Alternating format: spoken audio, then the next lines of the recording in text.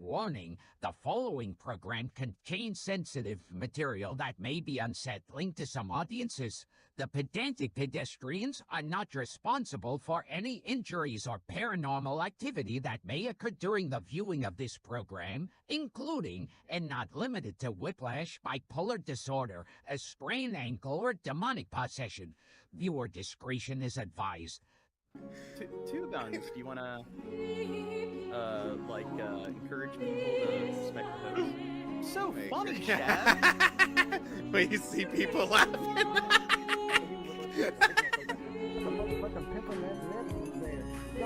Nah, it's like, pause it. What did he say? Whenever it sounds like he said.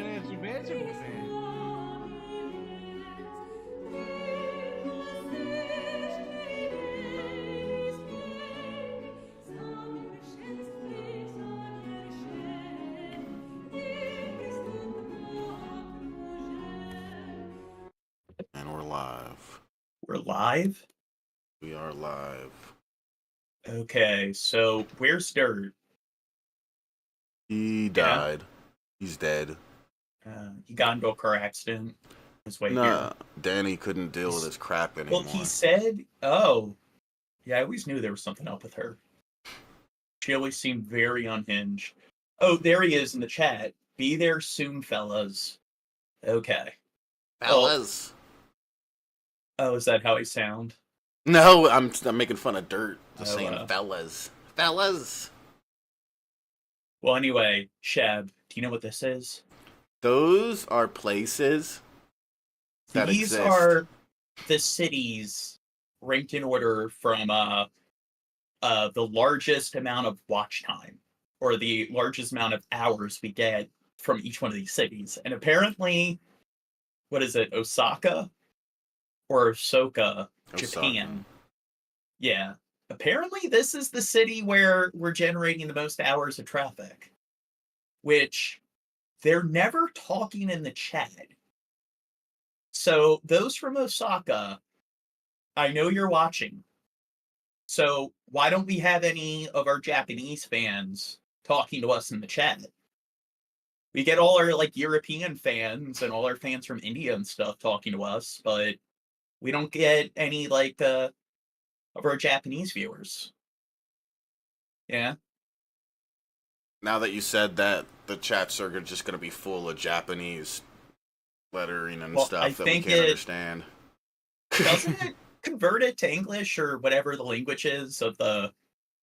if they're typing in Japanese, doesn't it just convert to English? I've never heard of that being a thing on YouTube streams. I thought that's how it was, or whatever, but I guess let me see.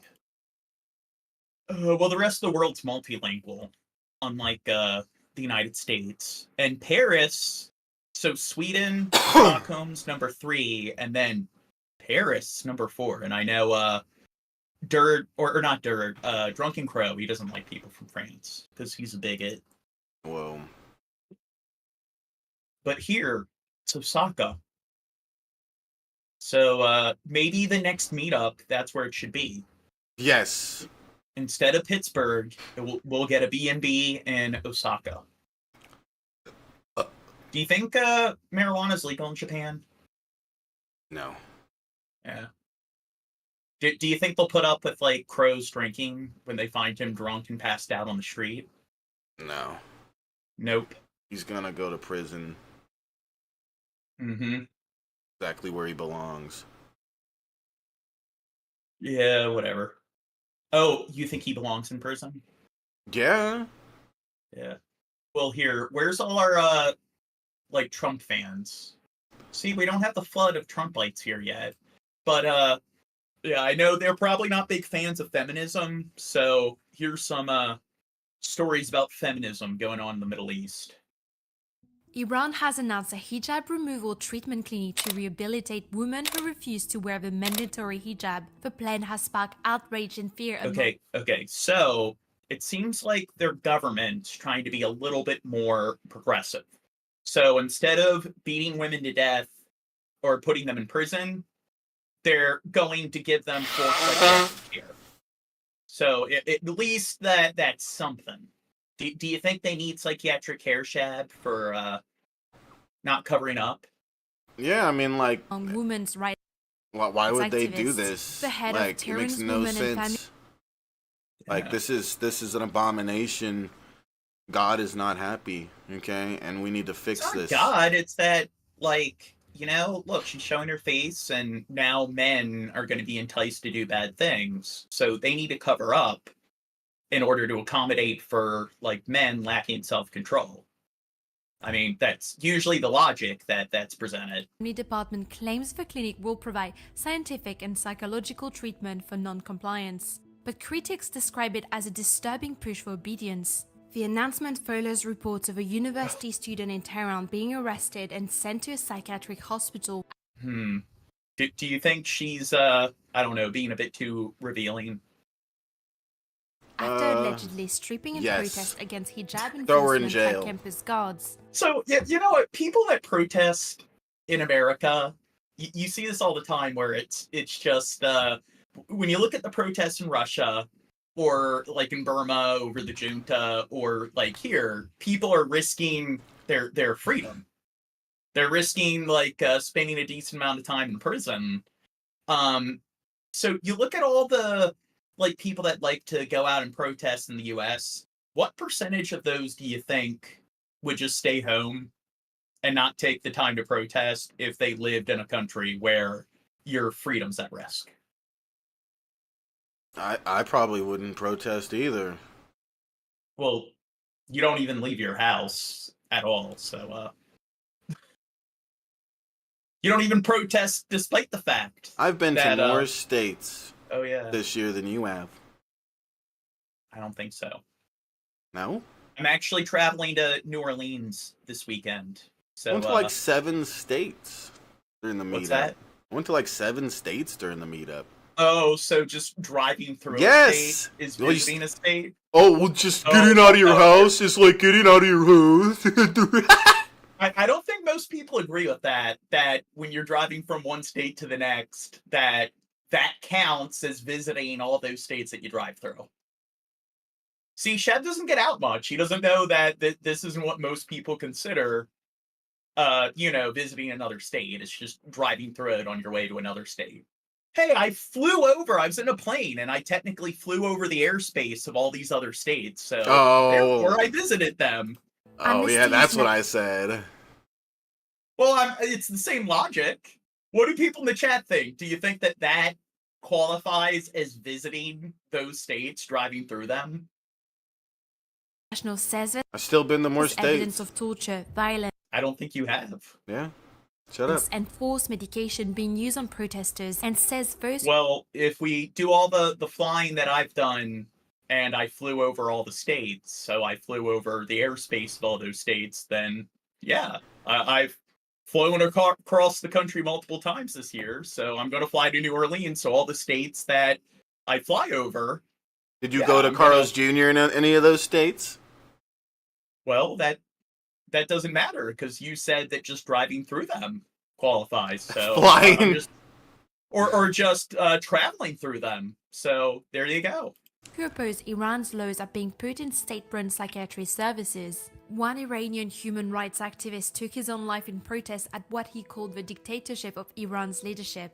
Kianush Sanjari said in a post before he died, one day Iranians would wake up and... Yes, see, Skeppy agrees with me. But I never said that I visited those states. I said that I went through those states. Oh, so now you're, like, playing semantics. So I didn't go to those states? Oh, God. I guess I didn't. Never mind. You're doing a tism?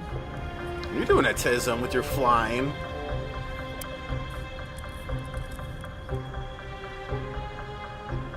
So, one thing I want to point out here is that people who like to generalize people in the Middle East and act like they're a monolith, it's just, I think you look at the draconian policies that the government enforces on people, and in most of these countries in the Middle East, I think you'll find that the average person isn't a big fan of these, like, strict policies. So even in Afghanistan, they're like interviewing kids, and the kids are like, yeah, I think women should have the right to work. So this is where people seem to ignore the fact that, again, people aren't a Borg. What are you looking at, Shab? Nudes.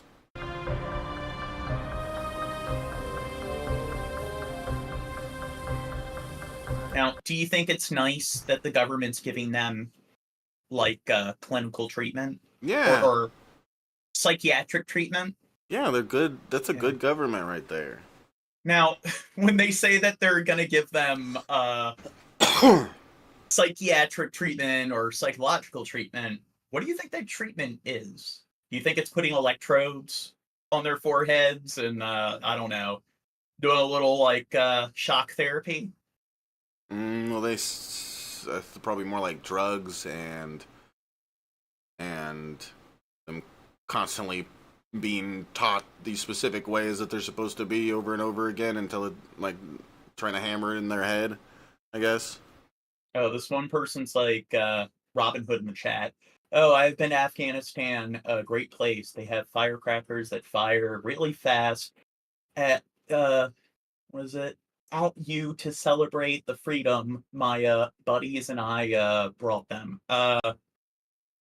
We're not saying that Afghanistan is a great country or that, and once again, we're talking about the government versus the people. So we're just claiming that, you know what, in a lot of these states, they have oppressive governments. And maybe it's due to, like, you know, the Taliban and stuff and those different terror cells that are making it not the most hospitable place out there. I think if you interview a lot of people, they don't have the same radical views that the different militias might enforce or the different, like, governments enforce. Don't forget about religion. Well, in the United States, like, that's the thing. People will point to, like, radical sort of Islam or radical Muslims, and they want to act like, oh, well, the problem is that they don't do religion the right way. But the thing is, Americans, their, like, right way of doing religion is to just follow it tongue-in-cheek. So they'll say that they're Christian, but they don't actually abide by what's in the Bible verbatim. And the thing is, it's the same thing, I think, with most like Muslims throughout the world. I don't think they wish to follow the Quran literally word for word. So I think that most of them, like what we're seeing in Iran here, they don't feel like every woman needs to wear a burqa. So I think that it's the same thing where people want to point to the religion and act like, oh God, this religion is just deplorable and distasteful. But it's like, what about all these other religions that people follow? And it's like, you could make the same argument. It's just people don't follow it word for word, or they don't follow it verbatim. And what about how the average person throughout the Middle East chooses or wishes to actually practice the faith?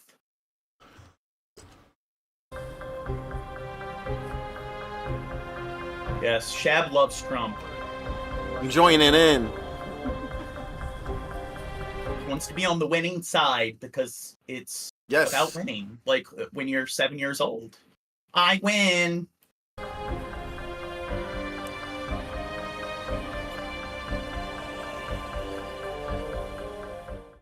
Are college protesters helping oppress Iranian women? This young woman was arrested and disappeared. Why are they blurring her out? Yeah, she's literally she's literally in something that in America a woman would walk around and nobody would blink an eye.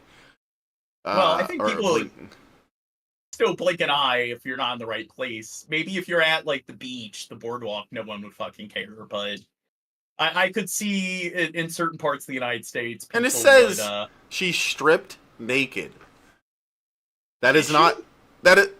We saw it. Well, and look, she did maybe she stripped naked off camera. I don't know, but I have a feeling she didn't strip naked at all. What's she saying? Is she claiming that they Are college protesters helping oppress Iranian women? This young woman was arrested and disappeared after she stripped naked to protest the repressive hijab laws at her college I don't think campus she in stripped. Yeah, I agree with you.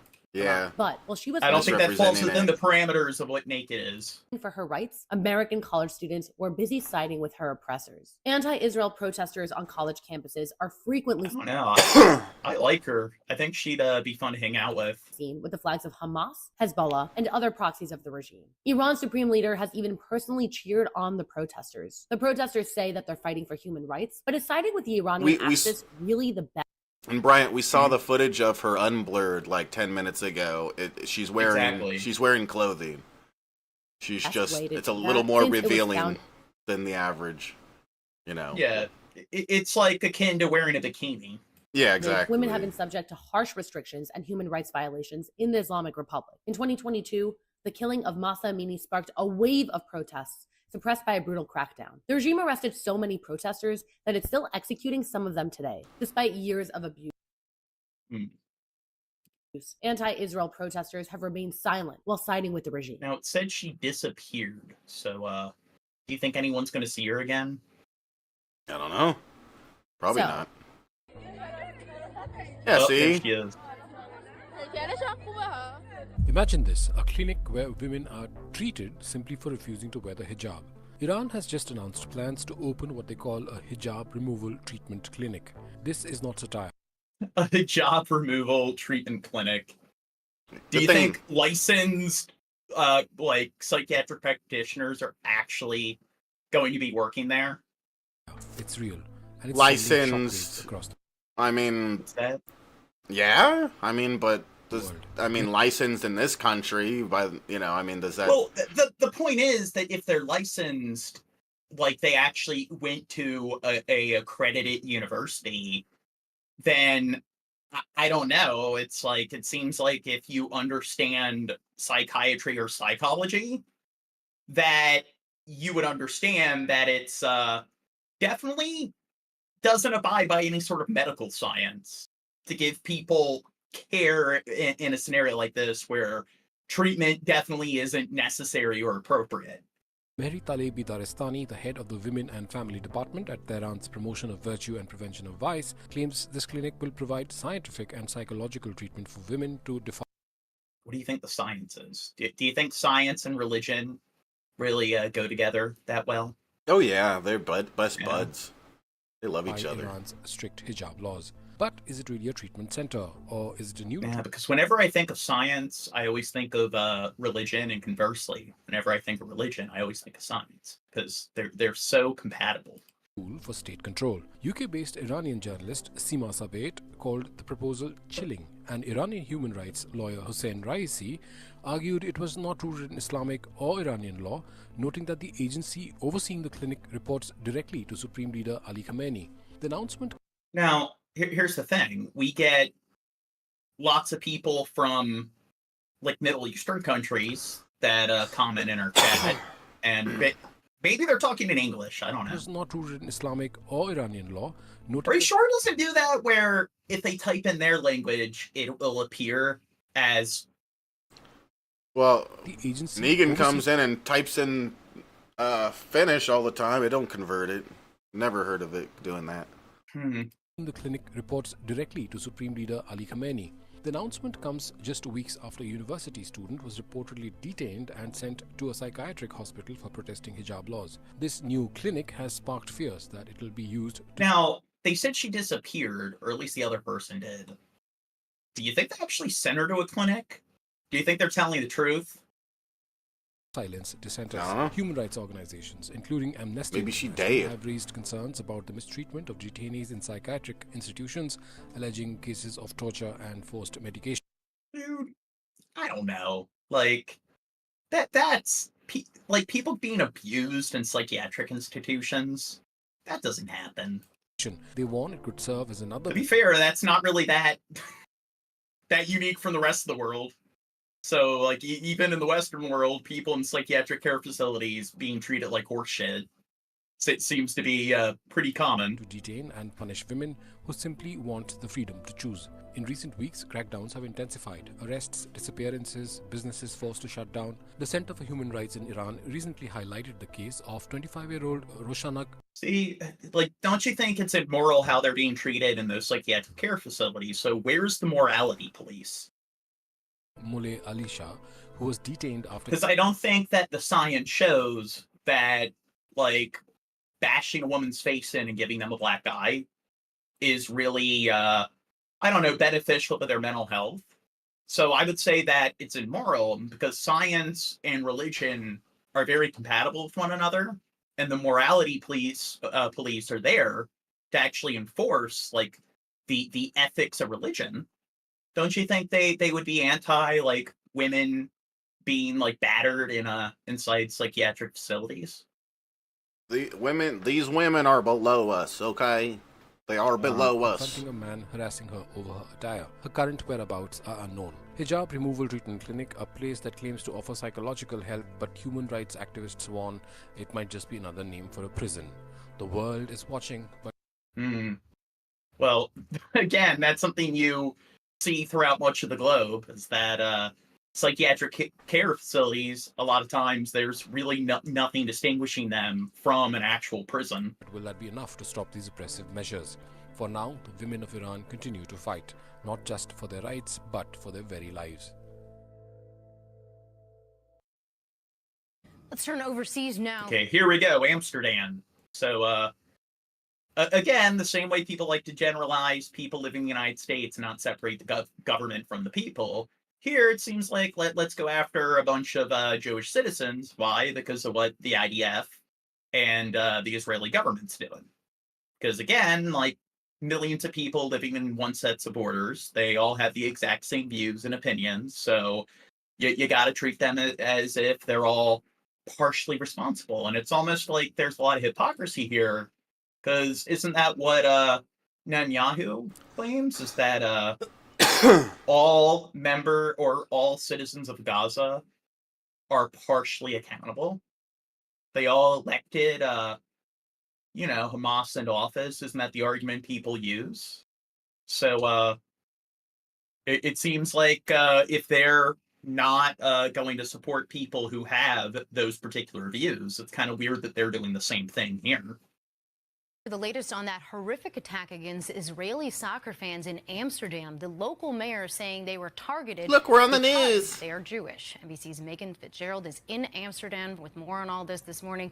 Yeah. Megan, what was wondering why it seemed like it was in slow motion. Well, guys, good morning to you. Look, we know that fans are back home in Israel following those emergency flights that took them from Amsterdam back home. 123 concurrent viewers. Following what officials are calling anti-Semitic events that we saw fill the streets here in Amsterdam over the last several days. It all came to a violent outburst Thursday night after a soccer match between Maccabi Tel Aviv and a local Dutch team. Video shows the moments Israeli fans were attacked as they poured into the streets of Amsterdam after the game. Fireworks being launched, people on scooters attacking fans who were running away. The Amsterdam police chief says tensions were already running high before the game on Thursday. Social media footage shows Israeli fans menacing local businesses, attacking a local taxi, tearing down a Palestinian flag, chanting death to Arabs, and let the IDF win. Okay, so seems like I don't know, they were actually starting a bunch of shit. So I was thinking this was unprovoked, but it doesn't seem like that's the case here. Of course, a reference to the more than year-long war in Gaza. Now, tensions from the war are certainly helping to fuel the attacks that we're seeing in the streets. Many Israelis that we've been speaking to here on the ground say that they have left them fearful. And of course, this is reminding them of the painful past of Jews in Europe on the anniversary weekend of Kristallnacht. Now, we have been seeing, global condemnation from leaders all across the world. But it says that they were tearing down Palestinian flags. So if they were like actually causing problems and stuff, I don't think that the right thing to do if you're like bystanders and stuff and there's other people acting out and like destroying property is to engage in violence and cause even more disorder. But saying that, hey, they feel like they're being persecuted here, if they were actually engaging in like some sort of like mob level disorderly conduct, then I think this title is a bit misleading. Including President Biden, who has called these attacks despicable. Guys. So disturbing the timing there. Megan, thank you. Hey, thanks for watching. Don't miss the Today Show. Hey, thanks for watching. Israel is issuing new warnings to its citizens this morning following last week's attack on soccer fans in Amsterdam. Israelis now being told to avoid major sporting events in cities across Europe, including national soccer team's match in Paris this week. NBC News international correspondent Raf Sanchez has the latest. This morning, Israel issuing new warnings to its citizens following last week's attack on soccer fans in Amsterdam. Israelis told to avoid major sporting events in cities across Europe, including the national soccer team's match in Paris on Thursday, the government warning of planned attacks.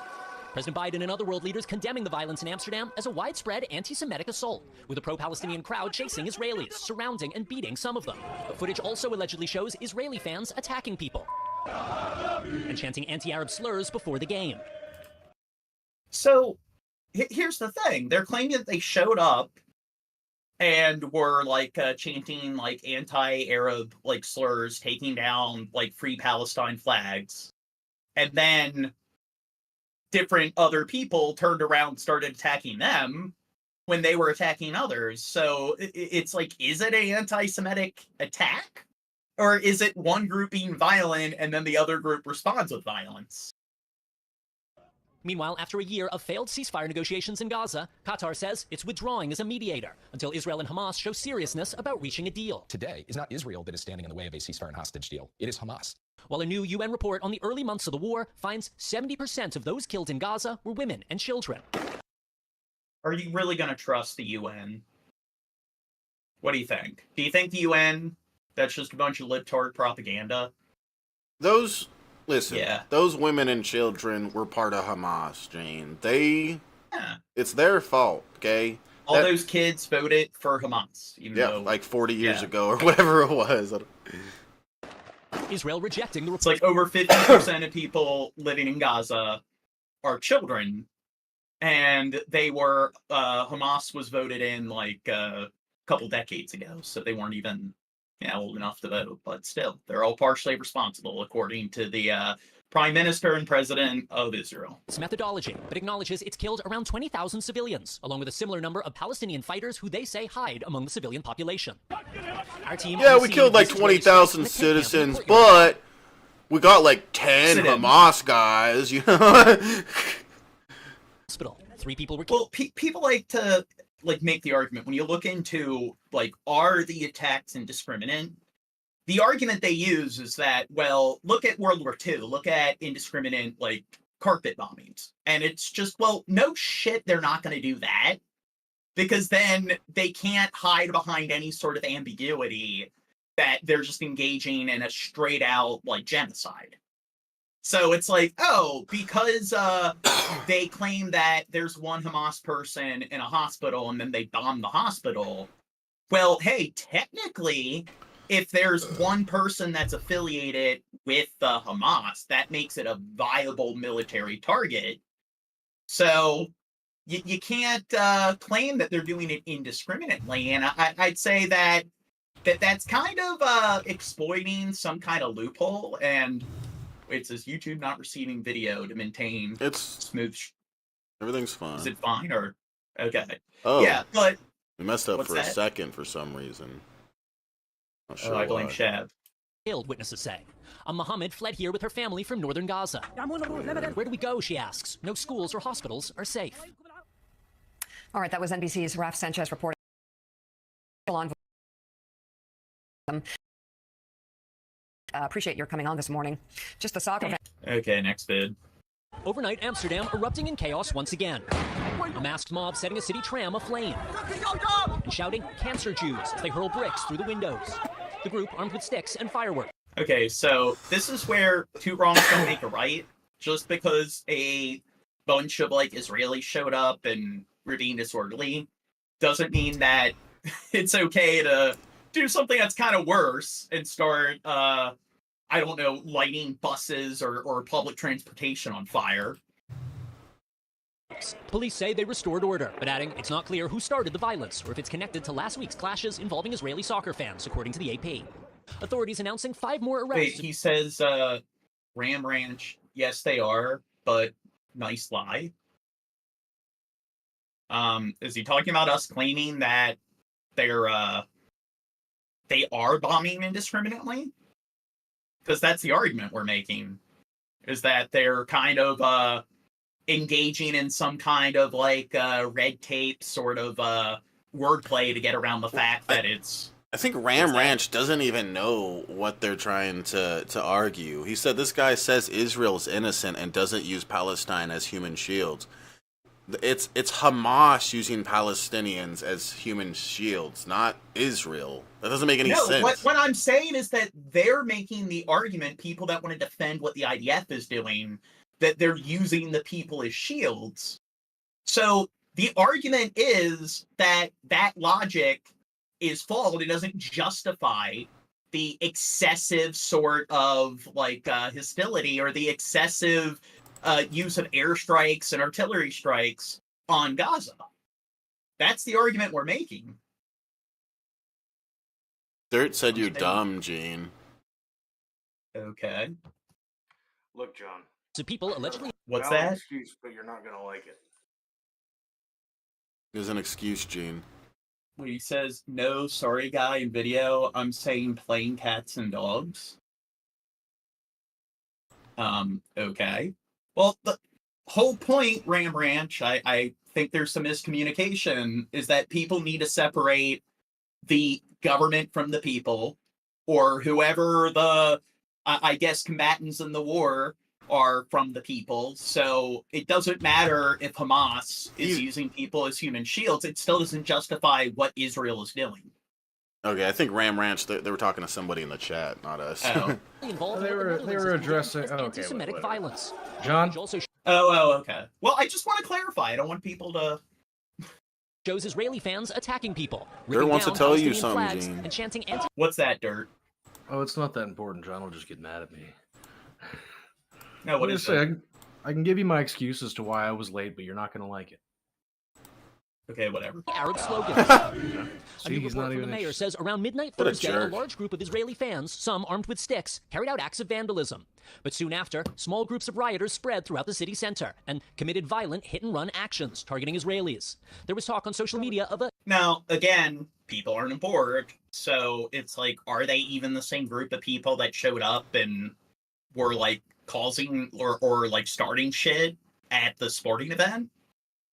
So it's like, because they were starting shit, then it's okay to then target some random like Israeli bystander who's just going like minding their own business. So I don't know.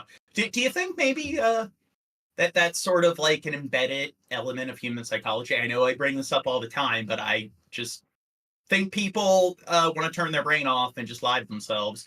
Do you think that in-group, out-group bias of not seeing people as individuals and putting people in groups and then going out of your way to treat that group like it's a hive mind, do you think that that sort of tribal element of human behavior is probably, I don't know, a byproduct of evolution and the evolution of human behavior? Yeah. Yeah. Yeah. I don't Jew like hunt, people the not mayor in my said. group. They Meanwhile, kicked the that skies over guy. northern Israel yesterday filled with Hezbollah rockets. It comes amid intense Israeli bombing across Lebanon. The health ministry says hundreds killed in recent weeks. But Israel's new foreign minister saying there's cautious progress towards a Lebanon ceasefire. We are working with the Americans on the issue. And all eyes now on Paris, where Israel's national soccer team will be playing on Thursday. Paris. A fourth of all the watch time we get is from Paris. Did you know that, Dirt?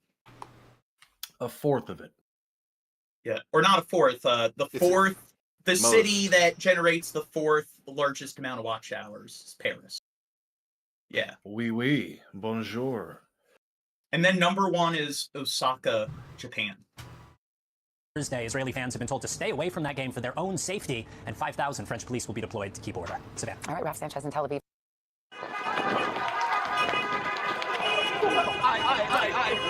Wait, now, this is... Oh, never mind. I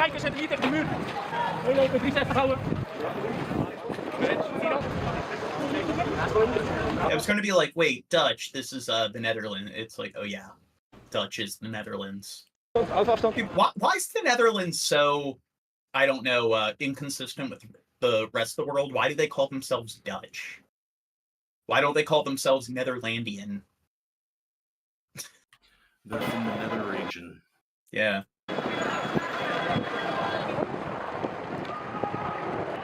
Well, to be fair, like in the U.S., we call ourselves like American, even though you know, America's like a mega continent. We're United Statesians.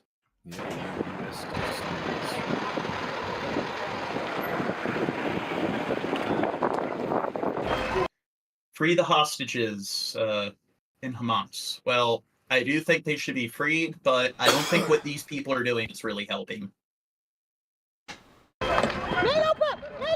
I don't think like those Israelis that came and were starting shit at the game is helping, and I don't think I don't know, you're really helping anybody. I don't think they're helping the citizens that are being bombed in like Gaza. I think people need to behave. Tonight, authorities in Amsterdam warning of plans for another night of rioting. Oh my God. One day after dozens of people smashed the windows of this tram, setting off fireworks on board while some of them screamed, "Cancer Jews" in Dutch. The tram, which was empty at the time of the attack, left shuttered and jarred. Dutch authorities say 3 people were detained in connection to the attack. The unrest coming just days after an attack on Israeli soccer fans who were in the city for a match between Amsterdam's Ajax and Maccabi Tel Aviv last week. I got a punch in my face, in my lip. It was organized. After the match, Dutch officials say people on scooters sought out Israelis, punching them and kicking them. What we've seen this weekend with the anti-Semitic attacks against Israelis and Jews are nothing short of shocking and reprehensible. On Monday, the city's police chief said there had been incidents on both sides, starting the day before the game.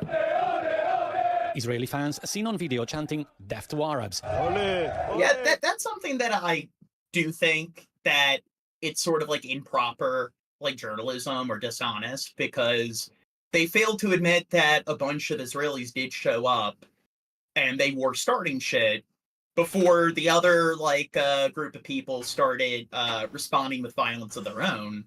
And even though I again I think that 2 wrongs don't make a right, saying that it's anti-Semitic, like, do you think they would have been attacking them if this didn't happen? So is it anti-Semitism, or is it just, hey, these guys were acting out, so we're then in response going to act out as well, and because they were assaulting people and being disorderly, we're going to assault them, fuck them for showing up and doing this. So, like, is that anti-Semitism?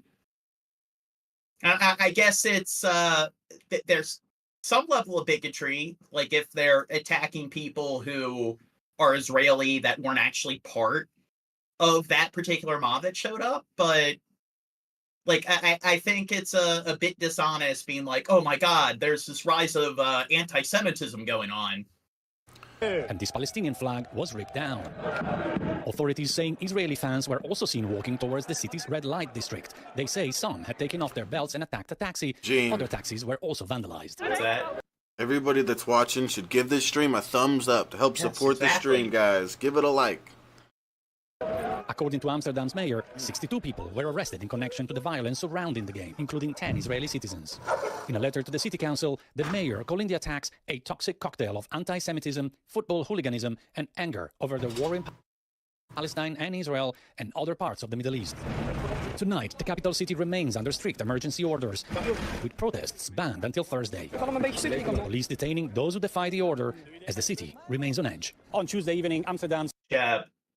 If we're going to discriminate against a group and we want to go to some convention, which group should we show up and like start shit? Furries. And well, I was going to say that.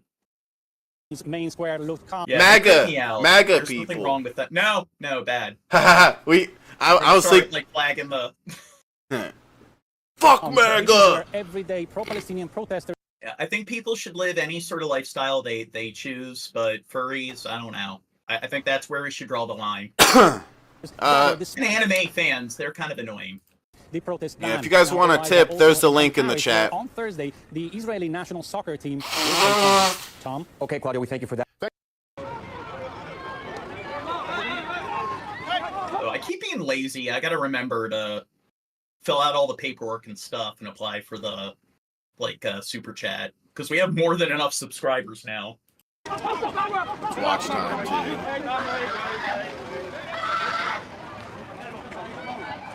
too.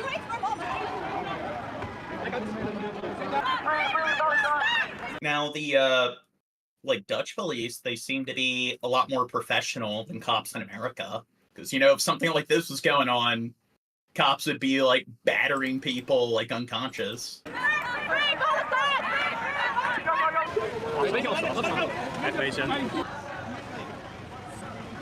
Dirt, why aren't you saying anything? And why aren't you on camera? I'm having a little bit of technical.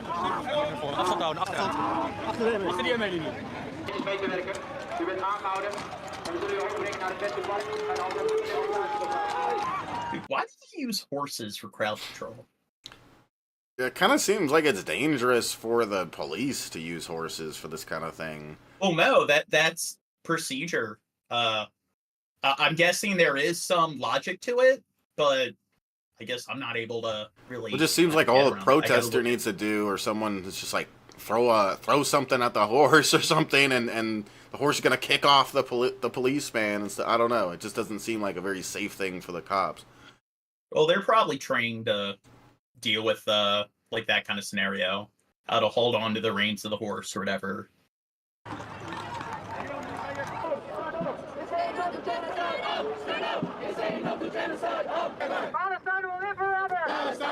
See, they're holding like a Palestinian flag, so that automatically means that they're supporting Hamas. Oh.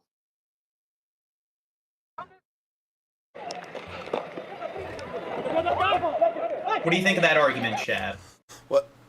What? People will argue that if people are like displaying a Palestinian flag, people argue that they're technically supporting Hamas. Yes. 100,000%.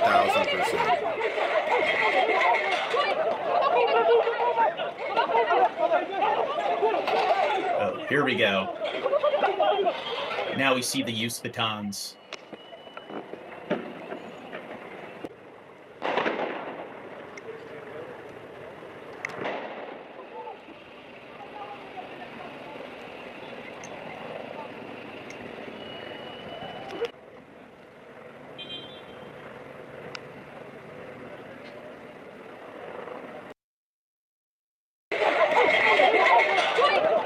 AP or Associated Press, they're pretty redundant when it comes to the footage they show. So apparently some folks on the right have been thoroughly triggered by the segment we did here on the Readout last week, in which a Yale Hey, it's not people on the right that get triggered, it's only people on the left. Psychologist counseled those who are distraught about the results of the presidential election and frankly frightened over the prospects for their own lives because of it, that they do not owe the people who voted for the very things they're terrified of their time over the holidays. There is a push, I think just a societal norm that if somebody is your family, that they are entitled to your time. And I think the answer is absolutely not. So if you are going... Okay, so there's this big wave of people who voted for Trump complaining that their family members don't want to show up for Thanksgiving, or they don't want to invite them to Thanksgiving dinner, that I guess their family's canceling them. So what do you think about that? It's kind of a weird thing to cancel someone for, I feel like, or not associate with, unless they're like problematic about their politics. Mm. You know, like Bill Hicks is a MAGA guy, but I still like him, you know? Is he a MAGA guy? Probably into a situation where you have family members, where you have close friends who you know have voted in ways that are against you, like what you said, against your livelihood. And it's completely fine to not be around those people and to tell them why. Cue the people who just 2 weeks ago were screaming, "Let's go, Brandon," and cheering as J.D. Vance called Vice President Harris the trash he was going to take out. Now yelling, "Why can't we all come together?" Really? I seem to recall that when your guy lost the last election, you didn't come together. No. The election was stolen from him. So this is okay. It's only the left that freaks out. So when the right freaks out, it's different because they had a good reason. When your side does something or does the exact same thing, they don't have a good reason because when my side does the exact same thing, they're not a bunch of triggered snowflakes and so forth, or they're not against they're not receiving the popular vote and everything because they have a good reason when they do it. Because, just because. People stormed the Capitol, smashed in windows and rioted, beat up and nearly killed police officers and menaced poll workers all over the country. Beat off police officers? MAGA people issued so many death threats to Ruby Freeman and her Sounds like daughter, heroes Shay to Moss. me. They Don't do a Shadisky. had to leave their home in Georgia. Yeah, stop. But it didn't Yeah, stop don't there. beat off. Those who spoke out against Donald Trump's attempts to overturn the election. Well, no, don't make stupid jokes. Got death That was a threats good too, joke. and they were all Republicans. Yeah, it's not. And now that your guy won, suddenly y'all want to come together? Would that be before or after we get over your body, my choice? Look, clearly, Brandon wants to come together. Here he is, kikiing with the guy he was just recently saying was destroying the soul of America. It's a remarkable scene. When Biden beat Donald Trump in 2020. Wait, now, is that something a lot of people are saying? Or, like, wasn't that Nick Fuentes? Yeah. Yeah. Trump refused to attend his swearing in. Your But body, Biden will my surely choice. be right there at Trump's. You know, I guess. Dude, I think he should probably, like, move to Iran. Seems like he'd get along with their government. Yes. The whole peaceful transition of power thing only works for Republicans when the power is being peacefully transferred to them. And it's not like Donald Trump has changed. His entire campaign was centered on anything but coming together, but rather around insults, threats, weird swaying, and Hitler quotes. So please, educate me. What would you like us to come together around? You all are the ones claiming that this lady, the sitting vice president of the United States, would have been a DEI hire as president, despite having been a duly elected prosecutor, attorney general of the largest state in the union, a United States senator, and the VP. While you claim this guy is more qualified than she is because he's a man and he played a successful real estate tycoon. Hey, he's a self-made millionaire. He knows how to make proper decisions. On a popular... And I mean, that's why Elon Musk likes him so much. They have a lot in common. They're both, like, self-made billionaires. TV show? Seriously? Are we meant to come together around his running mate, whose only job prior to 18 months as a senator was working for Peter Thiel, but apparently is not a DEI vice president for some reason that I cannot fathom? A guy who has not once taken back his insults against half the women in this country? We're coming together on sliming women as childless cat ladies now? Really? The four-star general is a DEI hire to you, scared to get on a plane with a black pilot types. But this guy is qualified to be Secretary of Defense because he was a National Guard captain and co-host a popular weekend TV show on Fox. Yeah, I mean, so many of Trump's cabinet picks had no fucking, like, certification or qualifications for what they're doing. So it's like, and I don't know how Congress, like, are they going to approve it? Because that's, like, the checks and balances, is that they have to actually approve his, like, cabinet choices. But last time, or it's majority Republican, so they probably aren't going to, I don't know, disprove it. I think we need, like, what is it, pedagogy branch? We need a fourth branch of government that's made up of, like, academics, like, exclusively people who are PhDs in the field.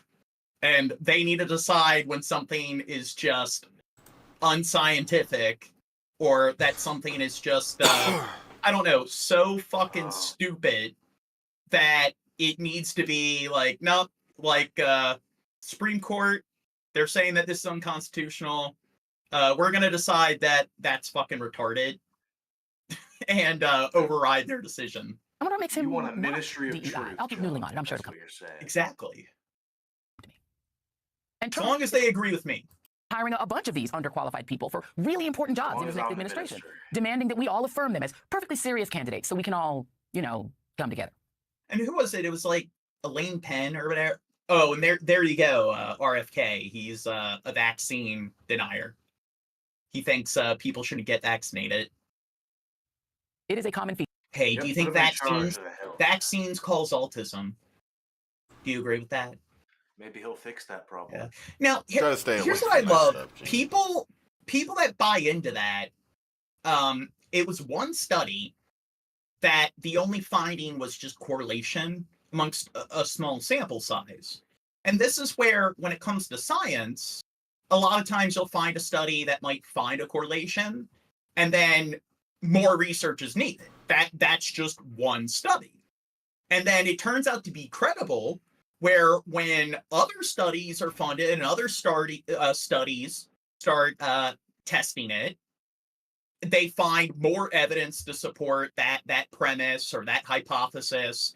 And that's how you know that it's a pretty sound theory. So people that, like, are on the right will deny climate change or they'll deny all these other like scientific theories that throughout the span of decades, every single time it's tested, they find more hard evidence and they find things beyond just correlation that supports it. And it shows that they don't understand how science works. But then if there's one study that's inconclusive and it exclusively finds correlation, and then it's tested again and again and again, and it's shown that there isn't a correlation, and then it's just, how does injecting yourself with a fake virus cause autism? It's just, this is where people are going to buy into that. And it just shows that they don't know how to actually do any sort of proper research. They want to accuse people on the left of just getting their information from left-wing media, because they clearly go through a rigorous process of fact-checking things and cross-referencing information. What's that, Eric? Just think for yourself, John. It's not that fucking complicated. Here's how they get the autism into the vaccines, John. Microchips. Exactly. Try to stay away from that stuff so much, guys. I know. Well, I did look into it, Chab. Apparently, if you classify the stream or under news and politics. Satirical news and politics. Well, no, they're not. Yeah, I know. Well, they're apparently not that strict, or they're a lot less likely to. You're a lot less likely to trigger the algorithms, because how are you supposed to talk about that stuff? We're discussing. Yeah. Well, if you're talking about terrorism or stories about rape, that's the thing. It's news and politics. So how are you even supposed to discuss it? So apparently, if you do classify it as news and politics, they aren't nearly as like draconian. Feature of authoritarian fascism. And I think that was one of the problems, is that it automatically sets it to entertainment, even though you use the same layout when it comes to all the settings of the previous stream. So I don't know why it does that. But I think that's why we would have streams where there was only like a few hundred views, because it was set to entertainment and it triggers the algorithms when we're talking about these serious issues. Called to come together under the autocrat and accept that his incompetent lackeys are our betters. You're draconian. The idea that any random white guy or right-thinking woman with zero does anyone know what the immune system of your body does when somebody injects foreign DNA from animals into it? Gives you out. From animals? Animal DNA, John. Yeah. Is inherently superior to any black person. Yeah, they're taking like the blood from animals and injecting it into you. That's what vaccines are. Or woman, no matter how many degrees or qualifications they have, is a conceit of fascism and ethno-nationalism. Yeah, I'm pretty sure they inject like inert viruses, and viruses technically don't have DNA. That's why they're not classified as living things. They only have one half of the DNA. So then, on top of all that, it's like you're constantly breathing in like pathogens or infectious diseases or bacteria. So there's bacteria and viruses and even fungi all over, like throughout the atmosphere and everything. So that's something your body is constantly doing. You're constantly, having foreign DNA injected in your body or entering your body. No, we cannot come together around. We cannot come together around mass deporting millions of immigrants and potentially separating families or throwing them into internment camps. Oh, plus autism is when your neurons have like 2-3 times the amount of neural synapses. So that's something that's congenital. You're born with it or you're not born with it. So environmental factors don't actually cause you to develop 3-4 times the amount of neural synapses. So that's something that's just purely empirical, or something that's pathological. It's not something that you actually can acquire through some kind of real world experience or through some kind of outside sort of chemical. We can't come together. You're getting fact around checked. picking women or gay Viruses bodies. do indeed have DNA. Some do. No, they don't. What do you mean, bro? Google They it. technically Siri aren't just told living me. things. And Doesn't mean they don't have DNA. well, that's the qualifier one of the qualifiers for being a living thing is having DNA. So that's why viruses technically aren't living, or they're not classified as living things, is because that's the one thing they're missing. According to what I'm looking that up, doesn't mean they don't have DNA. It's like you need to have DNA to be a living thing. Trans people according to this, some viruses have DNA. However, not all viruses do. Some contain RNA instead. Well, I mean, RNA is not DNA. It's yeah, a component of DNA. But the point is, some viruses have DNA, but not all. Well, then they're not viruses because. Don't talk shit, John. Siri told me. Wikipedia told Shab. You're wrong, Gene. Wrong. It's rigged. I was taught in college biology that they're not living things. I was taught by Google. I went to Google school. IVF nationwide and watching more women die from sepsis, or more teenagers giving birth to rape babies. Well, isn't like the different phylums, or no, the kingdoms. You have like the animal kingdom, the plant kingdom, fungus, and then you have bacteria, and what is it? You have eukaryotes and prokaryotes, and then protozoa. Those are the three different like types of bacteria. So then I know that viruses, they don't fall within any of those kingdoms. So they're not bacteria. They're not. So like, what kingdom do they fall under? The United Kingdom. Because, well, I mean, bacteria and viruses aren't the same thing. We can't come together around Matt Gaetz, who was accused of trafficking a teenage girl, something he denies, being the top law enforcement official in the land and getting to see all the evidence. Are you sure you're not thinking of parasites? Things that are parasitic? Because a parasite's something that also requires a host, but it has multiple strands, like a tick is a parasite. Including the identities of DNA. Take the L and hold it. It's okay. His accusers. But then, would they be bacteria? No. Because there is no, there is no kingdom for viruses, so they wouldn't have a kingdom to fall under based on like the classification of living things. Well, you did say they contain a single strand. Viruses have DNA. Well, the single strand isn't DNA. It's of DNA or RNA. No, it's not. RNA is not the same thing as DNA. And some can be double-stranded. Okay. Well, what's that? Some can be double-stranded. Well, then that would be DNA. There you go. Me and Dirt taught Gene. Look up the taxonomy. Viruses has DNA. Papillomaviruses has DNA. Hepatitis B has DNA. Parvovirus has DNA. And many. Well, then ask what kingdom they fall under. History or renaming military bases after Confederate generals.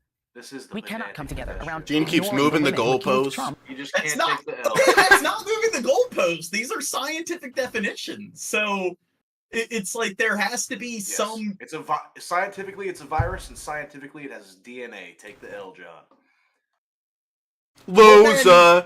It's like it has to fall under a particular living kingdom. So that's the taxonomy, the scientific definition of what a living thing is. So if it doesn't fall under any of the actual classifications or categories of living organisms, then what kingdom does it fall under? Look that up. Of sexually harassing or abusing them. We cannot come together around Elon Musk, who runs an app infused with racism and misogyny. They don't fall under the animal kingdom. So it's like, what? Why are you asking me a non-question, John? Just because it's like, what is it an kingdom? Animal? The question is, does it have DNA? Well, look into what kingdom it is, because it's not a living thing. It's not in a kingdom, John, because it's not a living thing, John. And who gained that app to sway an election, and now essentially co-owns Loser. alongside Vladimir Putin. We cannot. Well, look up what the viruses are. An alien sort of life form, John. They're in their own classification. Yeah, but look up what the qualifiers are for living things, because I'm pretty sure that's the only qualification they don't meet. So if that's the case, they would meet that qualification. So then they technically be a living thing. I don't know, John. We'll look that up. Well, I'm actually kind of curious about this. Come together around the United States becoming the junior partner to Russia and the handmaid to letting Bibi Netanyahu and his right-wing religious fanatics destroy what's left of the Palestinians. So what was the one you said had the virus that actually has DNA? So because they cannot reproduce on their own. And So it's not that they don't have DNA, John. It's because they don't reproduce on their own. Oh, okay. In people. Joe Biden is perfectly free to come together with Trump and the people who literally 3 days ago were calling him every name in the book because he's the president and therefore immune from prosecution by our soon-to-be autocrat under John Roberts for American Kings. So he has the privilege of coming together with the guy who quoted. I always talked about how my family had different beliefs, my grandma and my mom and my sister, and how we always got along. And I wore my grandma's sweater to go vote, and I'm so sorry. I'm trying. So according to her, her entire family disowned her. Now, the problem with a lot of these videos is like, are they being completely honest? Because there's a lot we don't know. It could be the straw that broke the camel's back. And one thing that's very... she voted for Trump. Yeah. Well, I mean, that would be the straw that broke the camel's back. Yeah, I'm just saying, it seems like a petty thing to throw on top of something. See, with me, like, dude, it takes something like a lot, like huge to break familial bonds. I mean, so here's the thing. Part of this is I blame the Democratic Party for whipping people up into a frenzy, thinking that this is going to be the end of the world for gay people and transsexuals and everyone who is. Well, don't you think the right does the same thing? Like, no, for sure. Yeah, for sure. But at the end of the day, now we have people who are like saying, oh, yeah, well, I can't, you know, because they think you're voting for Hitler. You know, they think you're voting for the next guy that's going to run people into the camps. Now, granted, there's going to be a lot of deportations. I think we're going to see some people in some camp-like scenarios. But that's good. Like, yeah. Well, I think there's a difference between mass deportations and I don't know, sending gay people to the camps. Yeah. Yeah. I believe so. I agree. Anyways, I'm not to cry. But is it going to be like another Trail of Tears? Maybe he's not another Hitler. Maybe he's another Andrew Jackson. Well, I'm serious. Like, sounds pretty much like it, except they'll at least. Well, Andrew Jackson did do a lot more. Like, he actually did kill a lot of Native Americans. He did put them in death camps as well as relocate them. He would tell them, "Hey, we'll let you reside here if you go and kill this other or take out this other Native American tribe for us." And then once they did that, he then had the military murder the tribe that just murdered a tribe. Okay, but my heart's broken. My grandma just sent me a very sad text. It broke my heart. Oh, and one thing when it comes to children cutting off their parents, psychologists will say that, hey, every single scenario where they're talking to some kind of patient that's claiming that their kids cut them off and stuff, they all claim that they have absolutely no clue at all. And that is something that is very ubiquitous. Why did your kids cut you off? Whoa, I have no clue. I don't get it. And it's like they're sad that their kids don't want anything to do with them. But then at the same time, all of them seem to play dumb. And that is like a pretty universal theme of estrangement. And maybe that's one of the reasons why they're kind of disowned by their family, or a lot of their relatives don't want anything to do with them, because they're the kind of person to not take accountability. And my mom has yet to text me back today.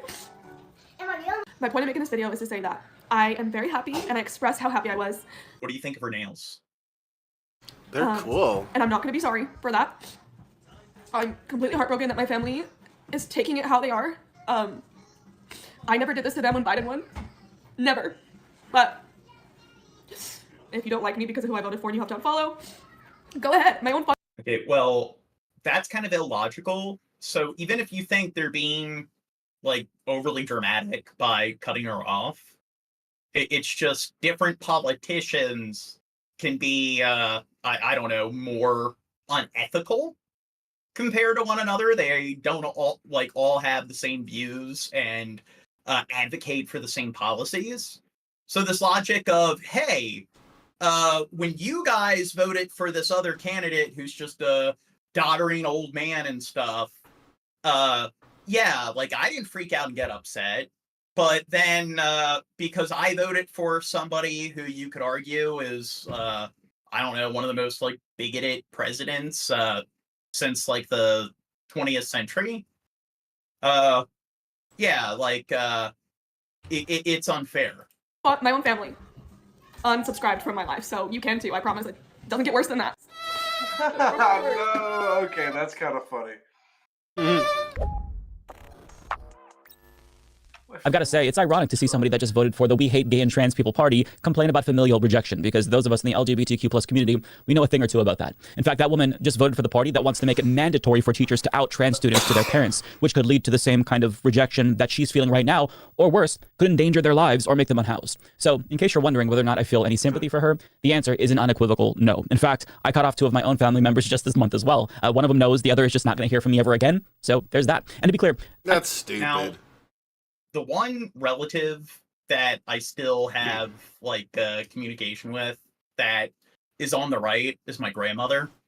And I don't think she actually voted for Trump, because the last election, I haven't talked to her about it, but the last 2 elections, she just didn't vote because she didn't really support any of them. Now, she does engage in some kind of mental gymnastics where she'll say, I don't like Trump, but... So the better of two evils. That. Yeah.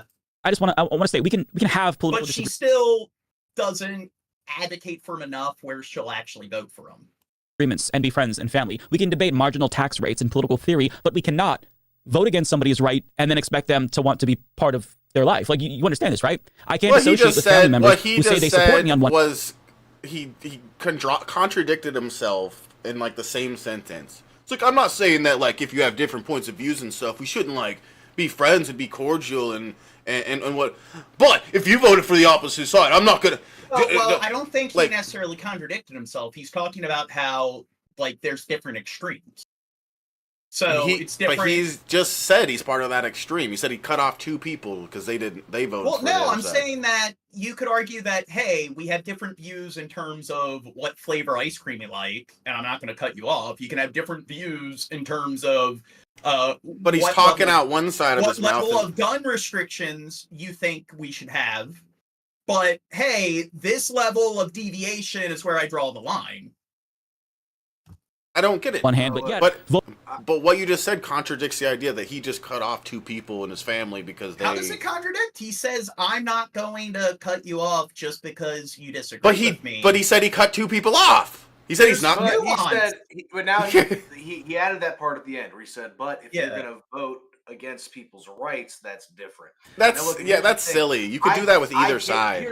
Look, let me say that. Because, look, You can say, yeah, why vote for Trump, the person who's going to leave it up to the states as to whether or not abortion should be legal. But why are you going to vote for a woman who took part in the same administration that let Roe v. Wade just slip through the cracks and not get codified when they could have fucking done that at any moment?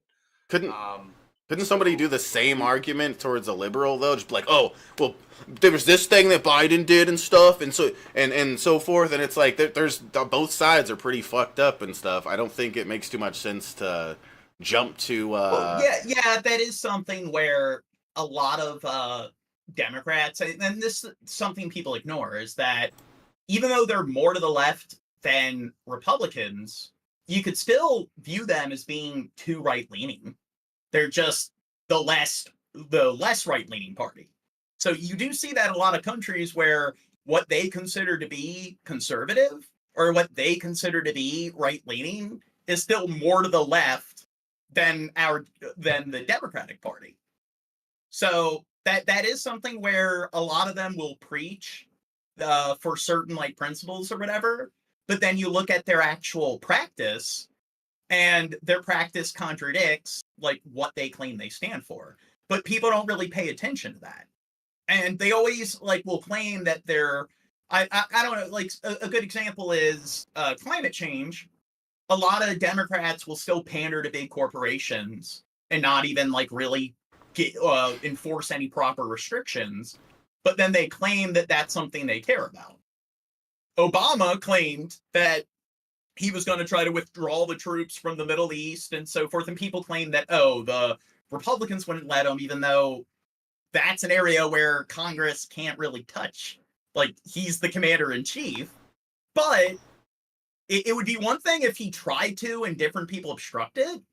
He actually started deploying troops in like various other countries and actually got involved in a bunch of other military disputes and continue to further like deploy the troops and continue to get involved in what was going on in Iraq. So people still defend him, even though he went against like what he claimed, and he was pretty like involved when it came to like military or like practicing like military involvement or war throughout the globe. But then people will try to defend him and blame the other side, even though that's something that there was no way for anybody to really obstruct that. Vote for a party that wants to take away my marriage rights. These aren't just mere political disagreements. It's about morality. To chalk it up to political differences is so tone deaf. Now you mentioned Kamala Harris, where she let it slip through the cracks, but like, what do you mean slip through the cracks? They can't really do anything about the Supreme Court.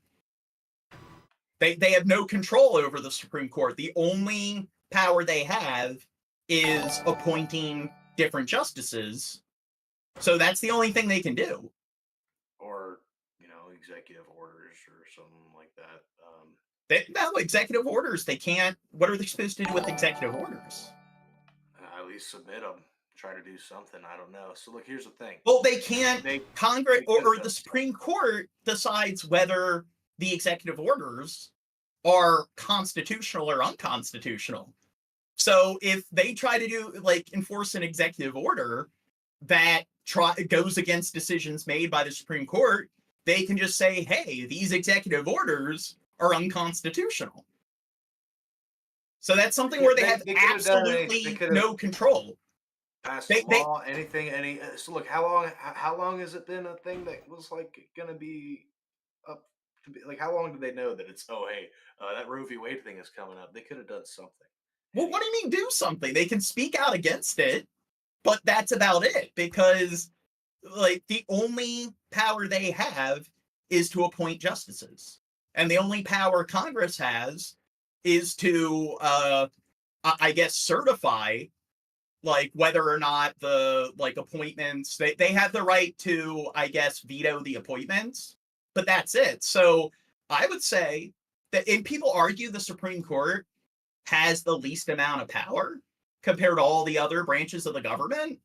I'd argue that in a way they have more power, because there really isn't any checks and balances. Once they're appointed, they serve till death or until they resign.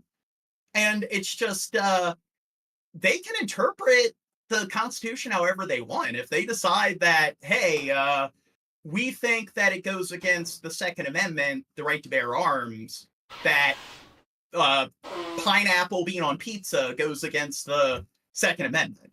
And it's how, what do you do if they make that decision? How do you determine that, that's doesn't go against the Second Amendment? They're the ones that decide. So they can technically interpret the Constitution however they want.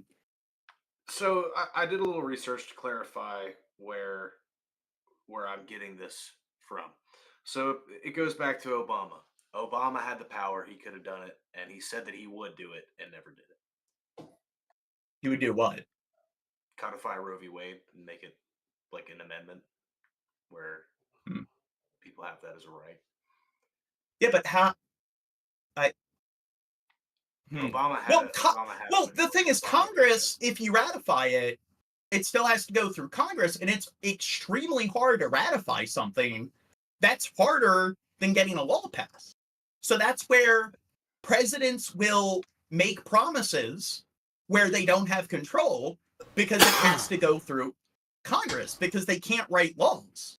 So that's something where they promise that they're going to pass this policy where it's like, oh, and then people blame the other side. But that's something where they're promising to do things where they simply just don't have the proper influence or control. And it's like, no shit, even if you don't agree with the Republican, Congress officials, and you think that, you know what, they're voting for or against policy that you don't, you have the opposing views, it still doesn't change the fact that, hey, if they promise that they're going to, they promise that they're going to enforce these policies that, like, you're definitely not going to get the votes from the opposing side, and it's highly unlikely. It's like, no shit, the Republicans aren't going to let them do anything. And it's like people need to understand how the government works, and they have to stop acting like the president is the government. And do people pay attention to who their senators are, who their representatives are? People make that argument that if you don't vote, you don't have the right, or if you, it's just the president. It's not other, like, voting for your, any sort of officials of the legislative branch. It's not like voting for your governor, your state officials, your local officials. It's just the president. And that's the thing. Like you said, like, ratifying it's something like, isn't it 75%? It's like a 3/4 sort of vote. So it has to be more than just 50%. From what I read, Obama could have accomplished it and did it. But that being said, my whole point is that it's no fucking wonder that people have no faith in the Democratic Party. Well, it's also the fact that it's not just the fact that they don't actually follow through with shit. It's the fact that they do the exact same thing that the Republicans do, where they promise shit where they have no control, which they shouldn't be doing that. And then on top of all that, they also don't really practice left-leaning. So it's not like they try to follow through with these left-leaning policies and they're just not able to get it through, or the opposing side obstructs. They do the opposite. They actually will engage in right-leaning policies.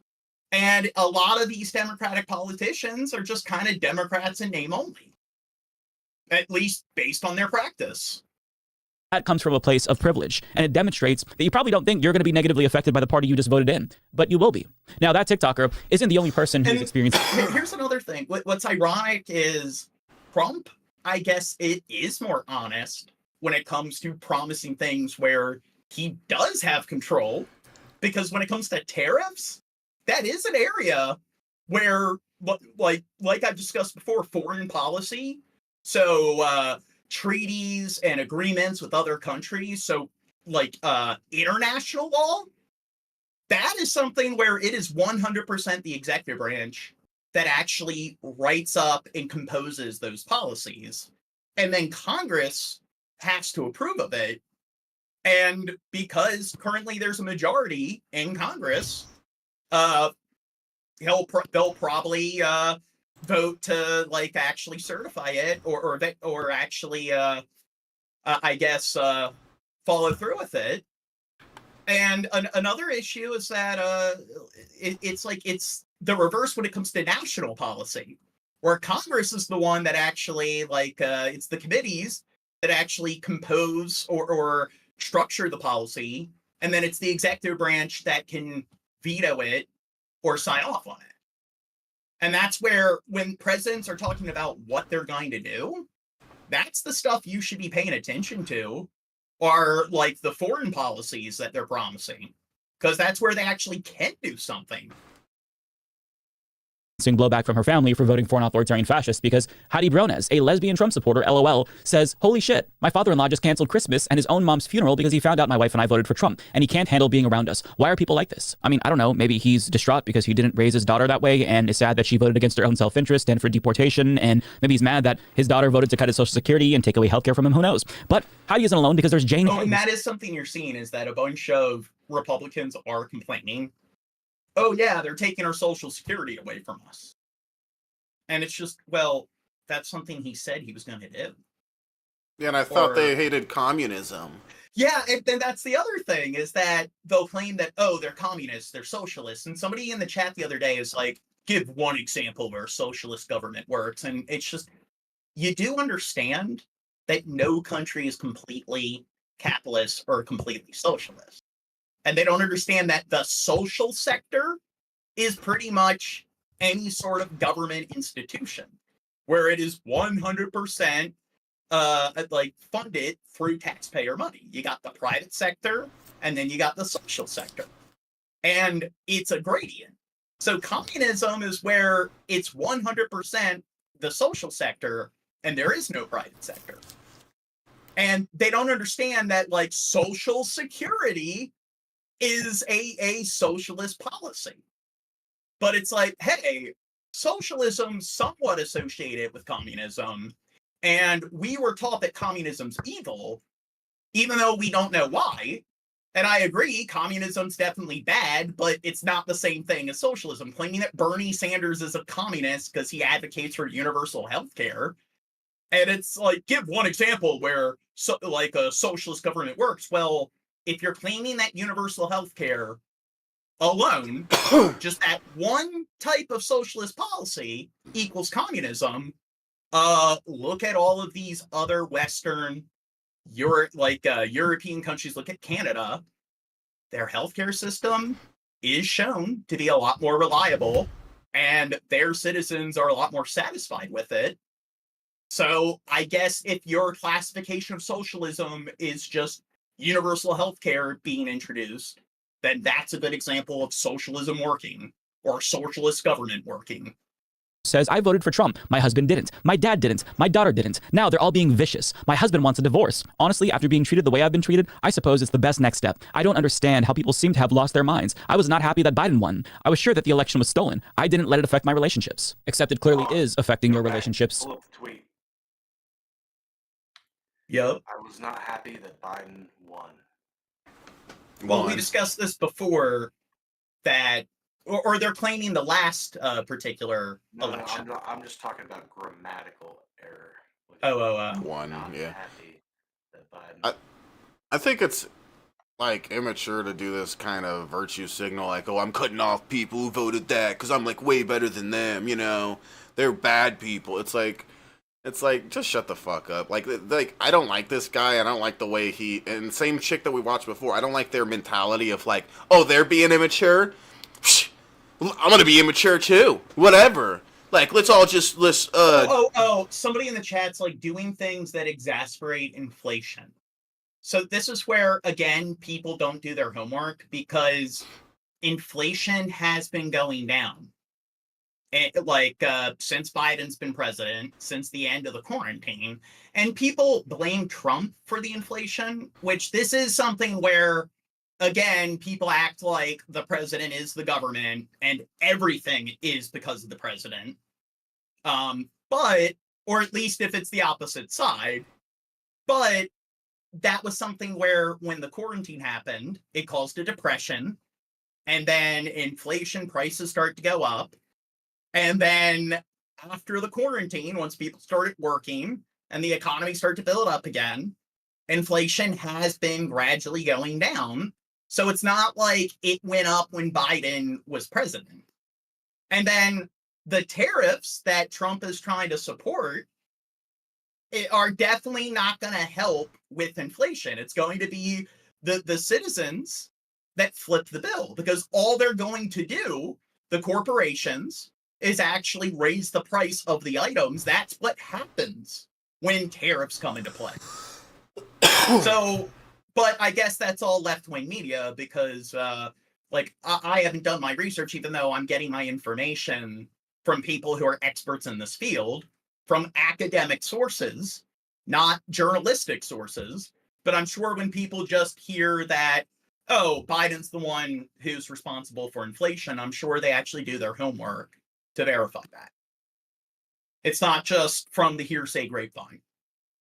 I was sure that the election was stolen. I didn't let it affect my relationships. Except it clearly is affecting your relationships. hence why your husband is now asking for divorce. And these people who try to play innocent. You said I'm exactly right. I made 85K in 2 years. I make more than 85K every year. Well, I'm a civil engineer and I got a 6-figure salary. So, okay, based on that logic, because I make more money than you, there you go. I know more about how. Is he not saying the opposite? Is he not not being like, I made very little those 2 years. I understand this more than you. I thought that's what he was trying to say. I have like, Trump hey, supporters I in my went family. through the struggle. I understand it more. I thought that was what he was trying to. Who lambasted people who are not Trump supporters, just apolitical people, for getting vaccinated. My mom was attacked viciously by her MAGA brother. Sad. Maybe he means 85,000 profits. You know, like maybe he's not talking about For getting vaccinated. But, okay, this is where, one sec. Let me pull it up. But I guess. Oh, he's gonna show us how much is in his bank, guys. Show us your exactly. Show us your bank balance, Jane. There you go. Yeah, he made 85 on the stock market. I'm rich, guys. Check yourself, John. Damn, bro, throw some scratch our way. Here's the StreamLabs link. Oh. Why are you guys talking to chat? I was just begging Ross for money. So what if I find somebody that invested in stocks and has made way more money than you, Ross, and they disagree with you? What does that mean? What if I know people that have shit tons of Bitcoin because, you know, and they have way more money that they're sitting on than you, and they invested a lot more and did a lot better with the stock market? Does that mean they're right about politics and you're wrong? Oh, okay, Ross. Here we go. Oh, it's in fucking dark mode. Freaking well, dark. Anyway, this is a graph of like inflation rates in the last few years. So you can see it's been going down in the last few years. So this is from 2014 to 2024, and where you see that spike, where like you see the 7, that's 2021. So it has been going down. And this is where people are like, hey, inflation's still high. So even though it has been going down, because it's still high and problematic, Biden did nothing. Even though it has been going down.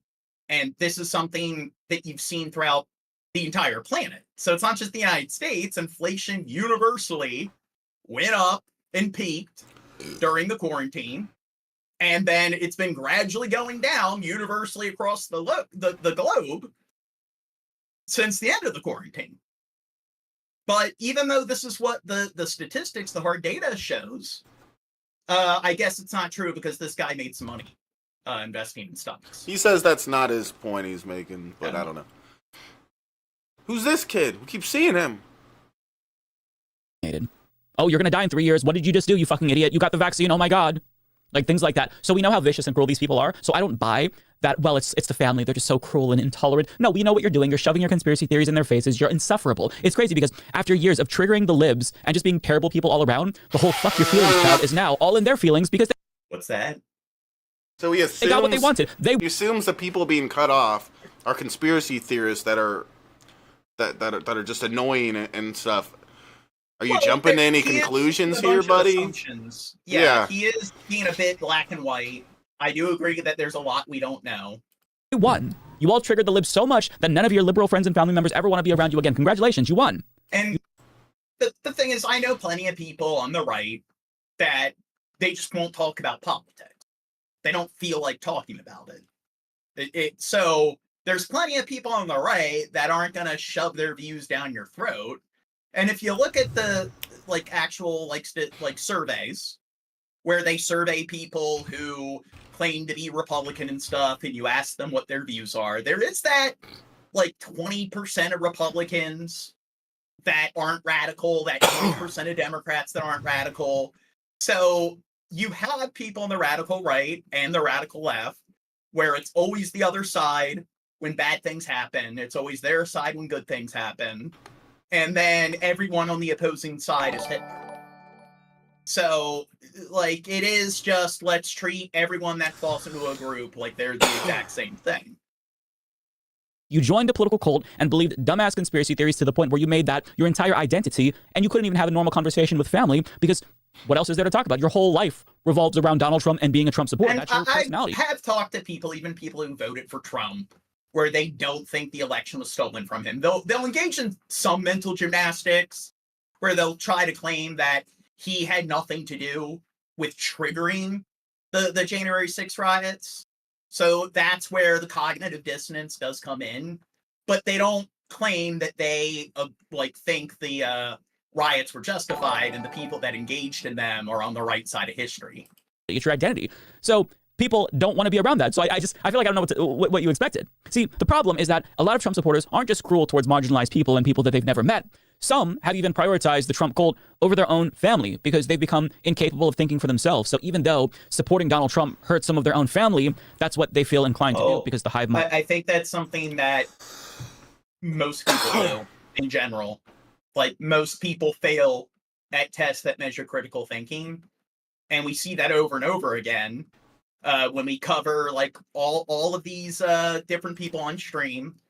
It's just all or nothing, black and white thinking. The science shows that that's kind of how people naturally think.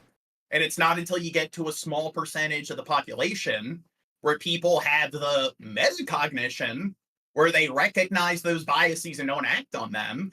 And people claim that I'm an asshole when I bring this up, even though that's what the science shows. It's theory of mind, metacognition, and there's a gradient there.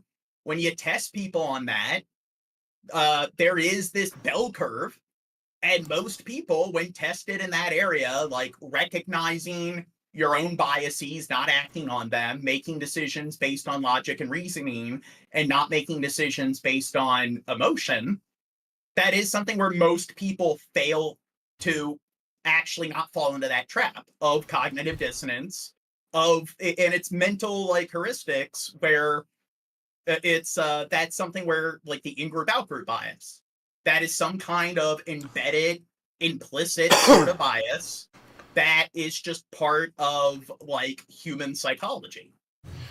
And this is where it's like people like everyone is required to take like a chemistry class in high school. So regardless of how much knowledge people have, nobody sits there if you bring up the periodic table and acts like, oh yeah, the periodic table, yeah, okay. Because everyone knows that that is a very fundamental part of that subject. Whether they want to disagree with the subject or not, psychology, because not everyone's required to take it, so people don't know what the basic fundamental elements are when it comes to psychology. You bring up like mental heuristics, you bring up metacognition, you bring up cognitive biases, and people sit there and act like I don't know, I think this is some new age like garbage. And then you mention that no, this is a very like embedded, very constituent part of this particular field of science. So it's one thing if you want to argue that you think the entire field is bunk, but this is where it's indisputable that what I'm discussing is a fundamental part of this field. So it'd be like talking about physics, and then people try to act like, I don't know, the laws of physics. Yeah, I don't think that's actually a big part of physics. Dictates that that's what they should do. To demonstrate this, we're going to hear from a Mexican-American woman who was interviewed by The Guardian before the election took place. And even though she knows that Trump's mass deportation policy could destroy the lives of people in her own family, watch how giddy she was to support him anyway. Mexican-American, yes. What do you think about Trump's border policy? I love it. I love it. I'm 100% for it. Do you know anybody that crossed the border without applying for a green card? Oh, yes. Unfortunately, I have family members that did. Cousins, nephews, nieces. Because those people might be deported if Donald Trump wins. That's okay. That's okay. How long have they been here for? Years. So someone says, holy balls, I'm losing brain cells hearing this. So why don't you present an argument for what? No, you're just dumb. You're a dumb poophead. You're wrong because you're wrong. So I would say that's a part of poor critical thinking, is begging the question, which this is where you get into other realms of academics, which is rhetoric. And in rhetoric, you learn that begging the question is the most common logical fallacy. And begging the question is essentially making assertions. It's X is true because it is. Why? Because nothing after the because. So I like it when people claim that this is bullshit. He's talking about the science and psychology, and he's talking about statistics when it comes to most people failing at tests that measure critical thinking. And then you engage in this very basic sort of fallacy or logical trap, which is just X is true because it is, Y because, nothing after the because. Ross asked, 30 years. he said he doesn't get, he doesn't understand why we don't like Trump. Ross show, I'll tell you one big reason to not like Trump. If I was behind him before, I probably would have changed my mind when he did exactly what every other fucking president and candidate does. They make up lies and promises that they can't keep so that they can get voted into office. And then once they're in office, they don't do that shit. Did Hillary get put in prison? No. Yeah. Did the wall extensively? Yeah. Did the wall get built? Yeah. Did the turn off the filter? Did the wall get built and did Mexico pay for it? No. Does it matter that he's a liar and he lies to get your vote? It should. No, the Democrats didn't let him do it. No, yeah. But, well, then why did he make the promise if he couldn't come through with it? No, but somebody said, what about Kamala's rhetoric? And then they spelled it with a D and a CK. They don't even know. It's like, do you not have spell check? Look, did I fix it? Sorry, I didn't know that it was on. It was. Yeah, it's good. 30 years should be deported. Yeah, yes. I mean, they can be deported, but they can also apply to come back again to the United States, but do it the right way. Wait, there are different races. Does having a race make someone a racist? No. Where the fuck did that come from? Right way. How do you think they would feel about you saying that? Maybe they're doing the, hey, because you guys are on the left, you must support all these radical views. It's not like we already went into detail about that. They are angry at me right now. They don't. That people aren't a Borg, and stop assuming that because certain people in a group support something that's pretty obnoxious and radical, that all people in the group must support it. Because I support Trump. I mean, yeah, that makes sense. You are voting for a candidate that said he is going to ruin your family members' lives. Of course, they're not going to talk to you after that. You are an evil, malicious person, and I understand why they want nothing to do with you ever again. They can't just come. I don't think she is. That somebody said they live in South Texas. The wall is here. He said he was going to build a wall across the entire border, and I don't think he came anywhere close to achieving that. And the problem is that there have been barriers. There have been walls in certain parts of the border for quite a while. So, I mean, based on that logic, other people followed through with what Trump's I guess campaign promise was. These evil libs politicians that just want to let all the immigrants through. There's been plenty of Democratic politicians that have signed off on building more, I guess, walls or barriers, whatever. And then he claimed it was going to be he was going to have Mexico pay for it. Mexico didn't pay for it. The taxpayers paid for it. And then he claimed that it was going to be a wall, not a fence, and then it ended up being a fence. And then it never got finished. Yeah. As well, on top of that. And yeah, when he talked about what the wall would be, do you remember? You remember him saying, 20 feet taller, or whatever the fuck. He was acting like it was going to be this gigantic wall. Like a wall of China. Yeah. Instead, it's just this fucking fence that I could climb over with a ladder. Wow, good job. People who are thin enough where you don't have to be that super skinny can just squeeze through. Yeah, and then there's parts where it's not there's no fence, so they can just go through those parts. See, look, don't you think honestly, they would have done that if? I remember thinking back when Trump got elected the first time, okay, even just from a public works standpoint, just to put it on some FDR New Deal shit, at least if they constructed a massive fucking wall, at least a lot of Americans would get paid to do such a thing, especially if it was built magnificently enough to be like a national monument or something, but we didn't get that. We got a fence. Okay, there's close to like 2,000 miles in like the Mexican like American border, and he's like, "Well, laugh out loud, 50 miles got built."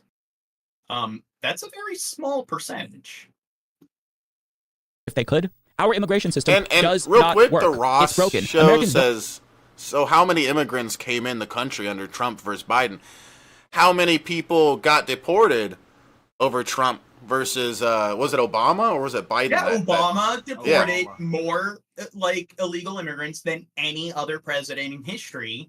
And then you talk to people on the right about this, and they're like, no, like that's fake because I've definitely looked into it and done my research. I'm not just engaging in confirmation bias and basically discounting things I don't like. So when this guy talks about how most people don't test and measure critical thinking, and he talks about the science of metacognition and people being failures at recognizing their own ignorance, he doesn't know what he's talking about, even though I'm demonstrating that I fail at critical thinking by engaging in the this isn't true because it's not true. And then I'm also demonstrating that I have piss poor metacognition because I'm failing to recognize my own ignorance, and I'm failing to actually recognize that I'm engaging in confirmation bias. And I love it when people do that. Like, no, confirmation bias isn't this like basic intrinsic facet of human psychology.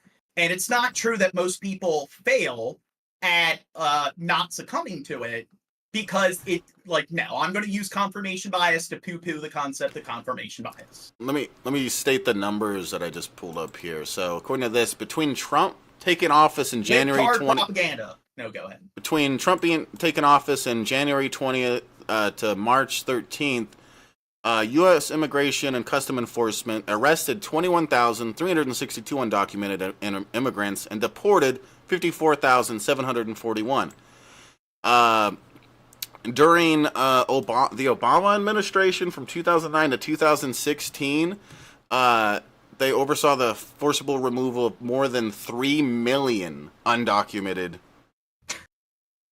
immigrants.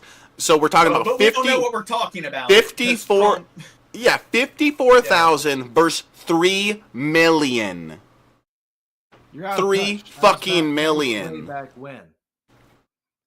That is 20 times the amount of people that Obama kicked out of the country. Oh, and this guy's like talking about past policies. What do you mean? You mean your fellow Republican in the chat that's talking about past policies? How in the past he built a 50-mile wall, or he followed through with 50 miles? Laugh out loud. You guys don't know what you're talking about, which is like, I don't know what's that, like 1-2% of like the overall like, or it makes up 1 or 2% of the U.S. Mexican border.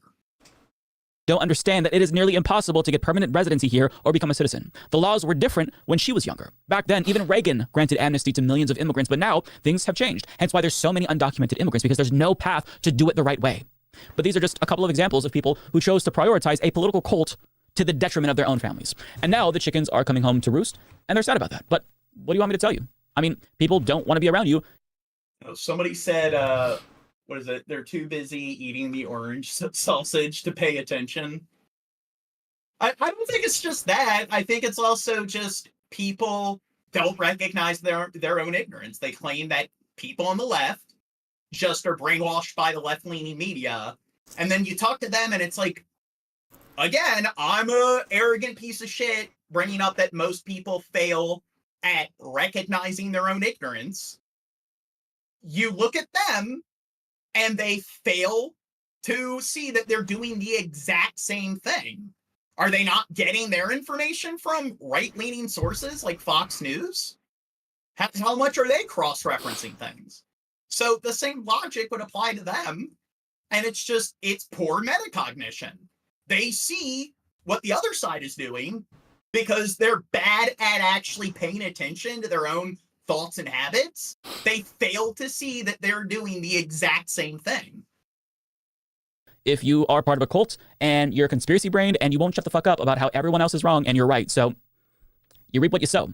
Now, for the ones who haven't experienced any blowback from family, boy oh boy, are some of them in for a rude wake-up call, because people are already losing their Christmas bonuses or their jobs because corporations are already scaling back, or they're bulk buying in anticipation of Donald Trump's tariffs. And some of the young men who voted for Donald Trump are going to find out really soon that the cost of video game consoles could spike by around 40%. I mean, the new PS5 Pro could cost $1,000, and the new Switch 2 is probably going to cost... Now I think people are going to care, because you talk to a lot of people about video games, and they tend to be more informed when it comes to what's Suddenly going I on care. and shit. Suddenly I care a lot more about politics. Talking about the political football bullshit, it's the same thing with like game consoles. That's what it reminds me of. Where it's, I own this game console, therefore it's the better game console because I own it. And it's better in every way. And it's just being a little kid. And it's like people do the same thing with politics. It's just this stupid, your side, my side, childish sort of nonsense. More than Nintendo was originally planning to price it if Trump does follow through with these tariffs. So a lot of these people fuck themselves over, even if they don't realize that that's what they did, right? They thought that they were voting just for mass deportation. But no, you're voting for everything else that comes with it, and you voted against your own self-interest. And I get that there's only two options in the system with a duopoly, but when one option is objectively worse for working class people, and that's the one you chose because of ignorance or bigotry. Oh, well, they clearly know how tariffs work, because if you talk to them, they've clearly read a book when it comes to just like basic economics. They've clearly done their homework. They've taken classes in economics, and they know like extensively what tariffs are and how they work. Because if you ask them to apply metacognition, thinking about thinking, to recognize their own ignorance, they would be able to be like, yeah, I recall scenario A, B, C, and D where I've actually taken time out of my day to research this. Because that's the norm. It's not like you talk to most of them and you ask them, when have you ever invested any time in trying to learn about this? That's where there's this hesitation and it's crickets. It's just, I find it to be hilarious. That's going to come back to bite you in the ass as well. And look, in 2016, I was willing to give people a pass and chalk their votes up to ignorance. And some of those people, they just had to learn the hard way. And a lot of these new people who voted for Donald Trump, a lot of them are the same, but you know, they're going to have to learn the hard way as well. Like this lady who voted for Trump because she didn't really think that he would repeal the Affordable Care Act like he said he would. And he tried. Now, thankfully, we all got lucky because he couldn't do it. But guess what? If they take back the House, which they're on track to do, Mike Johnson said that it's one of the first things that they're planning. Learn about tariffs. To go after. How many people on Obamacare right now, it's the Affordable Care Act for those who think that those are two separate things. When I was answering Brian. How many people on Obamacare now just voted for Donald Trump? I would imagine millions of people. They just voted to take away their own health care. What's that? Viper, two of the people on the panel are homeowners, Viper. And I'm 33 years old. I bet you're this off the internet.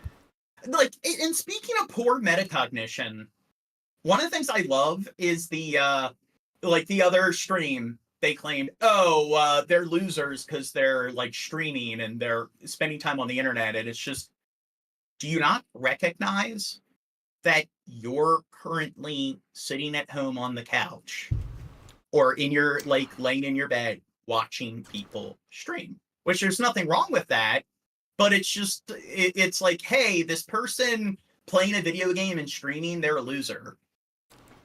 Did you, like, aren't 93% of millennials gamers? They identify as gamers. So you'll talk to that person. It's like, do you play video games at all? So then it's like, okay, so if you play 3 hours of video games while not streaming, that's not being a loser who has no life. But if a person streams themselves playing a game for 3 hours, that makes them a loser. This happens, I'm going to lose my healthcare too, because I have health insurance because of the Affordable Care Act. So I'm not going to feel sorry for you if that's what you voted for. I'm going to save my sympathy for myself and try to figure out what the fuck I'm supposed to do after you voted to take that away from me. And listen, Trump ran for president 3 times now. Sure, there's people that are ignorant, but we have to stop removing agency away from his supporters in order to make us all feel better. They knew what they were voting for, and they went into this election with... Oh, common sense is why Trump got elected. Yeah. Because you've given really clear, very substantive points for why he's the right choice and it's practical to vote for him. or logical to vote for him. It's just it's just common sense because it's just common sense. With eyes wide open. Maybe that wasn't the case in 2016, and maybe even in 20. And it's just talking about the economy. I've discussed this time and time again. The effect that illegal immigration has on the economy and the job market is pretty minuscule. So, okay, whether you're for or whether you want to allow it or not, whether you're like, oh, they're here illegally, so they're still breaking the law by coming here illegally. It's just, why is it always the number one or number two sort of thing that Republicans want to obsess over? Shouldn't it be like number 40? Because there's like 1,000,001 things that cause a lot more problems and affect the economy more than immigration, such as Trump enforcing a bunch of tariffs.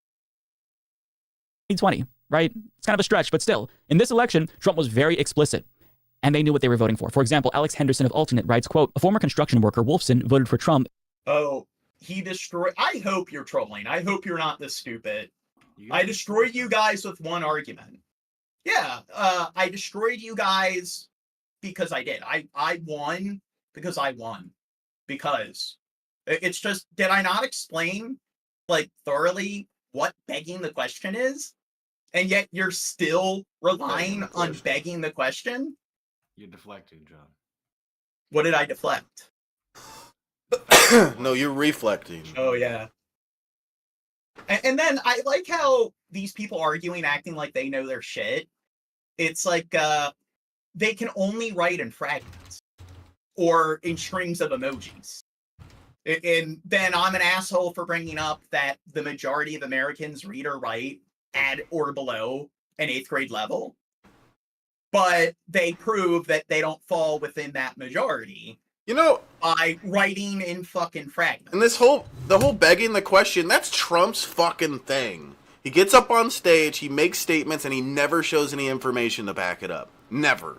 It's always, you know, this is going on, and that's going on, and it's true, because it's true. You know, he can the never... economy was better than it ever was when he was president, because He said it. Yeah, because he said it was true, because he... never will you see... 2 + 2 equals 5 because it equals 5.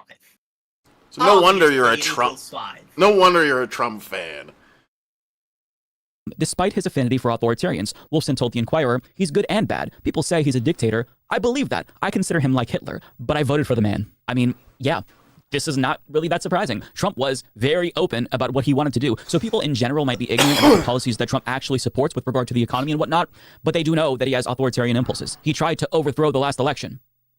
And if people voted for him despite that, I can't just say, yeah, they're ignorant, right? Ignorance is only a legitimate excuse up to a certain point. Eventually, we have to run out of grace to give to these people. If you figured out how to register to vote and drive yourself to the polling station... Somebody said, weren't Iranian women free and Western as fuck before CIA coup of 1958? Well, I don't know about that 100% because I recognize my own ignorance, but that is something I do know, is that the US, Russia, like even like France, they're well known for enforcing fucking coups in other countries. And they don't really care about what those leaders are doing or whether it's in the best interest of the people in those countries. They just care about whether that particular dictator that they're trying to support, whether they are going to kiss the ass of America versus kissing the ass of China or one of their competitors on the world stage. So yeah. I would say, based on the fact that the United States has supported lots of coups, that there's a decent chance that happens to be true. But I would have to look into it more because I don't know 100% about that specific case. Like an adult, quick, you should be expected to... We really like the Ross show. He told me, or he said, I tell you, it's the border that elected Trump. Common sense, and you cited Obama stats. I didn't cite Obama stats as a rebuttal to anything you said. I was citing Obama stats to show how Trump is supposed to be so anti-illegal immigration, but Obama's doing more for that cause than he has. Like, that's the point. It's like, oh, You know, the Democrats just want people to come over the border and stuff.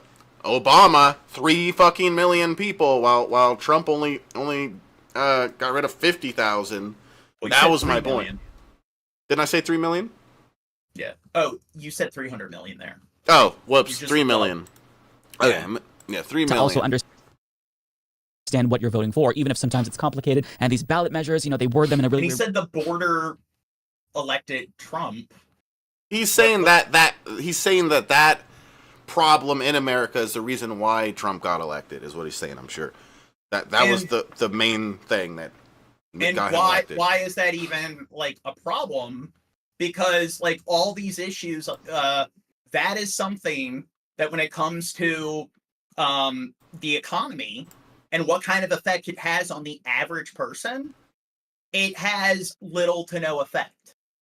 It is something where whether you support it or not, it should definitely not be the number one thing that people are fucking obsessed with. It's a boogeyman.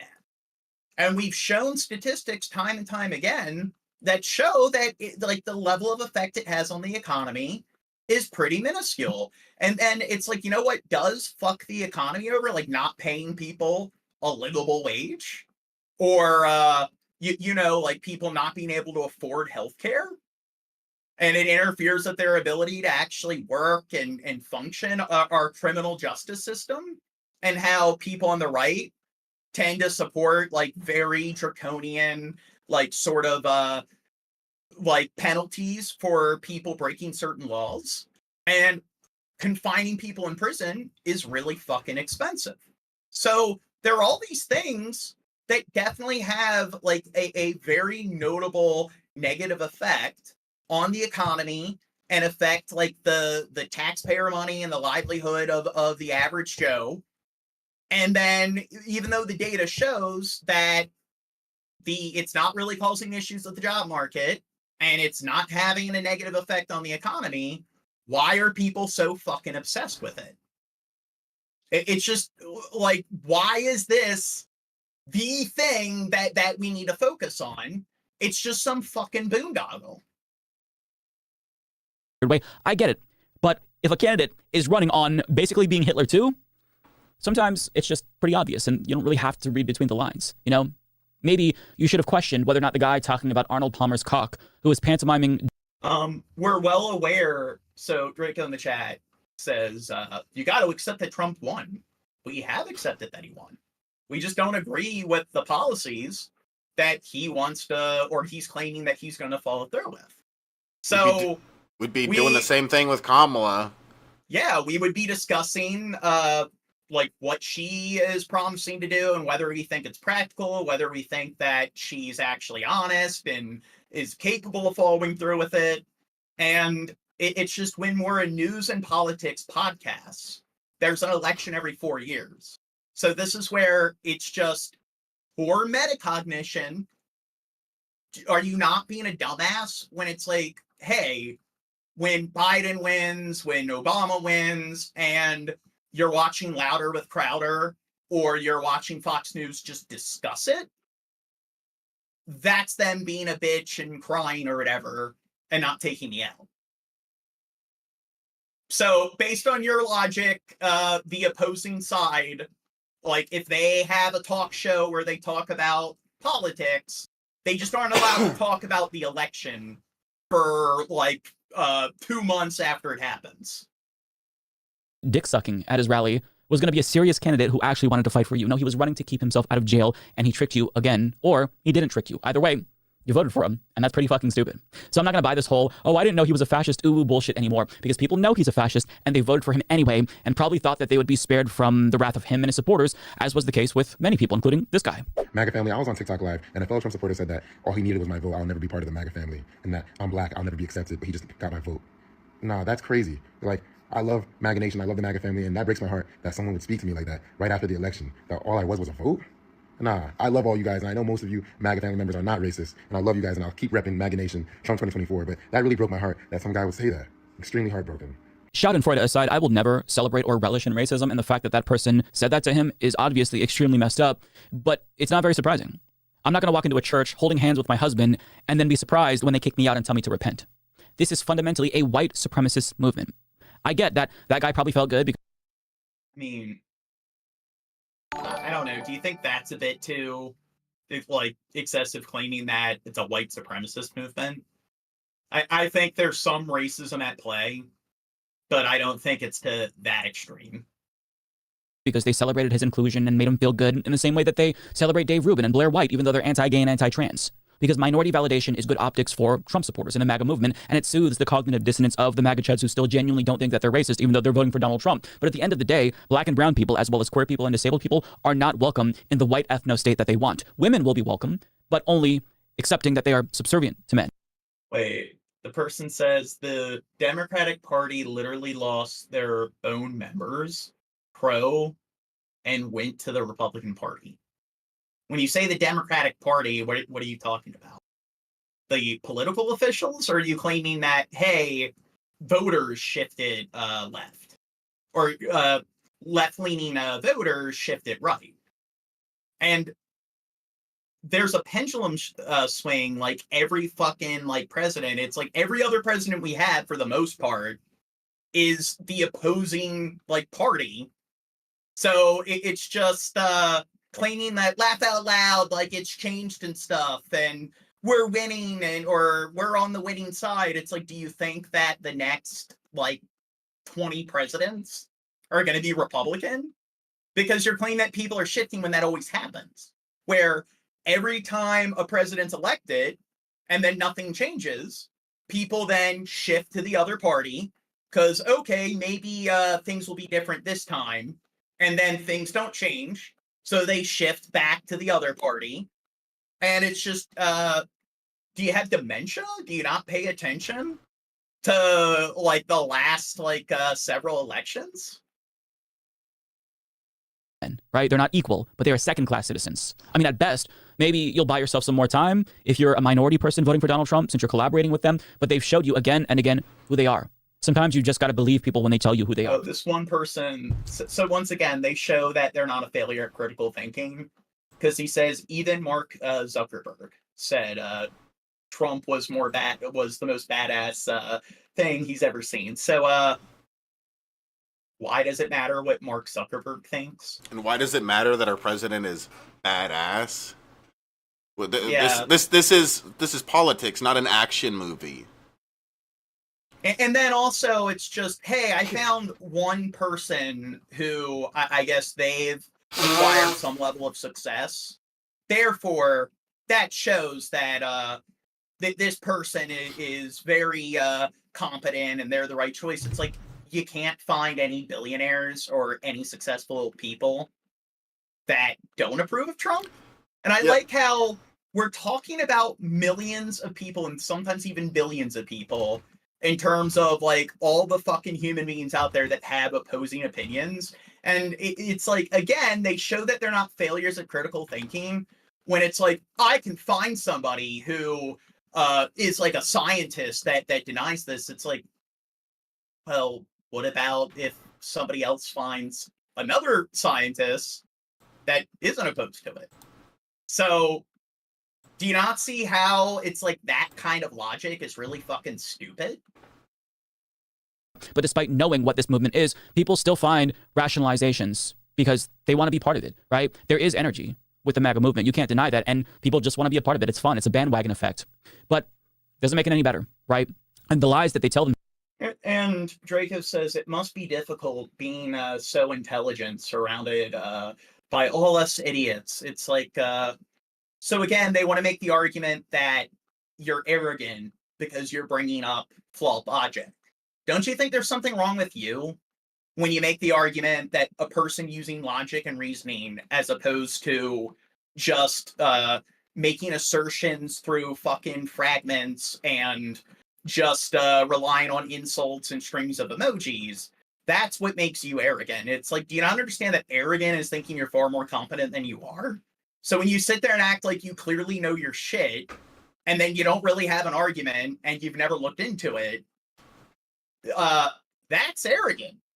It's like the Dunning-Kruger effect. The least competent people think they're the most competent. So it's like, yeah, this person doesn't know what they're talking about, and I clearly do. And then you ask them, okay, give an argument. What's like, do you have any statistics or any hard data to present? And then they don't. So when you laugh and roll your eyes or spam rolling on the floor laughing emojis, is that not being arrogant? Is that not being a stupid mind full of pride?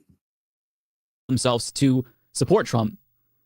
I mean, all they have to do is think deeply for like 5 minutes and they'll realize that they're lying to themselves. For example, one TikToker, he had a conversation with a Latino man who voted for Donald Trump, and here's his takeaway from that convo. All right, so I had a conversation with a Latino for Trump guy, and it all makes sense now on why they vote for Trump, and I'm gonna let you guys know. So basically, I just asked him, I said, hey man, why do you vote for Trump? Why do you like Trump? And this is what he told me. So just get your pencils out, pens, whatever, because you're gonna need those, because it's... Okay. He said, all right. Well, you know, bro, it's... Oh. This person says, Mark Zuckerberg, being super liberal, would never have come out in favor of Trump in any way during the first election. It has become okay suddenly for people to like Trump. There has been a huge shift. Did you miss the point that there's always been notable shifts every other fucking election? Because people seem to have dementia and forget the fact that, like, every 4 years the exact fucking thing happens. And plus, it's like you're giving an example of one fucking person. So do you not understand that when you're talking about, like, numbers in the millions or the hundreds of millions, and then you point to one fucking person, do you not see how you're being stupid there? It's because, like, you know, with Trump, dude, it's because Kamala, bro. Like, if you see Kamala, you're like, what? Like, that doesn't even, like, if she, like, that's not how she is, right? All fake. But Trump's, like, he's real, bro. And, like, he does, like, he had a business, bro. And he had lots of businesses, dude. So, like, the economy, because of his businesses, dude. And then, like, people like, oh, he bankrupt? Bro, all businessmen go bankrupt, bro. At least one. Oh, and what I like is, what if the next election, or the next time a Democrat is voted in, we find one wealthy person or one public figure who shifted their stance. And because of that, it just shows that the opposing party is just complete and total garbage, and they're never going to have any sort of presence again. Once or twice, and then they're like, oh, his dad gave him money, dude. That's cool to have a dad that gives you money. And then they're like, oh, you know, he's mean to women, bro. Who isn't mean to women, bro? Come on, we're all mean to women, bro, right? I mean, just, you know, so like, then like he with the tariffs, bro. The tariffs are terrible, bro. They are. They're the worst, bro. I mean, because like China, bro, they come in. So and the border. Yeah, bro. The border, dude. Like, there's they're with the dogs and the cats. When somebody says like bro like 30 mean. times trying to explain like a paragraph worth of speaking, you probably don't need to listen to them too much, bro. You know what I'm saying, bro? It's like not good, bro. You know, bro. So there you have it. That's why. In other words, well, see, that one guy was very inarticulate. Therefore, I can find one example. I like so how therefore, that's 100% of everybody who's a Republican. I like how he said to take notes on that, too. Yeah. It's mostly vibes, as we all suspected. They know that he's a rapist and an Epstein associate and a misogynist. Oh, it's mostly vibes. So, I mean, whether his argument is rational or not, I like how somebody in the chat's like, yeah, it's just common sense, because it is. Yeah. I haven't done my research or homework, but yeah. I'm right, documented history of racism. Okay, next video. And how we always got along. And I wore my grandma's sweater to go vote, and I... See, she's on the right, and she's crying and stuff. Therefore, 100% of people on the right are triggered little snowflakes. Yeah.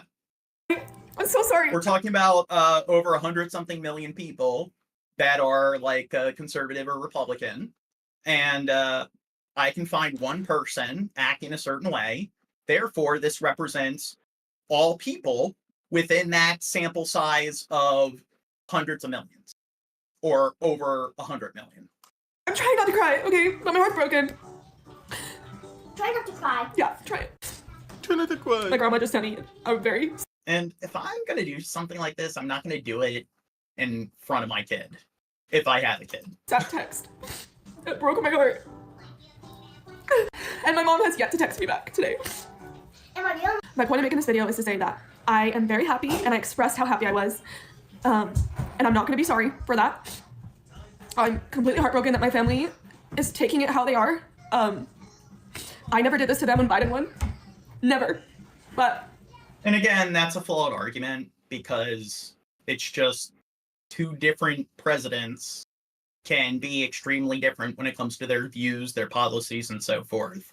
So the logic of, hey, I voted for this person who's far less bigoted, or I didn't care when you guys voted for this person who didn't really do much, good or bad, and then I'm voting for this person who's definitely far more unethical or egregious. So, like, I'm entitled to you guys putting up with it because I accepted it when you voted for this person who doesn't support the exact same policies. Well, it's different people that are going over it. And if you pay attention, we aren't agreeing with a lot of these people that are commenting on it because we're kind of showing that people overall tend to be pretty black and white. So, like the last dude that covered it, we did have a lot to disagree with there. I am done with political posts. From here on out, it's back to normal. If you don't like me because of who I voted for and you have to unfollow, go ahead. My own family. Unsubscribe. And again, I think that happens with everybody, where if they have like some kind of platform, there's going to be people where you disagree with them or you say one thing that they don't agree with. Therefore, fuck them, I'm canceling. From my life, so you can't. I agree with them on everything, but they hate Lord of the Rings and think Lord of the Rings sucks, so I'm gonna unsubscribe. Promise it doesn't get worse than that. You know, this is not an isolated case. The thing is, no one's rights were at risk when someone voted for Kamala Harris. That is not the case for those who voted for Donald Trump. And here's another story along those lines. This is shared by somebody named Ashley Smalls. She writes, quote, "My conservative cousin has just found out that he has nowhere to go for Thanksgiving. We've heard him word for word say he doesn't believe women should have property, but he was still expecting women in his family to let him eat at their property." Yeah, she makes a very good point. Here's another story. Okay, well, that's pretty extreme. Women shouldn't be, This one was shared online by a Trump voter. They wrote the following quote, "I voted for Trump. My wife sent me divorce papers. What do? I didn't even know it was possible to be served divorce papers this quickly. I don't even know what to say."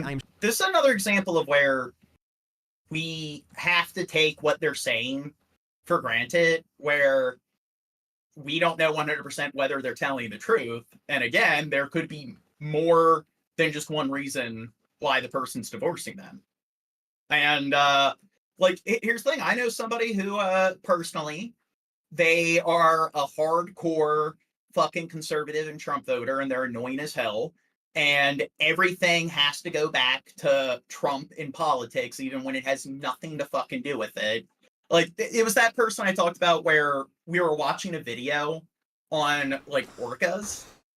And he's sitting there like, yeah, people on the left, they don't care about orcas and stuff. It's like, wait, how did we get to this? And his daughter, because she doesn't like Trump, and she voted for like Hillary over Trump, he completely disowned her because he's like he's religious when it comes to politics and supporting Trump. But hey, because I know one example of somebody doing that, that's all Republicans.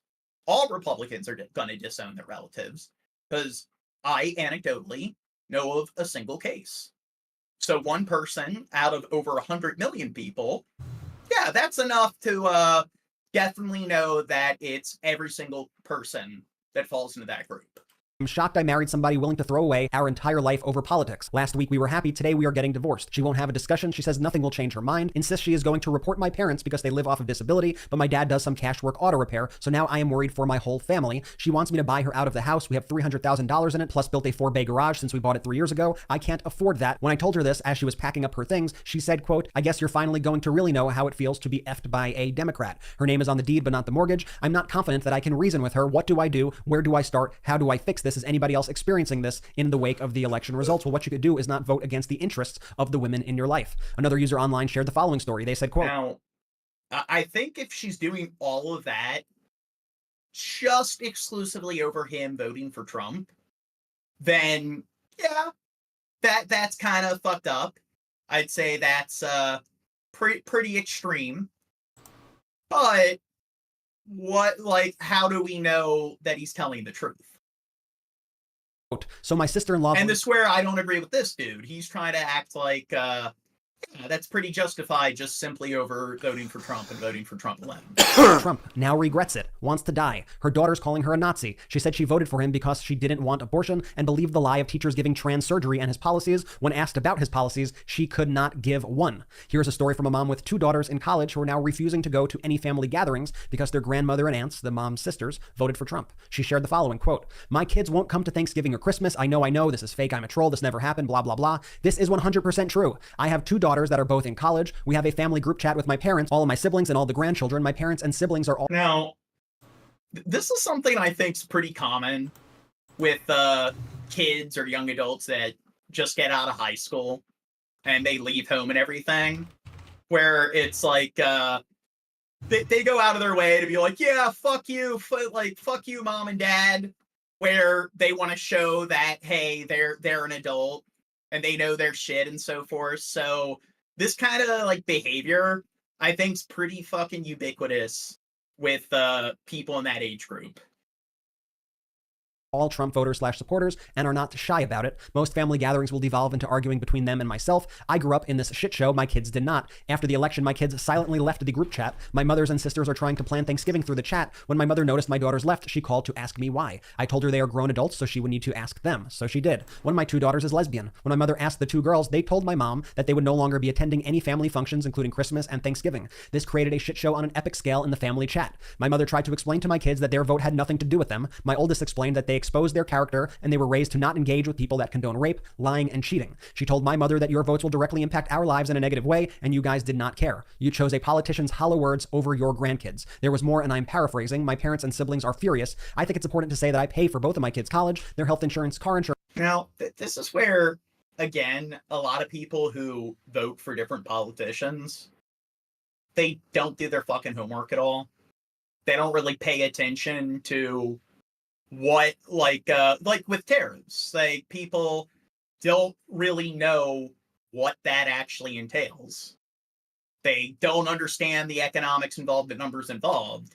So being like, hey, you voted for this or whatever, it's like, well, even though they did, like, do they really know exactly what kind of effect it's going to have? Because a lot of people just, they don't really do their fucking homework. Insurance, food, and gas. I pay for airfare when they come home. They don't work. My deal with them was if they went to school and got good grades, I would pay if I could. My mother wants me to cut them off until they come to Thanksgiving and Christmas. I said no. I have my kids' backs and they are adults. I will not force them to make a choice they do not want to make. My siblings are saying I am an a-hole and I'm dividing the family. I honestly never thought I would be in this insane situation, but here we are. I commend you for allowing your children to stand for their principles and for you having their backs. I think that shows actual strength in this situation. This is just really tragic stuff we're seeing. I mean, people truly don't seem to understand that when you vote against human rights, and that directly impacts your own family members, don't expect them to act like, oh, it's just politics, everything is okay. Midas Touch contributor Tennessee Brando wrote a brilliant song about all this. He calls it Cheaper Eggs, and if you don't mind, I want to play it for you now. Watch. Okay. Next vid. Folks, these stories keep pouring in. Every day, more and President-elect Trump made official what CNN has been reporting for several days, namely that Stephen Miller will join Tom Homan in taking the lead on the issue in the new administration on the mass deportations, fulfilling an oft-mentioned campaign promise. Rosa Flores has more now on what this could mean for Hispanic families facing... Now, do you think he's going to successfully deport more people than Obama? He's going to try, you know... Yeah. I think he's going to try. I think he's going to go for the high score. Now, don't you think it would be funny if he actually doesn't? Like even if it's... Would. Yes, I would think that's funny.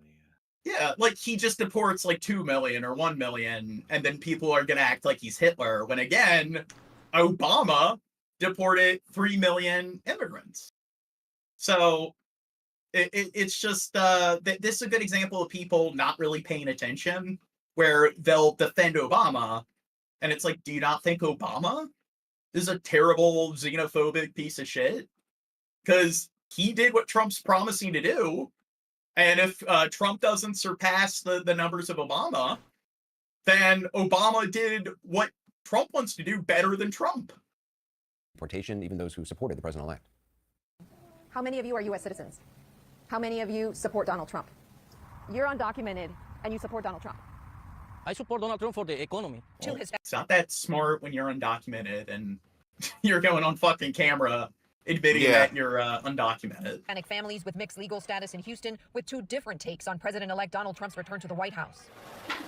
This is the Espinosa's first gathering since Trump. Dude, I like how people say I'm a pool wannabe just because I wear a beanie. It's like, isn't it pretty common for people to wear beanies? Nope, low T. Nope. Temple's the only person. Fear that deportation could impact your family. Cesar Espinosa, a husband and father, was a DACA recipient until this summer when he got a green card. His sister and brother-in-law are DACA recipients. His sister-in-law is a green card holder, and the are U.S. citizens. Some who are not present are undocumented. You're a green card holder. Your wife is a U.S. citizen. Why are you afraid of deportation? I just became a green card holder after 33 years of being in this country. I don't think people understand the fear. It's a constant shadow hanging over our heads. What was your reaction to Donald Trump winning? I cried a lot. It was emotional. Half of my family, like, if they're gonna be here or they're not gonna be here, and how do you tell all of our kids? Like, my nephews, they're also our kids. To tell people that this doesn't live in kids and children's mind and teenagers and young adults' life is a... Now, it's another thing where people will point to left, oh, look, they're crying and everything, and it shows that they're a bunch of pussies and so forth. And then I, like, when we were covering the election stream, I showed that Mitt Romney, his campaign was the most expensive, like, presidential campaign. And they showed people at his headquarters breaking out in tears when he lost, where they were, like, devastated and stuff. And it's just, okay, does that mean that everyone on the right are a bunch of big babies? No, they were crying over money, John. That's oh, yeah, it's different. Just went up in flames. They're allowed to cry over that. Gelasio Velasquez is an undocumented mechanic who has worked in Houston for 25 years. Oh. He plays in this park with his 2 U.S. citizen children, ages 5 and 9, and stands by Donald Trump. So you support Donald Trump because of the economy? For the economy, yes. But you don't support... Oh my God. I like how, like, people in the chat are that fucking slow and limited, where they're like, there's this woman claiming her 4-year-old identifies as a girl now. Look it up. Are you not getting the point that we're making? That just because you can find an example of a handful of people doing something that's really absurd, that doesn't mean that the, like, tens of millions, like over 100 million fucking people that fall into that category all support this thing just because a very small percentage of people do that fall into that category. Support the anti-immigrant rhetoric. I'm not supporting the anti-immigrant action. Do you support his mass deportations? No, it's not human. Are you afraid that you could be deported in this mass deportation? I'm not afraid. I'm not afraid. Espinosa runs a migrant advocacy group and says many people are afraid. And oh, they said, yeah, I know. Oh, so are they agreeing with me? Tears. I think there's a heightened sense of fear. Explain why Latino men are going... I gotta get used to having all this activity in the chat. Okay. Democrats forget the... If you're supporting the same stuff I'm supporting, and I just through a cursory glance argue against it, just know that I'm arguing against those points overall that I disagree with, so don't take it personally. The promise when these guys are in the office in Washington. The Latinos want a better nation. Espinosa believes some of the Latino support for Trump was a vote against the prospect of the first black female president. There's still a lot of machismo. There's still a lot of misogyny. And something that we need to say aloud is there's a lot of anti-blackness. Velasquez says he hopes Trump finds compassion for immigrant fathers like him who are not criminals. If you get deported, would you regret your support to Donald Trump? No me arrepentiría. He's saying that he wouldn't regret supporting Donald Trump. So you're really not thinking about yourself, you're thinking about your children and the future of your children. Yes, I want the better for my children. Cesar says he feels guilty for bringing so much uncertainty to his family. What's it like for you to see your wife go through this and the emotions that she's going through? I apologize to her a lot. Now, were his kids born in the U.S.? Because if they weren't, they could be deported because they technically wouldn't be, like, natural-born citizens. We fell in love right away. And we got married almost right away, because when you know, you know. We asked Velasquez and Espinosa the same final question. Do you have a plan in... So, Dirt, do you think that we should have complete open borders? No. Do you think that this is, like, one of these issues that should be one of the most talked about things in politics, despite the fact that the numbers show that it really doesn't have that much of an effect on crime rates or the economy. No. Then what do you think we should do about the immigration crisis? Deport them all quietly like Obama did, and then, years from now we'll look at the statistics and be like, damn, and then be like, wow, that was crazy. Do you think, I don't know, what if, instead of building a wall, we try to, I don't know, engage in better communication for how they might be able to legally become citizens? Or maybe, I don't know, we could build these temporary lodges or whatever, housing, where maybe they can live there while they go through the process temporarily. Case you get deported? I respect that decision. I leave the country. I'm not coming back. There is a plan. We've talked about it openly with our family. Turns out these two Hispanic families with two different takes on Trump's win have the same plan if they get deported. They would go to Mexico as a family. As for how organizations across this country are preparing for possible deportations, first of all... Wait, he says it has nothing to do with crime rates. Stop watching fake news. Well, that's what people try to argue. That, yeah, look, it's not an innocent crime. Look at this particular illegal immigrant that committed crime and they murdered somebody. And it's just, people do make the argument that, hey, because there's illegal immigrants that commit crimes, they wouldn't have committed that crime if they weren't able to get into the country illegally. And it's just, but there's legal immigrants that commit crimes. There's natural born citizens that commit crimes. And the data shows that illegal immigrants commit less crimes than legal immigrants, and legal immigrants commit less crimes than natural born citizens. So that's one of the arguments people try to make, is they try to act like, hey, it increases the crime rate, which is even politicians campaign using that logic.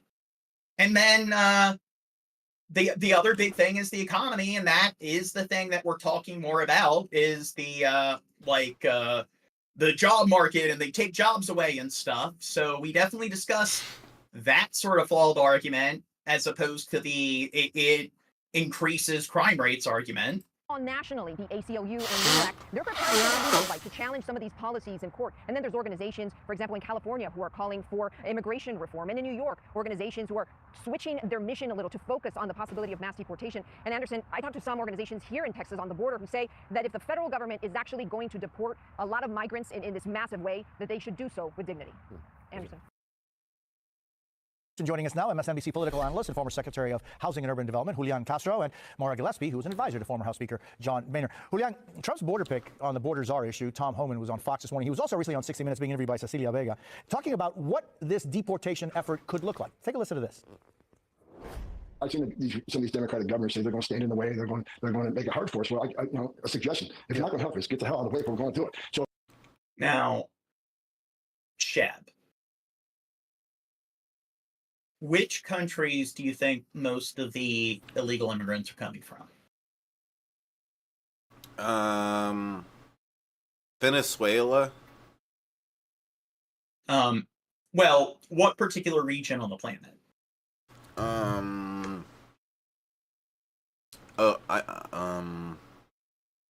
know the answer to this. I know what it is. Latin America. Yeah, that. Yes. See? Yeah. So we invest all this money in a lot of foreign affairs that are all the way across the seas in this other sort of mega continent, Europe and Asia. But why don't we spend a lot of time sort of trying to stabilize certain regions that are directly to the south of us, that we share the same continent with, or they're just to the south of our particular continent. Why don't we really seem, if it's such a serious issue, why don't we invest more time and energy focusing on that part of the globe? That's, you know, much more, I guess, of a local sort of issue. Yeah. Yeah. Where did Dirk go? Left us. We can't That always provides the best economy. I was paying the best economy. Yes. Vote for me for president. We're going to do the job. Is there a way to carry out mass deportation without separating families? Of course there is. Families can be deported together. Well, how do you see this? And realistically, how much of this do you think could actually be carried out? Well, I mean, this is a guy who was the architect of family separation, the former acting ICE director. This time he comes back with even more experience in these years to gather more clean ideas. And also, I think, more of a green light from Donald Trump and less people around him who are there to stop the worst. Both of my co-hosts are AFK. That Donald Trump have, and also let's add people like Stephen Miller. So this is a very experienced leader. You can tell there even from the sound bites. I said this is a guy with a cowboy attitude that constantly dehumanizes people who are simply seeking a better life in the United States, and it's particularly disturbing that he does that with children. You know, we're not making a decision about whether to come here or not. Now, why do you think they're seeking a better life? So, why do you think? I don't know. They feel that their life isn't really good enough where they're currently living, so they try to enter the United States illegally. Yeah. Yeah. Why do you think that is, Shad? Dude, you're. I'm like, sorry. I'm a best little sick. co-host ever. I'm sick or whatever. Hold on. it is going to be more possible for them to get things done, I think, in this. And he leaves again. Administration, at least at the outset. They have said that from the beginning they're going to try and initiate the largest deportation effort. They have a Supreme Court that is more willing, I think, to go along with administrative actions on their part. And so it's going to require a lot of pushback. And at the same time, there's a danger in the American Bro, get in the chat. I need somebody else in here. Population that there's fatigue from resisting and pushing back. So these first couple of weeks, I think, are going to be crucial to see whether there's going to be that sufficient pushback and will to stop what would be a very cruel exercise in federal policy. And I think ultimately. Oh, yeah. So somebody said cartels mostly. So my proposed sort of solution is to just maybe legalize some of the drugs that are some of the major, like, lucrative sort of products that are, there's a black market for it because the invisible hand, supply and demand. So someone's going to fill that demand. So the United States consumes more cocaine than any other country on the planet. And there's this huge market where these cartels exist, and it's not just the United States, like all over, like Brazil, all over the Americas. Cocaine is this heavily sort of like used and I guess sold product. But maybe if they legalized it, maybe it would cripple the cartels. Maybe it would get rid of their source of income, and then they wouldn't be able to cause the issues that they're causing in their particular like regions where they're residing, and then maybe I don't know, people would be less enticed to leave those particular countries. Decimate the American economy if it's carried out. And more, I mean, there's also the reality, the political reality that with the election of Donald Trump, a significant number of voters supported what Trump was promising. I mean, this deportation plan was among Trump's main campaign promises. What are the political risks, whether he carries this out or not? He also did get a large portion of a Latino vote. So I think it's important to remember that there's also concerns about, when we talk about humane treatment of human beings and of the people who emigrate here. Both my grandfathers emigrated here to seek a better life. Oh, Trump's here. Or not Trump, Crow's here. Yeah. Crow, Trump, what's the difference? And so I think that when you talk about from a humane aspect, it has to be the land of hope and opportunity, but we can only be that. Crow, why aren't you on camera? And where the fuck is Dirt? And so it's been largely viewed as I don't know about dirt, but and when you fire everyone. Probably committing crimes, they should be deported, right? So I think that was a pretty general sense among the population that was a common sense reaction and a proposal to put forward.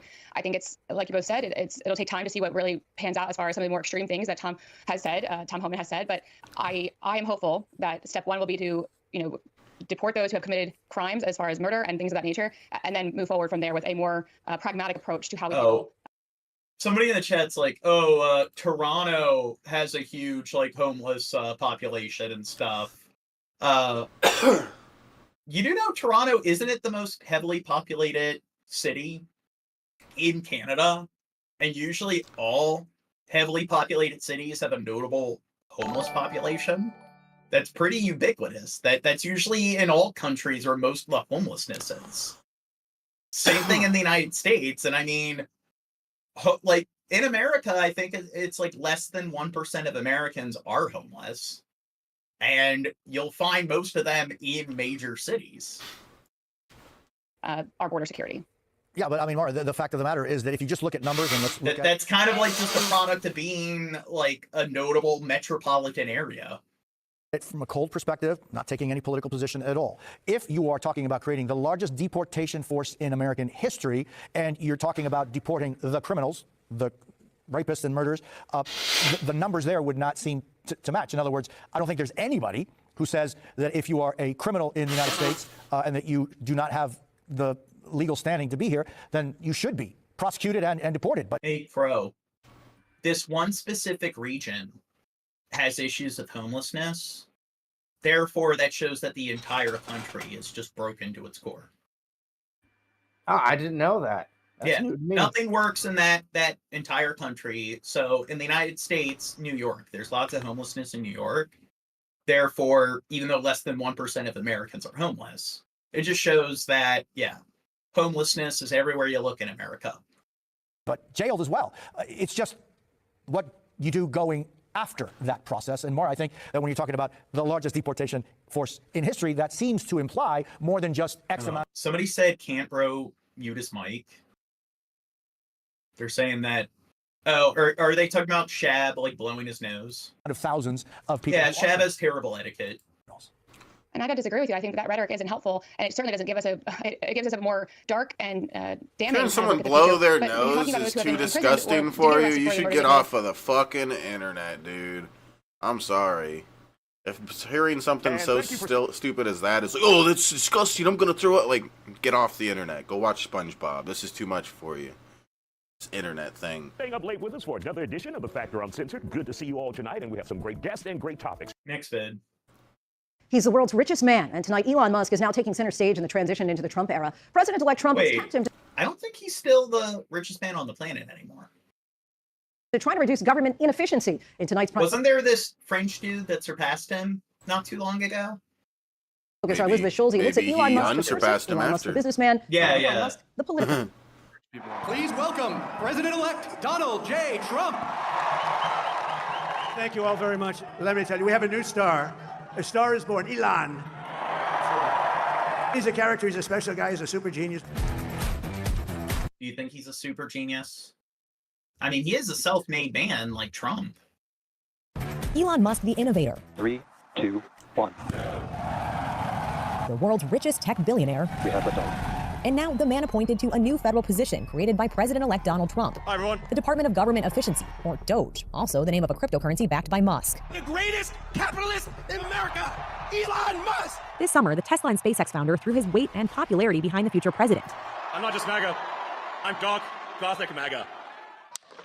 Now, it's a bit misleading when you talk about him being, the most successful capitalist, because a lot of those metrics that show who the richest people are, they don't really include liabilities, and they also tend to ignore liquidated sort of assets that a lot of other politicians have that they might not have because they're not really investing or managing their money in the best manner. So one of the things that we're seeing with Elon Musk is that a lot of his companies aren't really doing too well. So how long is this capitalism really going to, I don't know, be more in the, I guess, positive end, like, and so forth? Because he hasn't really handled X that well. He's made a lot of stupid decisions there. Forcing him after the assassination attempt on Trump in Butler, Pennsylvania. Musk, who owns X and has more than... Hey, did you know there's some evidence that the guy who tried to assassinate Trump was left-leaning? Therefore, that guarantees that he was left-leaning. Even though there's some evidence that pointed to him being on the right, that doesn't matter. It's irrational to just assume that he's on the right because there's evidence there, but when there's evidence that supports that he's on the opposite side, yeah, that guarantees it. Than 200 million followers on the platform, quickly became one of the most prominent and outspoken figures in the Trump campaign. Fight. Organizing town halls and fielding questions from voters, not shying away from controversial statements. President Trump is the only one who can save democracy. Musk's path into Trump's inner circle, even part of the family photo on election night, has been anything but conventional. One of his first ventures was co-founding PayPal during the dot-com boom in the late 1990s. It quickly propelled him to stardom in Silicon Valley. He used to be this true genius and visionary, this technological wunderkind who could think of something that would lead us to a brighter future and take us there. He went on to launch a private space exploration company, SpaceX, in 2002. 2 years later, his next project was Tesla. Well, somebody's like, wow, now he's going to argue that Elon Musk isn't that smart. Have you looked at the Hyperloop? I mean, that's a good example of how much of a fucking dumbass he is. You couldn't make a Hyperloop. Well, no one's made a Hyperloop. It kind of like doesn't really abide by the laws of like or I guess it does, but I think it's pretty hard. Or no, it doesn't, because the Earth has curvature, and the problem is that in order for the Hyperloop to actually work, the number has to be completely perfect down to like 12 decimal points. So I guess it's possible, but it's not really doable.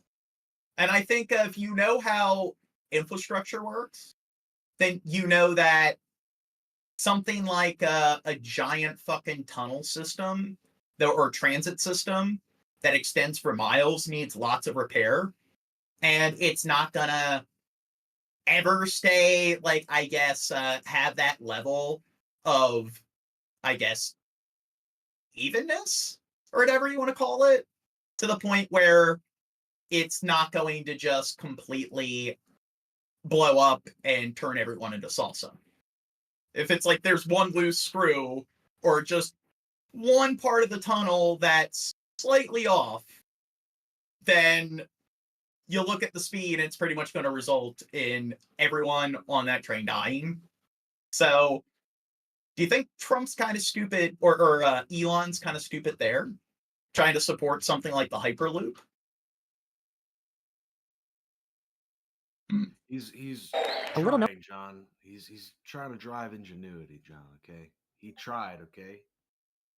Own startup at the time. Now, the thing is, if he knows that it's complete bullshit, then, and he followed through with it, then doesn't that mean he's kind of a con artist? That over 2 decades grew into the most valuable car company in the world. So if he's not an idiot, then he's definitely unethical. Tesla and Musk's other companies, like internet provider Starlink and SpaceX, were transformed into innovative powerhouses thanks to contracts and subsidies from the federal government. There are a few precedents that we can find in terms of a single individual who has such a breadth of contracts worth so many billions of dollars, $10 billion in the last 5 years with the Department of Defense and DoD. Is it safe to say that SpaceX would not be the giant, the titan that it is today without the government money that it got? It would not be. The money was so essential to developing both the Falcon 9 rocket and now Starship. That is money that Elon Musk would not have been able to fund entirely. This person says Hoodie Dude is goofy as fuck, so what am I getting wrong? Oh, Beanie Dude. Well, I'm wearing a hoodie as well. But you're the Beanie Dude. On his own. He's the hoodie. And now he's the richest man in the world. Elon Musk's companies didn't respond to ABC News' request for comment. Musk, who was an early adopter of renewable energy, defined himself as apolitical through the 2000s. Hey, maybe they're being positive. Maybe they're saying that your goofiness or quirkiness is charming. Oh, Don't be so defensive. Here, especially in the past 2 or 3 years, that he's taken a sharp turn to the right. And now he's widely viewed as Trump's biggest supporter and a main character in the MAGA sphere. Musk has peddled conspiracy theories. There were a lot of strange things in terms of voting irregularities. This one person says, I take hard work and time. Have you make anything? Reposted anti. I think I could make a small rocket if we're talking about like little miniature rockets, because I did that in fucking high school.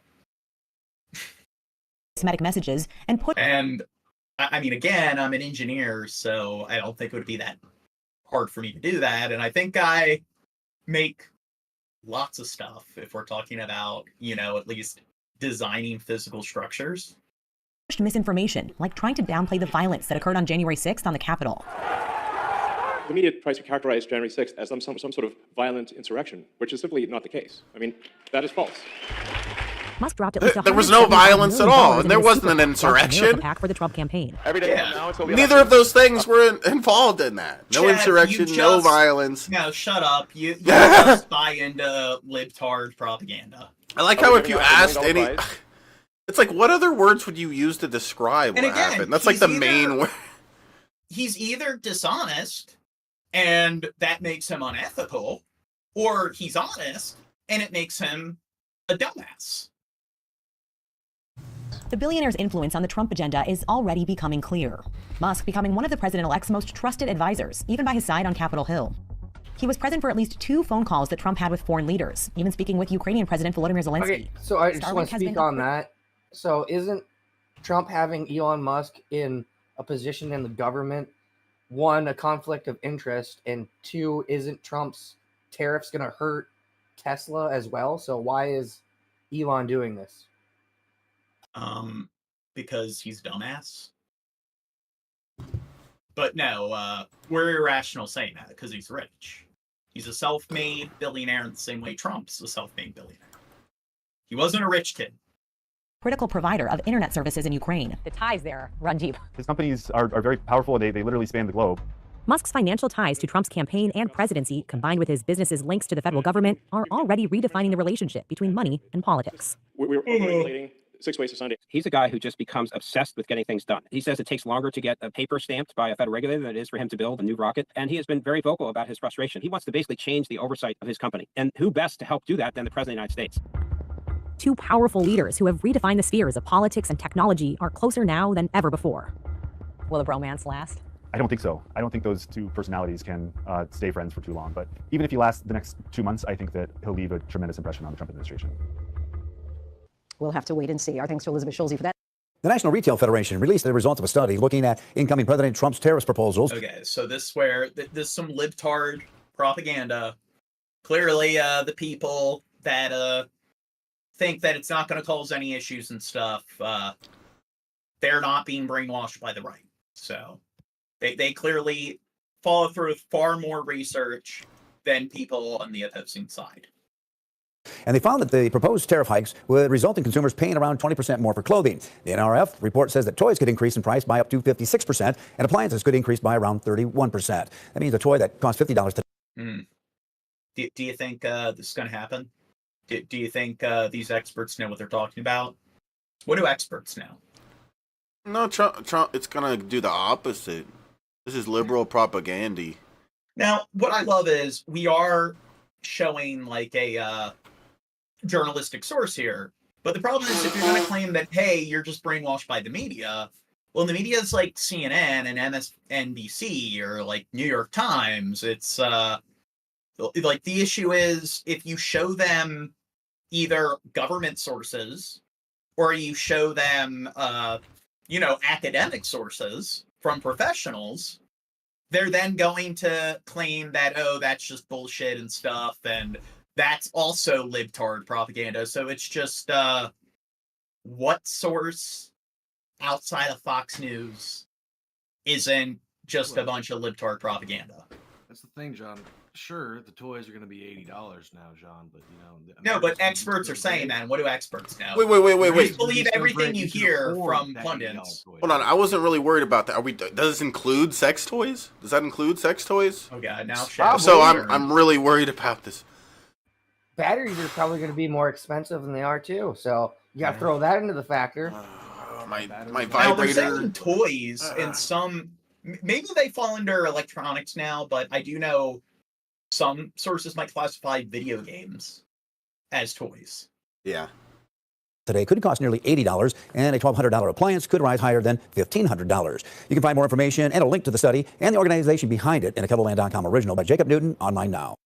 In the first year after the Supreme Court ended the somebody says Trump is a genius, literally, because he was tested and proven to be a genius. Now, where'd you get that from?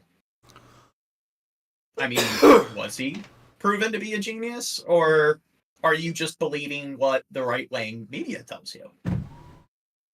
Well, no, he is. He passed that one test where he had to identify 4 items, which was like a man, TV, woman, and then like a building. And he passed it with flying colors. No one ever did it better than him. That's a man right there. He's making the argument, even if like he had his IQ tested and his IQ is technically at the level of being a genius. What about the fact that the academics are showing that the tariffs aren't going to benefit the economy and are going to raise the prices pretty significantly? So, okay, these are the kind of people that engage in confirmation bias, where if scientists, experts, pundits tell them what they don't like, well, they can be wrong, therefore they are wrong. But hey, this person who has a high IQ, because their IQ is high, that automatically means they're going to be right. It's like, well, are you going to claim that none of these pundits, when it comes to socioeconomics, have high IQs or IQs higher than Trump? What if there's more people that fall into the genius IQ range that are against a particular policy? So again, the people in the chat aren't idiots when it's just, hey, I can find one example or a specific set of examples, therefore I'm right. And it's like, well, what about all the counterexamples that show the exact same thing just for the opposing view or opposing side? So are people not dumbasses when they don't see how inconsistent their like rhetoric is?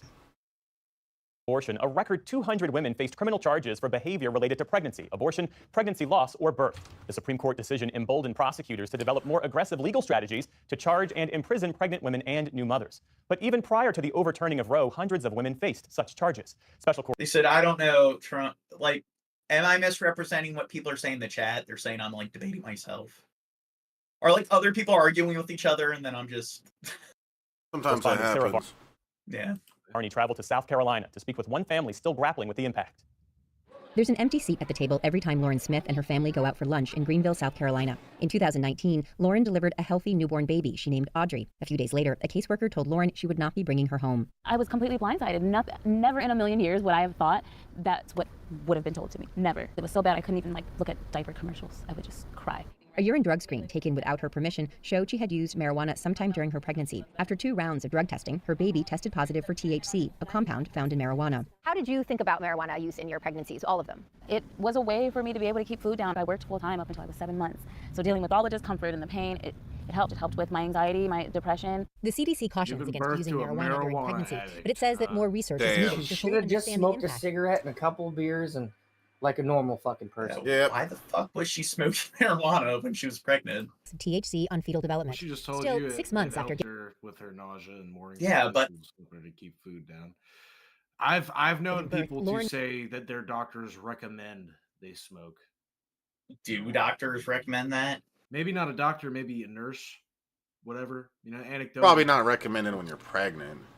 Yeah. Was arrested. I mean, I look, maybe anecdotal. I haven't seen the fucking, I don't have anybody on tape saying it, but I've heard that before. She should have went to her doctor. Well, if you heard it from the grapevine, then it's guaranteed to be true.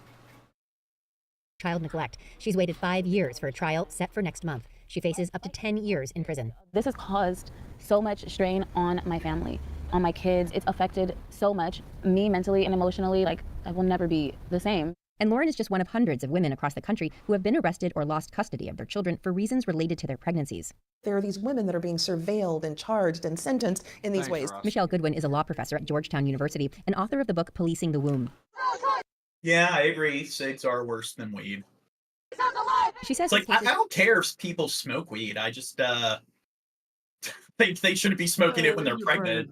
Rely on a legal concept of fetal personhood, a once fringe idea now at the center of anti-abortion advocacy. The fetal personhood movement aims to grant legal rights and protections to fetuses, and in some cases, embryos. About a third of states have established fetal personhood by law or judicial decision. And Goodwin says this concept applies to more than alleged drug offenses. So if a woman is driving a car and there is an accident and it's perceived that she was not acting responsibly enough, considering that she is pregnant, then that is enforced upon her. If there is an Oh, did they commit murder or manslaughter then? instance in which she is in some form of a fight, which we've seen, and she has been injured by another party, that she is the person who is responsible because she's been negligent towards fetal life. Brittany Watts overcome with emotion after learning her case is moving forward. Just last year, Brittany Watts in Ohio was arrested on charges of abuse of a corpse after she suffered a miscarriage in the bathroom of her home. And in 2022, Haley Burns in Alabama was arrested when she tested positive for what her lawyers argued were legally prescribed substances. Now, have you ever seen I Didn't Know I Was Pregnant? Yeah. Yeah. There are a lot of Toilet cases baby. where, women don't know that they're pregnant, and then it's like a lot of times the baby will end up dying because they don't fucking know they're pregnant, and then they or just out of nowhere they're having a kid and they go through labor. It's unfortunate, but they just thought they were constipated, you know?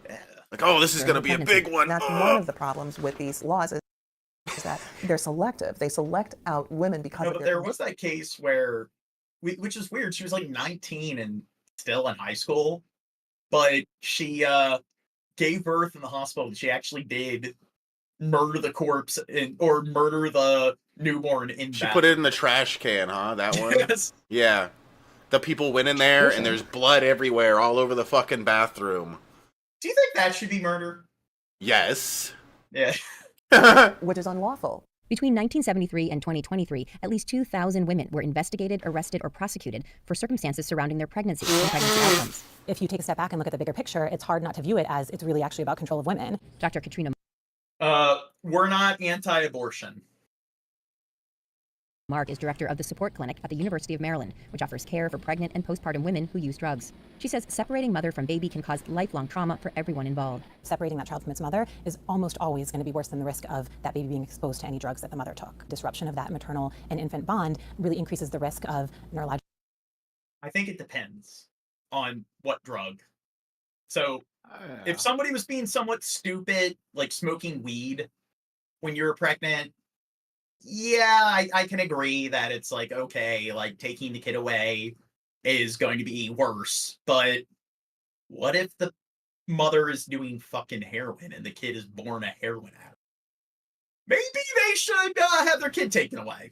Logic and behavioral problems and relationship and social problems for that child for long term.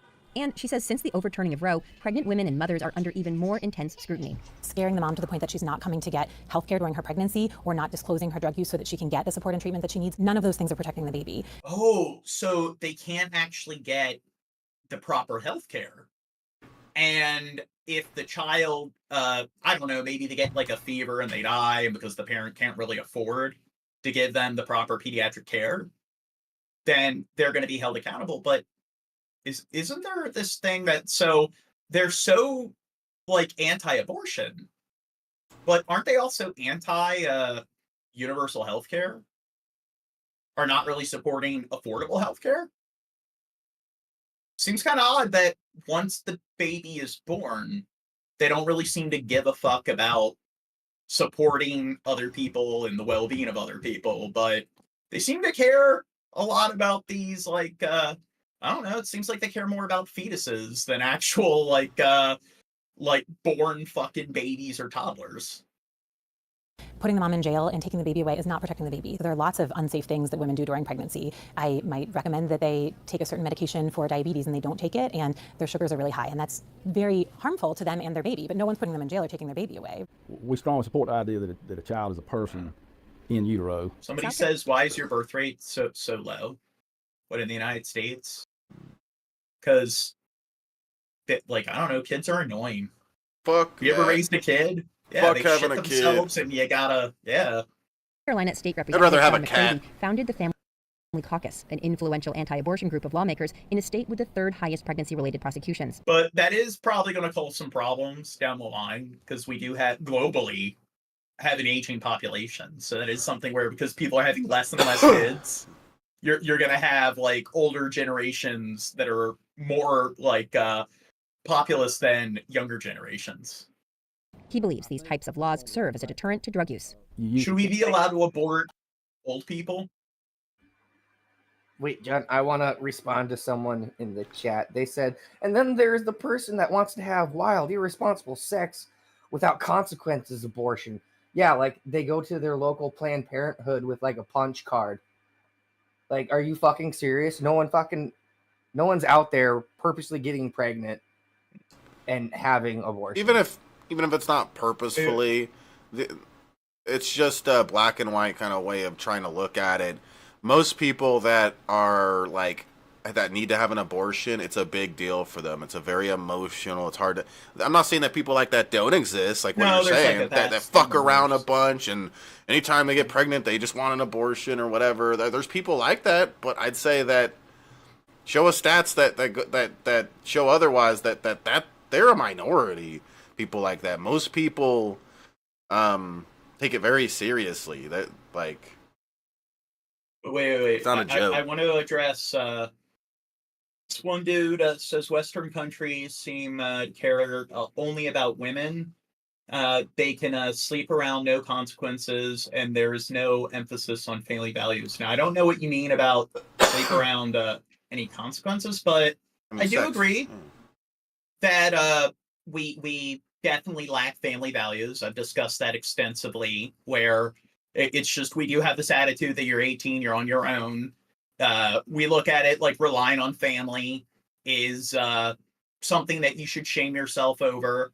It is proven that, like, you know, like families with more like larger households, larger family units, the aunties, the uncles, they all kind of live in the same like household and they all support each other. Younger generations take care of the elders help take care of the children.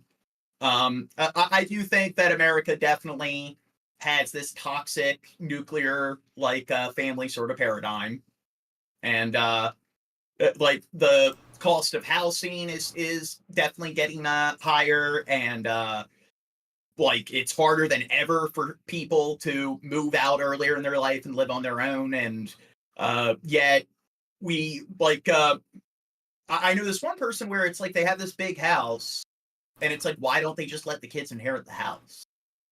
It's like they're gonna sell the house and stuff, and it's like, why are you doing that? Just it makes no fucking sense.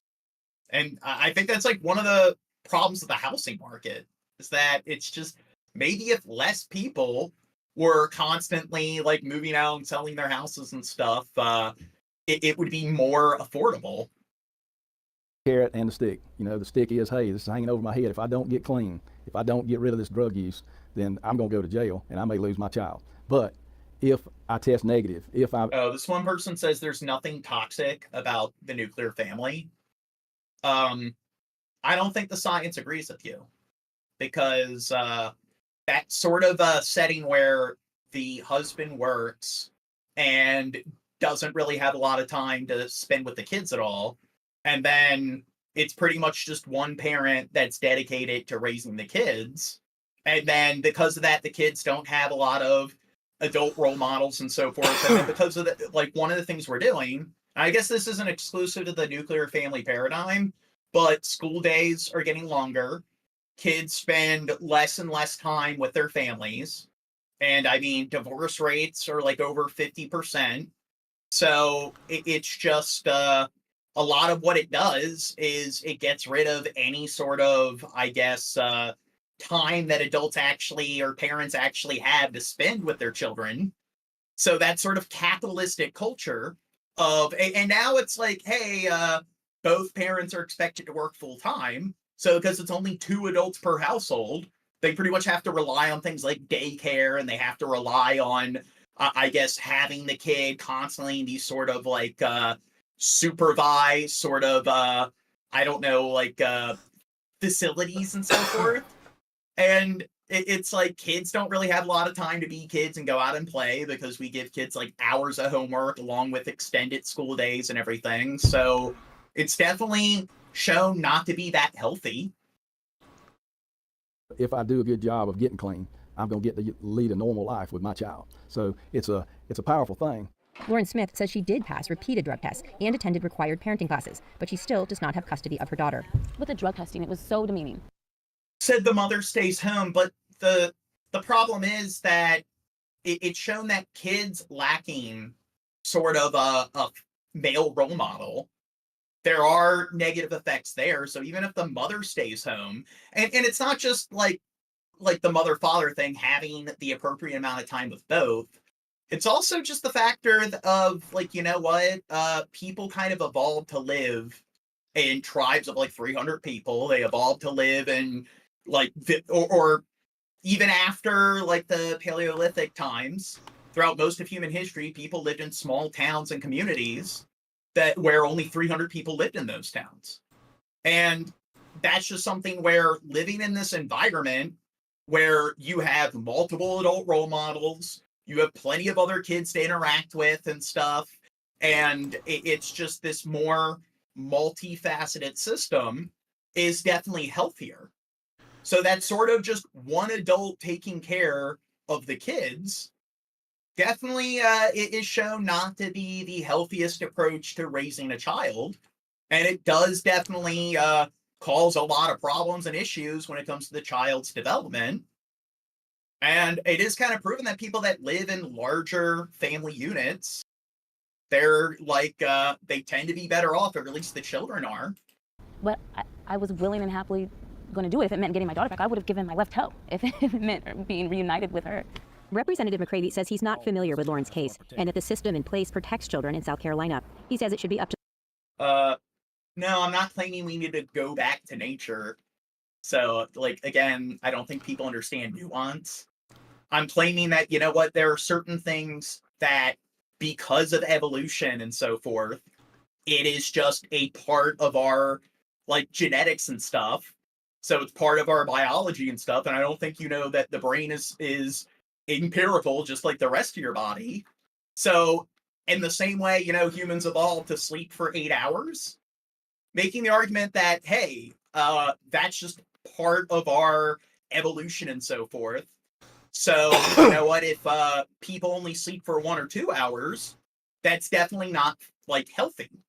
So if there's societies where they're overworking people and people aren't able to get enough sleep, so if somebody makes the argument that, hey, based on evolution, this goes against what we naturally need, that's claiming that, oh yeah, everyone needs to go back to living a hunter-and-gatherer lifestyle. To social services if women in these situations can see their children, but he believes there should be a limit to the state's role. I'm curious if you're worried about this sort of slippery slope, that you have good intentions to start with, but that... and stuff, I did give the information. What information did I not give? This program could expand to a kind of surveillance almost of pregnant women. If you have a child that's being endangered, the state has an interest in protecting that child and doing what it needs to do. But I would never be in favor of a program it's born. Go around testing women that are pregnant. What's that? He's talking about, oh, that child needs to have protection until it's born. For illegal drugs and trying to make a big deal out of that. You know, I think that would go too far. Attorneys for patients caught up in these cases today, though, say the practice of drug testing pregnant women without their consent remains widespread. Did anybody ever ask your permission to test your urine? No. Or to test Audrey? No. Today, Lauren's daughter, Audrey, is a healthy 5.5-year-old who lives with her paternal grandmother. Lauren has little contact with her.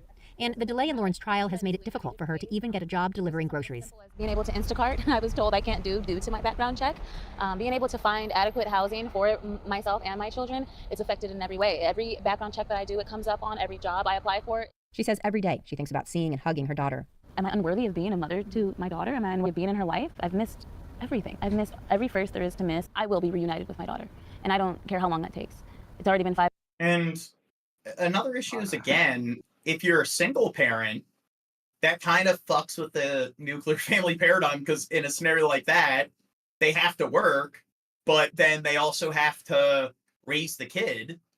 And then there's that dilemma of how do you do both? And then a lot of countries have like universal healthcare and stuff, or universal like daycare. So it's like, what the fuck do you do when you're in that bottleneck?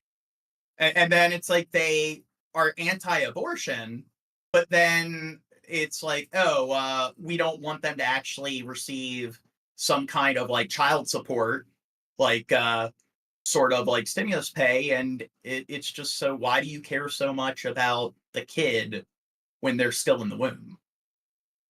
5.5 years, but I'm never going to stop fighting. For the PBS NewsHour, I'm Sarah Varney in Green.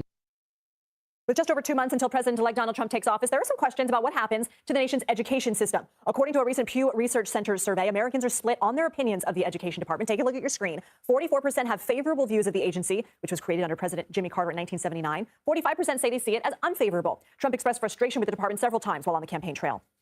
President Biden is not allowed to wipe out hundreds of billions and perhaps trillions of dollars in student loan debt, which would have been very unfair. We will get critical race theory and transgender insanity the hell out of our schools. We will ultimately eliminate the federal Department of Education and send education back to Wisconsin. Ken in the chat, if you think baby belongs only to the mother and women aren't responsible for controlling when they have sex, I really can't help you. Well, I mean, I do agree that when people shouldn't be having sex irresponsibly. And if they do get pregnant when they're already in a position where they can't really take care of themselves, like that isn't something I support, but like what happens when the kid actually is born? Like what then? So it's just, you do have that dilemma of, yeah, I don't support it, but what happens when, and the thing is, it's just, well, what if they're able to take a pill when they find out that they're pregnant? It's just, some people are against that. And it's just, I'm sorry, but does the kid deserve to suffer because their parent is being irresponsible? And back to the States. Laura Meckler joins us now to explain the effects of those proposals. She's a national education writer for the Washington Post. Thank you so much for being here, Laura. When Trump says bring it back to the states, what does that mean? Well, it's a little confusing because the states and, of course, local school boards already control education. So it's not exactly clear what he's talking about. But I guess the way it's been interpreted is potentially getting rid of the Department of Education or severely slashing its budget. What does the education department do? What would a complete overhaul or elimination look like? So it does a few things. It administers the federal student loan program. That's probably the biggest thing it does. And as part of that, it sets some rules of the road for colleges. That's a major part of its mission. On the K-12 side, it also enforces civil rights laws. I should say that goes for colleges as well. It's against the law. Well, they're saying, okay, so if babies are not the fathers, then let's get rid of child support. Well, I mean, I'm not claiming that it's just exclusively the mothers that should be caring for the kid. I don't know what you mean exactly by like it's not the father's kid. Money to discriminate against students. I believe the argument is trying to be made is that the woman should not have the right to terminate a pregnancy without the father's permission. Well, like, what about if they just find out that they're pregnant? Like, what about within the first few weeks? Like, so I do think there is this sort of gray area. Like, should they be allowed to get it within the first 3 months? Should they be allowed to get it within the first 6 months? But it's just, when is it an actual baby or living thing? I mean, at that point, it's like, when it's so draconian that they can't even, like, take a fucking pill, like, the first few weeks, like, once they find out that they're pregnant, it's just, should, like, at that point, is it, like, developed enough where it actually counts as an actual baby, where it's the father's kid. It's at that point, it's like, okay, well, it's just, I don't know, are you murdering future children or whatever every time you roll over in bed and like I don't know, the pressure on your nuts like ends up murdering billions of sperm cells? Well, apparently by science, someone said by science, it's a baby at conception. No, by science, it's a zygote at conception. Sex or some other factors as well, and it enforces those laws. It also provides a lot of money for K-12 schools through the Title I program, which aids high poverty schools, and through a program for students with disabilities. So let's talk about college student loan forgiveness. This was pivotal during the Biden administration. What would cutting the education department mean for student borrowers? There's a couple things. I mean, in terms of the Biden debt forgiveness program, I think regardless of whether there is an education department or not an education department, those programs are going to go away. Many of them have already been challenged in court, and it's clear that President Trump does not support them. So he can keep the education department and get rid of the debt forgiveness. Now, if the education department itself were to be closed, which I should say I don't think is very likely because it would require 60 votes in the Senate due to filibuster rules, but let's just say it did go away. I think the vision is that those duties would be transferred to. He says, look, the excuses for women trickle to colleges, corporations, and businesses. You have women just taking over all the assets without any experience or competence in what they control. What do they mean by that exactly? The women are taking over. I don't think that's actually the case. I think if you look at, like, and I don't think it's to the extreme that like hardcore feminists are claiming, where it's like, oh, it's all dominated by men, women don't have any opportunity. But I don't really think that if you look at a lot of major like fields of employment, that men are just being casted out and it's women that are just like flooding in, and they have all the jobs now and everything. I think you're still going to find that there's more men who are lawyers, more men that are accountants, more men that actually work in all these different occupations than women. To another part of government. So whether that's because the system is broken or whether it's just happenstance that we put these like roles on people so the mothers are more likely to, like, step down and spend less time working, so they spend more time with the kids, so therefore the men tend to work more and they tend to move up the ladder more. Still, I don't think it's getting to that point where, yeah, men aren't able to find work at all because the women are just taking over. The Treasury Department, for instance, or a quasi-governmental organization, it doesn't mean that there wouldn't be any more student loans available. So a lot of what would happen in the vision of closing the education department is essentially farming out its responsibilities to other parts of government. Said in the I chat, just think it's also important. Fetus is Latin for baby. If you think that that is any sort of decent argument for anything other than that's what that means in Latin, then I'm sorry, you need to... That's semantics. Yeah, that's stupid. That's really, really, and really, does it really mean that stupid. in English? Because Latin and English aren't the same languages. Important to remember that you can make big changes in federal education policy. And Latin is, for the most part, a dead language. So the definition of words change over time. So even if languages like English, French, Spanish derive from Latin, even in English or even in one specific language, definitions can change over time. So your logic is this dead language, this is what the word meant. So now in this other language, therefore, it must also have that definition. Even with a department in hand. In fact, arguably, you can make bigger changes if you keep the department. So we've talked about the likelihood, what could happen, what it could look like. What are you hearing in your reporting about reaction? I mean, we sort of mentioned the breakdown, according to Pew, of how people view the Department of Education. What are you hearing about the likelihood or impending potential overhaul? Yeah, I mean, it's in that underneath those Pew numbers, in fact, you see that Republicans are far more likely to express a negative view of the education department than Democrats are.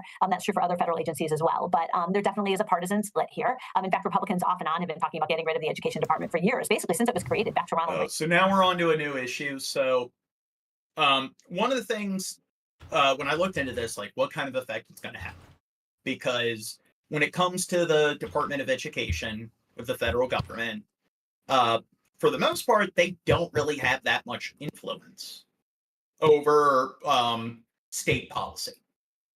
So that is one of the areas where they do have, out of all the other departments, the smallest amount of oversight. But if you get rid of it overall, one of the big things that the Department of Education is supposed to enforce is like, basic like amendments and rights to kids having an education. So things like special education. So pretty much every state is required to have what's known as an IEP, an individualized like education plan. So the problem is that that is something that they can actually, states would be able to abolish, or they don't they're not required to actually provide kids with IEPs. And that is going to be an adverse effect. And the problem is, it's like things like ADD. 10% of kids like have ADD. And it's just pretty much all kids that have ADD have IEPs. They have like accommodations for like extended time on tests, or like independent test taking where they can take tests in distraction-free environments. And it's like, that's going to cause a lot of fucking problems when kids with learning disabilities and kids with certain like problems academically aren't able to receive any accommodations. Well, John, earlier when we were going over immigrants voting for Trump, or like descendants of immigrants being fine with, having Donald Trump be all for deportation, even though that their family members are immigrant or illegal. There are cases where people have voted for Trump that their kid does have a learning disability and they need those individual. So, I mean, people are voting against their own interest. I don't know why. Because they don't do their homework. So this one person says, let me see, I'm starting to follow. Somebody says like soy boy logic or whatever. Are they talking about my argument about like getting rid of IEPs, or states being able to get rid of like mandatory like sort of accommodations? So what, you don't think kids with disabilities should receive accommodations? No, there's a different conversation in the chat. Reagan. Again, I got to get used to so much activity taking place in the chat. What I'm hearing from folks, both Republicans and Democrats, is that this is not going to happen because of the high hurdle that I mentioned. It's not even clear to me that all Republicans would be on board with this. And there's a definite strain within the conservative movement, people who really don't want to see the education department closed per se, but would like to see them use the Department of Education to press a conservative culture war agenda. So for instance, just as the Biden administration has told schools, hey, you have to respect the rights of transgender students or you're in compliance. Guess how much subscribers we've gained during this stream? How many? Million. I said guess. 500. No, we definitely didn't gain 500. Yeah, 50. Gained 100. 100. Oh, yeah. Keeps growing. With federal law, the Trump administration could do the opposite. It could say, if you... Yeah. We don't know what we're talking about. Offer certain protections to, say, transgender students. Let's say you let them use bathrooms or locker rooms or compete on sports teams. Then now you're out of compliance with federal law, essentially using the same... I don't know. Do you think we should go live later or earlier? It seems like we get a lot more views when we stream throughout the night. But I don't know. I think I can provide better content if we do it earlier, because then I'm not sleep deprived or falling asleep. Tools, but in the opposite direction. So I'm hearing that from conservatives as well. But yes, there is a lot. I think the idea of closing the department is something that really just hits people. A lot of people think it's an extreme step. So I think it would probably be fairly unpopular, broadly speaking. Laura Meckler, thank you for joining us. Thanks for having me. Southern California LGBTQ community member and longtime Democratic supporter says she's now being... Dirt. I want you to pay attention to the chat. And so if somebody actually is making an argument against what I'm saying, point it out. So that way I'm not arguing against people that are arguing against other people in the chat. This looks so photoshopped. Ostracized for supporting and voting. Doesn't that look photoshopped? Southern California LGBTQ community member and longtime It's because it is. Oh, well, no, it's This is me and my friend. It's a cardboard cutout. Oh, is it really? Okay. God, Chev. Democratic supporter says she's now being ostracized. I don't have cardboard cutouts of celebrities. I'm sorry, I'm not a weirdo. Speaking with a woman who's calling for peace in politics. This is a story you'll see only on Fox 11. Well, I definitely feel like I'm on an island alone. Election day fallout for a self-described out and proud lesbian who voted for Donald Trump. The queer people have turned their back on me, and I'm queer. So it's very painful. Tanya Sivanowski worked for the Hillary Clinton campaign in 2016 and voted for Joe Biden in 2020. I was absolutely the person that would say, if you're a Trump supporter, I don't want you in my life. And I can say that I regret that. But after recent pro-Palestinian protests at college campuses, she says she started thinking differently about the Democratic Party. What was it? Israel. I am a Jew, and what was happening on campuses is abhorrent. I think that they should have sent in the National Guard as soon as Jewish students were getting. Okay. I felt for a second that she was going to make the argument that, hey, there's just too much, like, all what was going on with Israel, them, like, supporting a genocide and so forth. Like, the fact that Biden, like, didn't really call out Netanyahu and they were constantly supporting and defending Israel. I felt that was because a lot of people didn't vote for Kamala or Biden over that. But now, her argument is they should have sent in the National Guard to protect Jewish students that were being bullied. Compare what they were going through to what you're seeing with all of these, I guess, 6-year-olds who are Hamas militants are going through in Gaza. It's just, I don't know. I think she's being ostracized because she's an idiot. And plus, how many Jewish people at college campuses were murdered?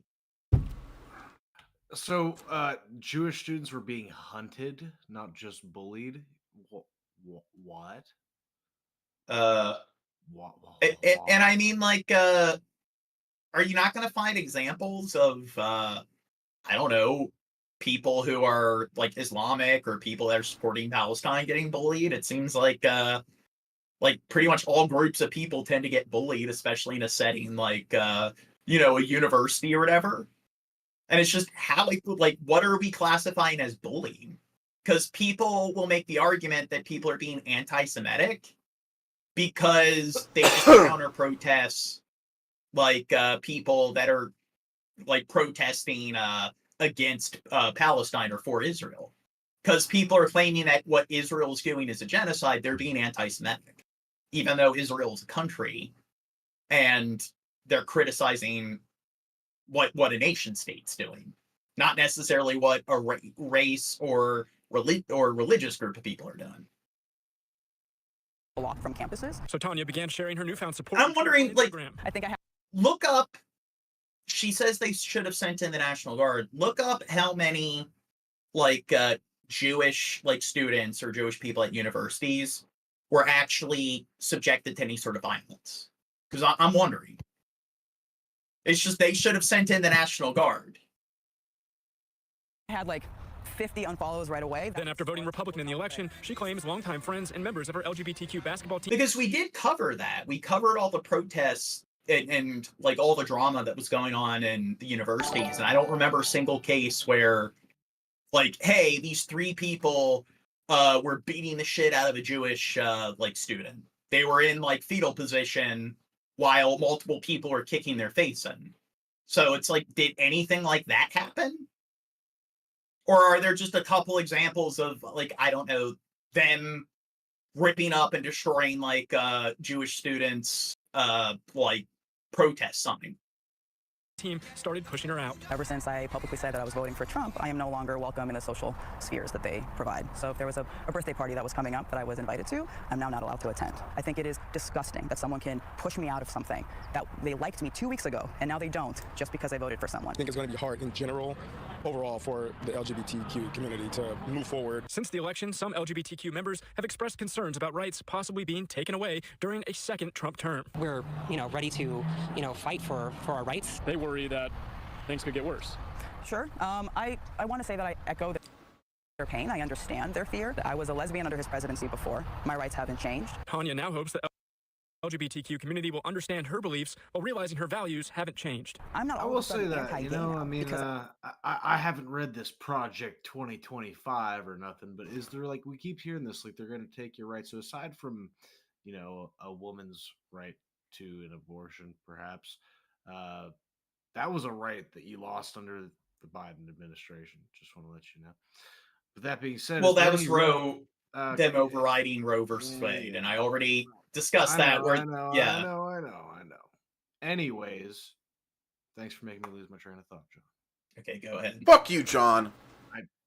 God damn it, John.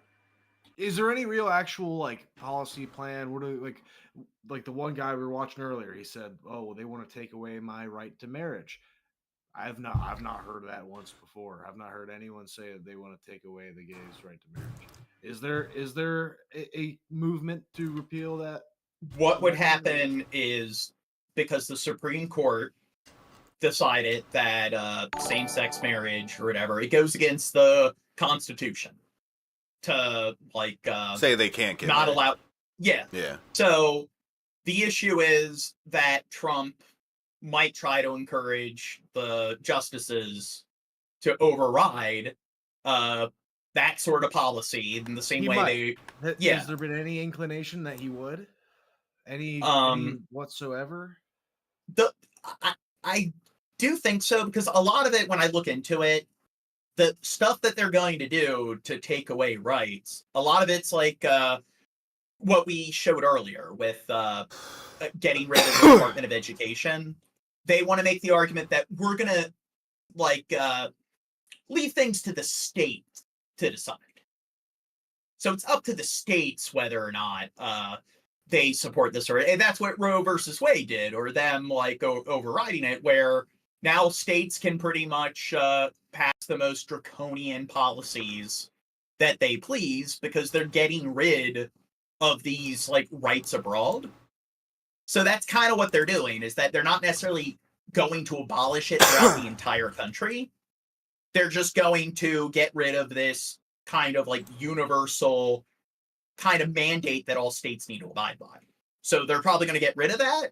And then a lot of people living in those states are going to lose the rights once the state governments decide to, okay, now we don't have to follow through with this. Now we can pass policy or start enforcing things that don't allow same-sex couples to get married.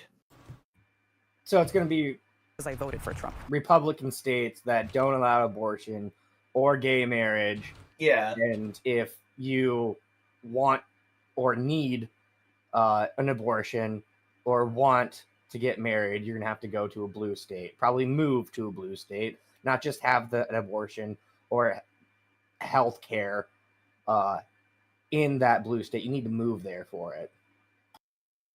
Now, did you look it up? Is there even one case of a Jewish citizen actually being assaulted? Because it would be one thing if there are these mass hate crimes where it's hey, they're Jewish and look at what Israel's doing, get them. But as far as we looked, it was just protesters and anti-protesters just yelling at each other and engaging in the typical kind of drama that you see when two different groups of protesting two different campaigns or sides. It's the same fucking drama you always see in that scenario. A 69-year-old Jewish man died in 2023. And how did he die? I'm looking into it. Heart attack. I want to bring some humanity to this, and even if one person does die, it's oh, they should have called in the National Guard because of just how the Jews were being persecuted at all of these different universities, and it's just, well, what about what was fucking happening, or what's been happening in Gaza? The only way that we will come together is to just sit and have the hard talk. Reporting in Studio City, Matthew Seedorf, Fox 11 News. This morning, Robert F. Kennedy Jr. promised. Well, one example means that it's just they were being hunted down in bulk, and therefore the National Guard should have been called in. And Biden's a coward. He just wasn't being militant enough with the military. Changes and potentially significant turnover at federal public health agencies if he takes the helm of the Department of Health and Human Services. On August 23rd of this year, God sent me Donald J. Trump. The environmental lawyer also, yes, God, known to spread debunked claims. God spoke to him and told him not to get your kids vaccinated. Claims that vaccines cause autism, telling Fox News this in 2023. I do believe that autism does come from vaccines. The idea sparked by a decades-old study that was retracted years ago. Multiple independent studies since have found no link between vaccines and autism. Kennedy pledging he doesn't want to take vaccines away, and despite his skepticism, has previously claimed he and his 7 children were fully vaccinated. He's pushed misinformation on vaccines and saying that they're linked to autism. That's not a concern for you? We'll have oversight. I think it just pushes the envelope, and that's what we need. The one-time long-shot third-party presidential candidate dropping out this summer. What do you think the the outbreak of measles is going to be in the next 4 years? Well, I mean, like, what would you prefer, measles or autism? Yeah, no, and here's the irony. It's just a lot of like diseases that can be vaccinated, they don't cause autism, but they can cause other psychiatric issues. So when it comes to like learning disabilities and things like ADD, OCD, kids that are like born with where there's complications, they're born post-term, premature, or if there's any other complications, there's a 90-something% chance that they will develop some kind of psychiatric issue. And that makes up the overwhelming majority of kids that have things like ADD or various different learning disabilities. And why do you think that there's this, so people are like, oh God, all these people have these conditions and stuff, and like, how is it even natural for so many people to have these kind of disabilities? And it's like, well, what's this more modern thing that you see in, like, you know, modern history when it comes to, I don't know, child mortality rates or, you know, miscarriages, kids not surviving through like post-conception. So what was something that was common throughout all of fucking human history up until, you know, the early 20th century? Polio. No, like it was 1 in like 6 births resulting in a miscarriage. So if we didn't have modern medicine, most of those like you know, post-term premature births where there's complications and stuff, they wouldn't have survived. They would have died through the birthing process. So now we have this segment of the population that, and this is proven through the science, that causes certain neuropsychiatric issues. Additionally, what's this other thing that we saw in like the latter half of the 19th century? That it's like this was a major cause of child mortality. Kids were, a very large amount of people died before they made it to like the age of 11 or 12. And that's why the child mortality or the life expectancy prior to this particular like medical advancement was like 30, because the child mortality rate was so high. So once this medical advancement was established, and like half of the population of kids that died before were able to, you know, survive through that earlier phase, like, what do you think the medical advancement was? Yeah. Vaccines. Close. Oh. Antibiotics. Antibiotics. Yup. Antibiotics. Ah! And here's the thing. Another thing that's a major contributing factor to kids developing certain learning disabilities or certain psychiatric issues are like really serious cases of things like strep throat, scarlet fever. And I know some of these are bacterial infectious diseases, so vaccines aren't going to help there. But people who have really serious cases of like things like the measles, there's a very high chance that they're going to get really sick. And then they're probably going to develop certain developmental like disabilities because of it. And that's something else that has caused like a rise in these conditions, because now that a very large amount of kids are able to survive when they suffer like really serious cases of certain infectious diseases, they're able to survive due to the antibiotics. And it's just, I don't know. It seems like people not getting vaccinated, that's going to cause kind of an increase in kids developing things like OCD, ADD, dyslexia. And then what's this other thing that they're going to do when it comes to, you know, not making vaccinations mandatory and stuff, or encouraging people not to get vaccinated? What's this other thing they're going to do where we're going to probably see an increase in kids that have these like learning disabilities? What's this other thing they don't want to mandate? You guys are so... Why you're leading me on, John? And I just came back. I had to pee. Just fucking say it. IEPs. We just went over it. They want to get... Yeah, they want to get rid of accommodations for kids that have learning disability, or they don't want to enforce that.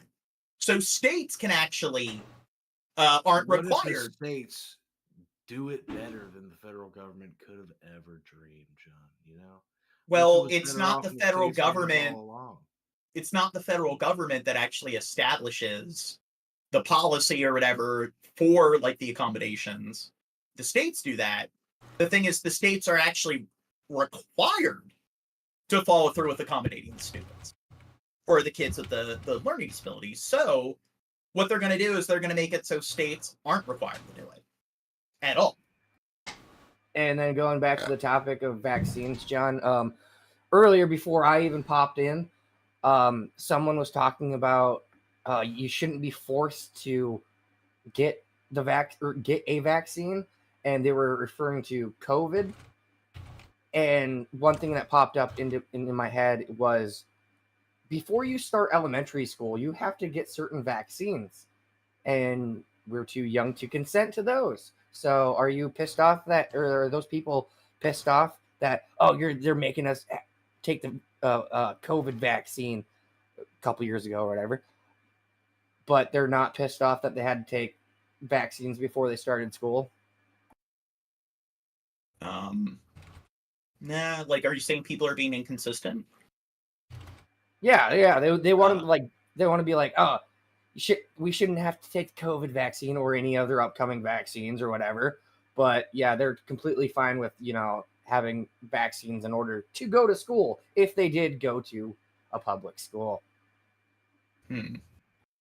Endorsing Trump and entering his inner circle. He's so into health and all. He's going to take care of women's health and men's health and your children's health. Now, Kennedy's top priorities include tackling processed foods, including a proposed ban on additives like food dyes, changing the FDA's nutrition guidelines, pushing to end the practice of adding small amounts of fluoride to prevent tooth decay to Americans' drinking water.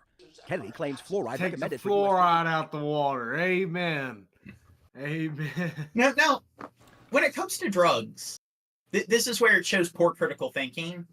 It's just, hey, corporations should be allowed to do what they please. It's like people who are at fault for, you know, like eating shit that's unhealthy and so forth. It's like, okay, but the problem is, then why are you you're against certain drugs being legalized? And they ignore the fact that it's like semantics again. What's a drug? And what isn't a drug? A drug's a chemical that has some kind of, psychological sort of effect, some kind of chemical effect on your brain. And guess what? Any chemical that you put in your body, oxygen, inhaling oxygen has an effect on the brain. I think you should stay away from that argument, Jane. That's a silly direction. Well, the point is, look at the kind of effects that highly processed food has on people. And they do put, additives in food that are unnatural, So when you're talking about addictive properties, and look at obesity in the United States. So like what they're doing or what they're allowed to do when it comes to the kind of additives that they put in foods, it's shown that it actually disables parts of your brain or that make you feel full, that tell you that, okay, you don't need more food, you're not hungry anymore. And then it stimulates parts of the brain that tell you that you do want food. And they're designed to actually have that sort of effect. And those aren't like natural parts of any sort of or those aren't natural chemicals found in any sort of like organic food products. So it's like they're okay with like these unhealthy sort of like food products that definitely cardiovascular disease is the #1 killer. Yet we know that highly processed food is one of the things contributing to like increase like cases of cancer. So they make the argument that like, hey, well, these drugs are bad. They have side effects. And it's like, well, food and so forth, being like a binge eater, like overeating is definitely unhealthy. So why don't they have the same effect towards like indulging in this sort of like chemical as opposed to indulging in these other sort of chemicals? Well, John, I just want to throw you a fun fact. There's cereal companies that release their cereal in the United States and in Canada. And in Canada, their cereal has less like dyes, additives, stuff like that. But these companies are completely fine with adding that to the cereal that they sell here in America.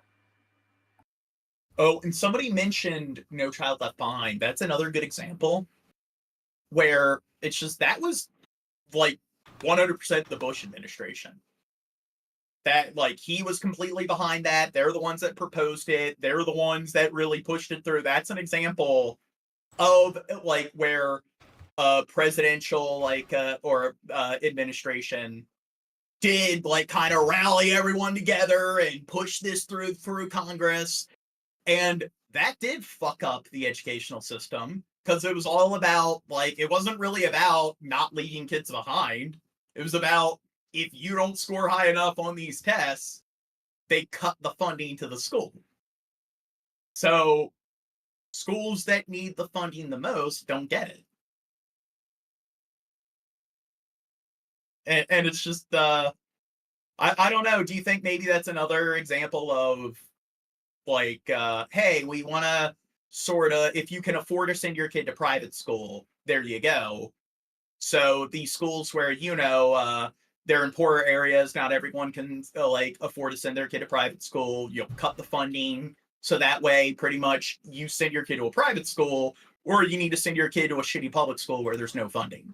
And then more and more people send their kids to private schools.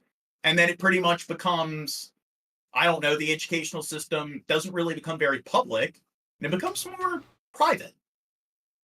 Seems like what's the branch of the government that loves to pander to the private sector and try to, allow the private sector to sort of intercede as much as it pleases? The good guys. The what? Good ones. The good guys. Water since 1962 is linked to low IQ and bone density issues. But the studies he references are preliminary and only looked at high levels of fluoride exposure, not the low levels currently recommended. Yeah, that's similar to like, hey, artificial sweeteners, they cause cancer. It's like, well, the studies show that they only cause cancer in really extreme quantities. All right, John, stop the fucking presses. Stop the presses. Harmony Gaming has been trying to get this through. All right. Big question here. What chair do the four of you use when you sit on your wives? Whoa, what chair do the four of you sit on when your wives get cucked by BBCs?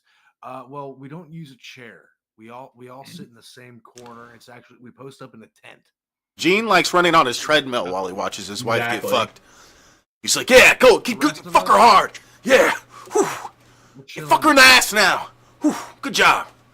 No, I'm with you. We're, all four of us are in the corner with our dicks tied together in knots, and we just jerk each other off. It's a four-way Chinese. Oh, so are you saying we do like a Rat King with our four? Yeah, that's what I was just thinking of. Was the Rat King thing? All their tails get somehow get stuck together. Yeah, my wife walked in on that, and that's when it was over. That's exactly where my mind went to, Gene.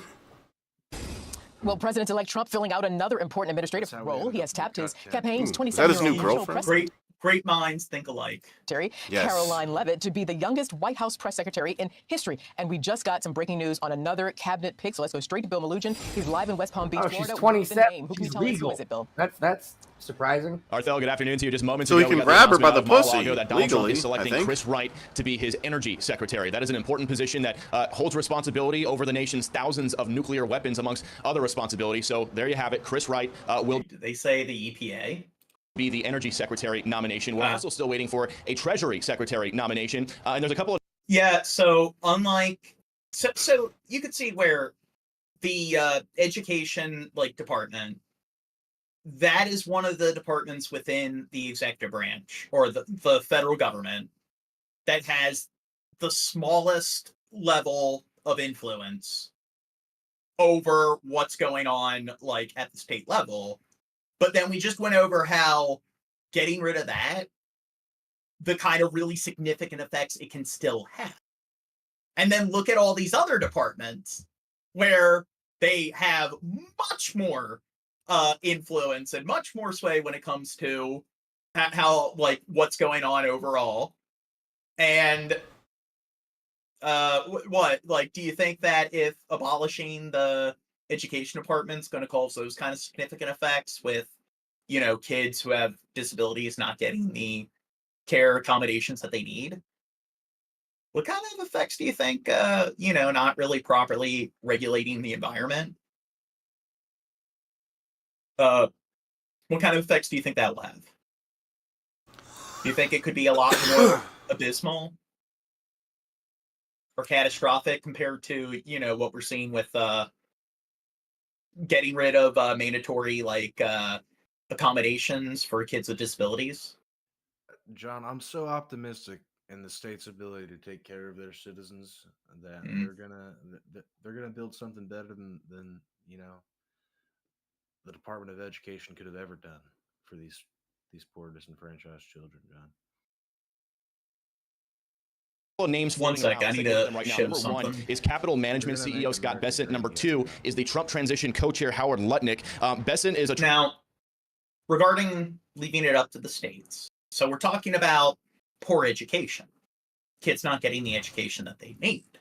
So what particular states do you think, when it comes to, I don't know, where their citizens probably need to have a bit more sort of qualitative education, do you think it's the red states or the blue states that probably are lagging behind in that area? Well, I did post. It was for voting, but yeah. There you go. But maybe this is some libtard propaganda. So isn't it usually more of the right-leaning policy that's pull yourself up by the bootstraps? Having a learning disability is no excuse for struggling with a learning disability because you can hold everyone to the exact same standards. And aren't those particular states that are run or that are more influenced by that party, aren't they the ones that seem to be performing the worst when it comes to education? And do you think that maybe these are the states that are more likely to, when they're given the choice, not to follow through with mandatory accommodations for kids with disabilities? I don't know, John. Kansas is pretty smart. They're pretty rural, John. They're red. What do you got to say about that, John? Is that just anecdotal, John? You said Kansas is pretty smart, aren't they? Yeah. Oh, there you go. Yeah. Pretty smart. Yeah. I thought you meant they were red in terms of it's funny how red is for Republicans in terms of their actual designated color. But then they're also very red when it comes to being on a metric for poor education. Trump economic advisor, and he says the people that Trump is bringing in are going to get. What's that? You got to bet it all on red, John. You got to go all in. Yeah, because it's always the red states that are doing the best, performing the best. It's not like all those like northeastern states. It's not like that's where all the prestige is, and that's where you see some of the most like wealthiest like middle class families, and the middle class seems to be like thriving the most. It's not like those are the states where they kind of are the top states when it comes to education. Kind of weird that it's the blue states where that's a thing. And there's also a correlation between education and how many children you have.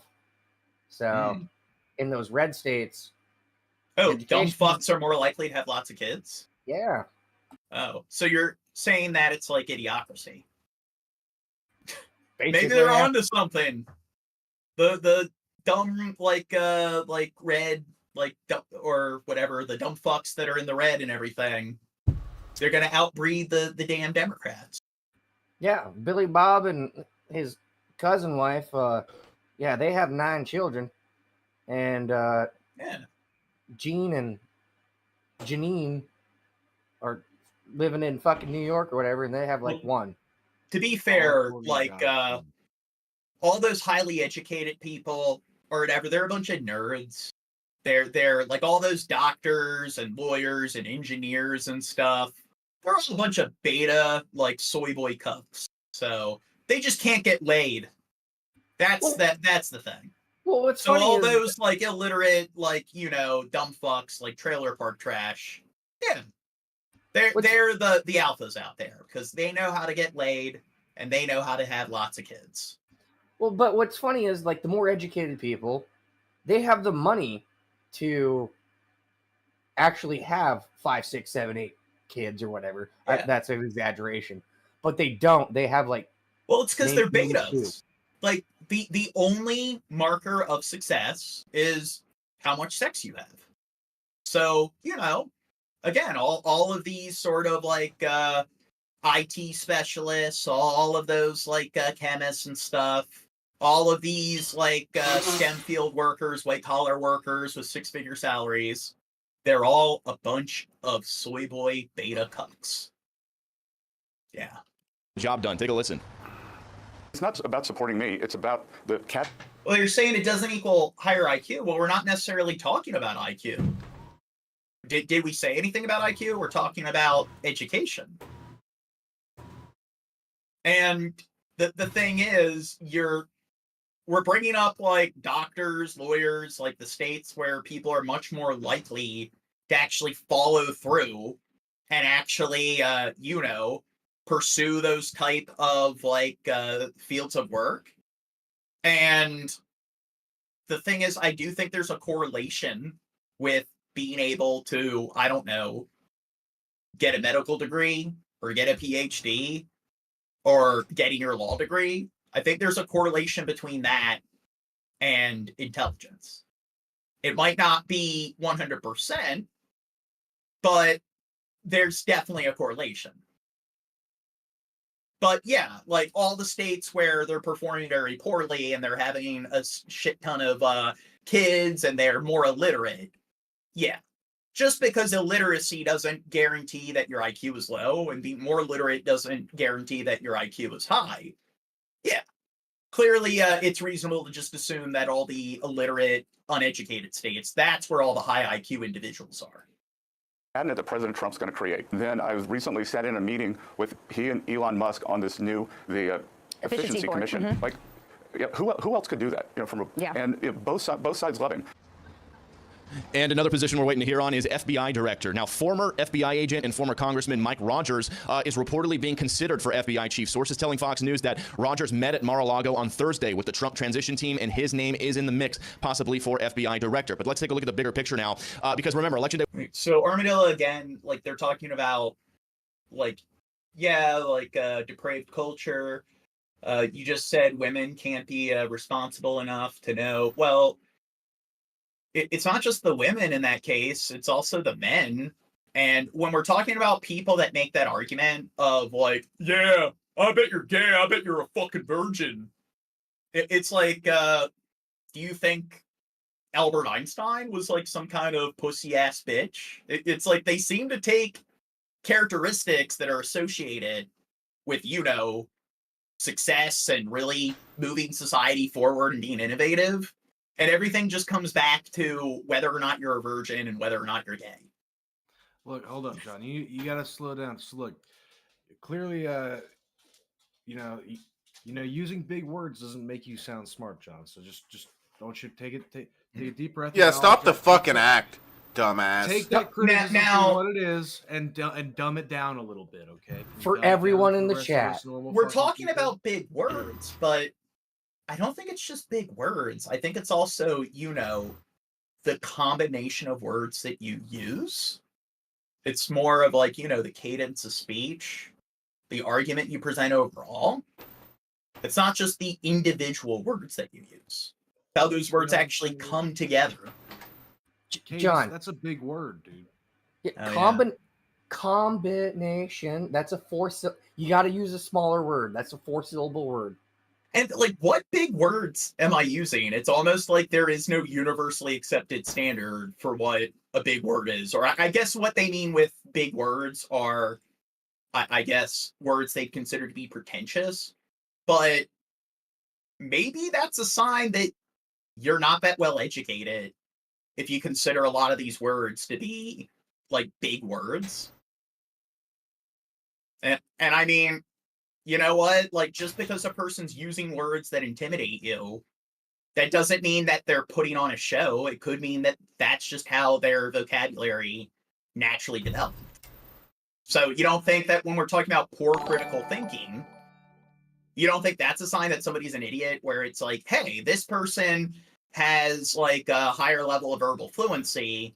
So because I don't naturally talk that way, that must mean that no one naturally talks that way. I'm surrounded by illiterate dumb fucks like me. And because none of the people in my circle talk this way, that must mean that 0% of people on the planet who do like articulate their thoughts in that manner, they're all just going out of their way to learn these big words and stuff. It can't be that, hey, environmental factors, maybe they grew up in a different environment, and that's just naturally the vocabulary that they developed. And it's like, if you sat down at a table like at MIT with a bunch of engineering students, or you sat down at a table with a bunch of medical students at Johns Hopkins, yeah. It's not like you're going to think they're all pretentious and just using big words sound smart, because you're not going to find that, yeah, like my vocabulary and stuff and my cadence of speech, it's not going to come anywhere close to sounding how, or being similar at all to how people in those settings talk. Off topic, Gene. Look who Trump picked for fucking Department of Homeland Security. Governor Kristi Noem from my state of South Dakota. Oh, God. It was less than 2 weeks ago. Here's where we stand now. Trump has made over 20 picks for his administration already. Some have been splashy and controversial. Others have had some bipartisan support. Democrats, some of them aren't liking the picks so far. Here's what Congressman James Clyburn said on Cavuto earlier today. Take a listen.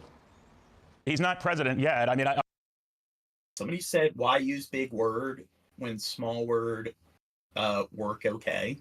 Yeah. Why use small Sometimes word small word don't work okay. Yeah. Sometimes in order to explain something, you use a word, or a big word, or you explain like a whole fucking paragraph explaining. Because, yeah, like, sometimes it's like, the thing is, most words are going to fall like within 3 syllables or 3 or 4 syllables. So I think what they mean are common words.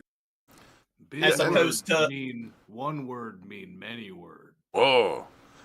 Big word, too many understand, can't. Sorry if the words like we might use are a little too complicated for you, but there's shortcuts so that we can get to the point quicker. We don't have to sit there and explain a whole paragraph of what the definition of this word is before we go on. We shouldn't need to do that to you unless you're, what are you, But 12? plus, it's just because you don't know what the word is doesn't mean that most people don't. So maybe you'd be shocked to find that a much larger percentage of people know what that word is, and maybe you're the anomaly. So this is where, again, it's that sort of like mentality of, hey, I surround myself with this like circle of people, and because it's not normal within this astronomically small percentage of people in the country, that must mean that it's common with everyone in the population, because a sample pool of like 20 people, yeah, you can definitely it's reasonable to then assume that hundreds of millions of people also fall within that particular sort of range. I got what you were saying, $1 dollar. I don't know if John did, but my bad, John. I had to read that comment because I knew it would trigger you and send you on a multi-minute diatribe. Was it a joke? A diatribe means an unnecessary conversation. A conversation is when two people have a word. Yeah, let's explain every word to everybody. Hitler, is that what you're saying? I thought a diatribe was That's a exactly tribe what I'm of saying. that diet. So you don't think Are they claiming that diatribe's a big word? No, I just had to get ahead of that one. I think they're just trying to make my point. Like that it's stupid. No, you may to have think to so. explain it. I don't know. Okay. I'll tell you what's hyperbolic is asking the Senate to approve all your nominees without any vetting. That's what's hyperbolic. And about 15, 20 minutes ago, we got another announcement out of Mar-a-Lago. President-elect Trump announcing that one of his attorneys, Will Scharf, will serve as White House staff secretary. That's an important position that holds a lot of power. It's essentially a... You sure is Irish, Paul? Do I sound Irish? Gatekeeper for a bunch of the documents that'll come through the They're White after House. me Lucky Charms. What's that? Charms. Me Lucky Executive Charms. order. So these announcements, as we get later into the day, are starting to pump out of Mar-a-Lago, guys. We'll send it back to you. Yeah, well, there's definitely activity coming from Mar-a-Lago. Bill Malugin, thank you. My ancestors are from Ireland. Because we just are now receiving a statement from President-elect Trump. And I'm actually not that far removed. I have ancestors that I actually visit and stuff that are from Ireland. It reads, Chris has been a leading technologist and entrepreneur in energy. He has worked in nuclear, solar, geothermal. Yeah, I think on my mother's side of the family, I'm the third generation born here when it comes to like being Irish. And oil and gas. So I need to start molding my entire identity around being Irish. Apparently I'm a Chris was shit one of the ton of pioneers Dutch who on my launched dad's the side. American shale revolution that fueled American energy independence and transformed the global That's on my mom's markets and geopolitics, and that is President Trump. I just want to CW whatever the hell said. Nah, I was scrolling and found 5 guys who get no ass. You included. Oh, they're talking about Skabibi. You know what really shows how smart you are is when you're like, oh, these guys are cucks and they don't get pussy. It's not hard to get pussy. If you think of it as a challenge, then you're a joke your fucking self. I could go to the nearest bar and get a fucking bitch tonight, no problem. Maybe 2 to take home. If you consider that a challenge, you got a problem, bro. Well, I mean, that's something where it's like a bragging right in high school, where it's just, okay. I bet you're a virgin. Yeah, it's like, yeah, I've had sex and you haven't had sex yet. And it's just, it's almost like because that's where everyone in their circle peaks, because no one really advances in any sort of area beyond that. It's almost like that's still the only metric where it's like, well, some people haven't had sex and I had sex. Well, I might not have any sort of higher education, and I might not work some highly skilled job, and I might not have a lot of money, and I'm white trash, like sort of like trailer, like trash and everything, but you're a virgin. Also, all 4 of us, like the camera is like mid-torso up. So you being like, oh, they don't get no pussy. What if we're getting some fucking head? You never know. Exactly. The camera. There might be a dude under my desk right now, okay? For all you know, there's 2 dudes under my desk. They're going ham on this dick. You don't know shit. Making moot points. On Chris Wright, his energy secretary choice. Hey, Sean Hannity here. Hey, click here to subscribe Hey, to Sean Fox News Hannity. YouTube page. And Remember when, like, I was going over, like, Alan Turing because ironically, this wasn't even a political stream. It was like my top 100 movie stream. And he's the one that came up with the Bomba, which was one of the first computers. And he's considered to be like pretty much some people will argue that they're founders of computer science, but he definitely was one of the big innovators and stuff. And it is estimated that him being able to break the like sort of Nazi decryption device coming up the code. Yeah, I believe it's called. So essentially, it shortened the war. It was estimated by 4 years, and resulting in millions of lives being saved. But you know what? He was a dork. He's like a pussy. He's gay. And he literally was gay, but it's just, yeah, that's what matters. You could beat him, you could beat Alan Turing in a fight, so therefore he's just a beta boy bitch, because nothing he accomplished really matters. And what I love is, it's like, a lot of the people that use that argument, it's like, what kind of people do you think innovated the kind of technology that goes into your fucking Xbox and your computer and your smartphone? It's like, they seem to love these appliances. They love playing Call of Duty and everything. But they also like, when they're playing Call of Duty, to call people virgins and beta boy cucks and stuff, because, I don't know, they sound like they read a book or two. Because sounding like you're educated automatically means you're a worthless virgin. It's the virgins and the beta boy cucks that are making your Call of Duty. Yeah, exactly. Well, I don't even think they're virgins. I think their logic is, hey, people that fall into this category must be virgins. Whether they're virgins or not, it's just these qualities that you use to devalue somebody. I kind of think that a lot of people like Albert Einstein, like Nikola Tesla, I think a lot of those people kind of fall into what you would consider to be a beta boy cuck. It's almost like, I don't know, there's something wrong with your sort of like culture and the circle that you live in. It's almost like it's an anti-intellectual circle. Well, John, I do agree that Tesla was a beta boy cuck, because unlike Edison, Tesla didn't electrocute a fucking elephant in public. Music, what was it? DC No, Edison didn't do that. Yes, he did. Now, that's proven to be, like, he didn't electrocute the elephant. It's the electricity electrocuted the elephant. No, the elephant got electrocuted, but he didn't do some kind of experiment. He didn't electrocute it. He showed video evidence of it getting electrocuted to be like, hey, look, this is what direct current does.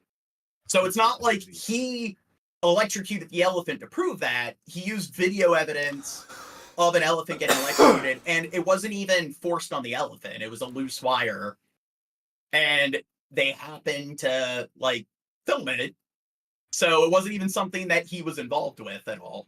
It was a consensual electrocution.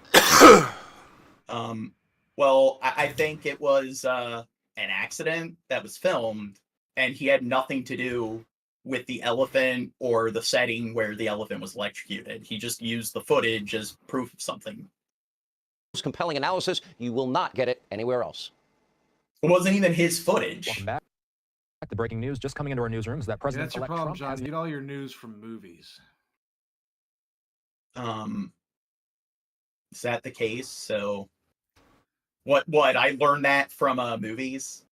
Yeah. That factoid about Edison? Maybe it was the Turing thing. Oh, the Turing thing?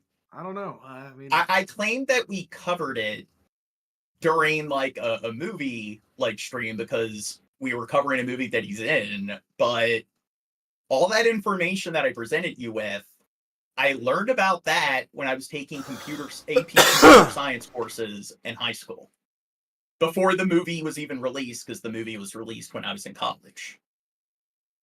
So, plus, it's, I'm pretty sure if you do your homework, you're gonna find out that Alan Turing was an actual person, and all the stuff that I said is historically accurate. John, you don't know that. You can't use facts. Come on. Yeah. Named his energy secretary. His choice for the position is Chris Wright. Plus, even if it's inaccurate, it's just, again, somebody had to be one of the founders of computer science. Somebody had to come up with the innovations of, like, using binary code machine language with silicon-based technology in order to develop some kind of random access memory that works on some kind of processor. And, I mean, if he didn't do that, somebody else did. So, do you think that person was some kind of Chad where the big thing they care about and obsess over is whether somebody gets laid or whether you can beat somebody in a fight? And it's also like we showed that map that shows that people or states that are red states are less educated. It's just, what segment of the population do you think make those kind of arguments of you're gay, I could beat you in a fight, you're a virgin? Virgin. I bet you don't get any pussy. Do you think it's the doctors, the engineers, the lawyers, or do you think it's the ghetto trash that make up the bulk of the prison population? I just want to comment on what Trubisky said. Yeah, the insults. You're gay, you don't get any pussy. Yeah, if someone's gay, yeah, they don't get pussy. Fucking idiots. Yeah. Well, maybe they tried. And it's like, are they homophobes? It's like, why are you still using gay as an insult? He is a campaign donor in fossil fuel. Because, like, now it's really taboo to be homophobic, but yet they still rely on using whether or not somebody's gay as a way to, I guess, dehumanize them or devalue them. So it's like, do you not like gay people? Are you a homophobe? So it's like, what if we're gay? According to the Associated Press. The AP says that Wright is the CEO of Denver-based Liberty Energy, which is a vocal advocate of oil and gas development, including fracking, which was a key pillar of Trump's quest to achieve U.S. energy dominance in the global markets throughout the campaign. The AP says that Wright has won support from influential conservatives, including oil and gas. Oh my God. It's like, hey, Chicago, that's in a blue state. So, yeah. Therefore, what you're like, that completely discounts what you're saying. Because it's not like averages are a thing, and it's like, are you not going to find a shit ton of cities in the South where, they're not doing well with education? So it's like, I love the Dunning-Kruger effect where they continue to show that they have no critical thinking by engaging in that sort of like anecdotal logic or that sort of like selection bias. I can find the exception to the rule. Therefore, it negates that it is much, much, much more common in these other areas. We are following Trump as he fills out his cabinet. This pick will be under the selection of the Senate. We do need to wait for official confirmation for all of these picks, whether it's anything from the Secretary of State to the Secretary of Energy. You know what? I found an example of somebody who's left-handed, who's a serial killer. Therefore, that proves that, you know what? Serial killer or being left-handed guarantees that you're a serial killer. Yeah. Don't you think that's sound logic? Well, yeah. I wouldn't trust a left. Yeah. This will all need to be confirmed by the Senate next year once Trump is in office, but nonetheless, Trump officially tapping Chris Wright on this Saturday afternoon. In the meantime, let's go out to Fox's Bill Malugin. He covers the rest of the pick. I'm not making the argument that it's rural areas that are stupid. I'm making the argument that, hey, these Republican states are states that are less educated. And they do perform worse when it comes to things like academic attainment. So you really prove that you're not a dumbass when you're not able to comprehend that. When did I make the argument that, hey, people who live in cities are smart and people that live in the country are automatically stupid? Picks we've seen so far as Trump fills out his cabinet. Okay. Next video. Another jaw-dropping cabinet pick from President-elect Trump today. RFK Jr. has been tapped to run Health and Human Services. Kennedy, a vaccine denier, will now be in charge of the nation's vaccines if he's confirmed. This is somebody who has been pushing quackery, who has been pushing lies, who has been pushing conspiracy theories. And he's even targeting the boss, blasting Trump for his eating habits. The stuff that he eats is Yeah, the person's like, the person talking has a high-pitched voice. His balls haven't even dropped yet. And you're a virgin, and you get no pussy, and then you got retarded. They really show that again. We're talking to like the pinnacle when it Your comes pee-pee to small. yeah, critical thinking of the apex. Because when you can only regurgitate the same 2 or 3 sort of insults over and over again, you don't even have arguments. It's just childish sort of quips. Yeah, you show that you're not a worthless dumb fuck. I'm surprised Trump hasn't fucking nominated you for one of his fucking cabinet seats. Now, which group of people do you think are more likely to use the "I bet you're gay, I bet you have a small dick" sort of argument? 12-year-old kids on Xbox Live and 4chan? Or people who are like, doctors, engineers, scientists? I mean... Well, I got a checkup the other day. I did a physical, and my doctor did say I have a small dick. Yeah. So, I mean... But the point is, it's like, yeah, they really show that they're on the right side of things with their mentality. Because, yeah, like, they're being honest if they argue that, yeah, it's the well-educated, it's the highly skilled that use the "you're gay" sort of argument. Like, clearly it's just 12-year-old kids on 4chan and Xbox Live. They're the ones that are more likely to, present the kind of arguments that we're presenting. is really like bad. Kennedy just slammed the fast food menu served aboard Trump Force One. The food that goes onto that airplane is like just poison. Meanwhile, at Mar-a-Lago last night, Trump and his new best bud, Elon Musk, belted out "God Bless America" with an opera singer. But Musk doesn't seem to know the words. They've been inseparable since election night. We have to get Elon with his boy. I think Musk is becoming like first buddy. He's hanging around. Foreign leaders call. Trump puts him on the phone with him. Did Trump say he has to get Elon with his boy? I'm happy to be first buddy. According to one report, Musk... This one person says Democrats do that kind of insulting. What kind of insulting? The "you're gay, you have a small dick"?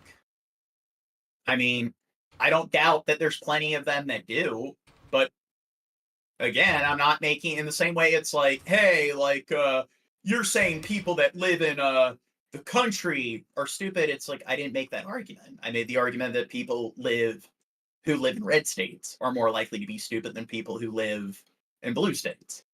So I'm making the argument that stupid people are more likely to make those arguments, not Republicans.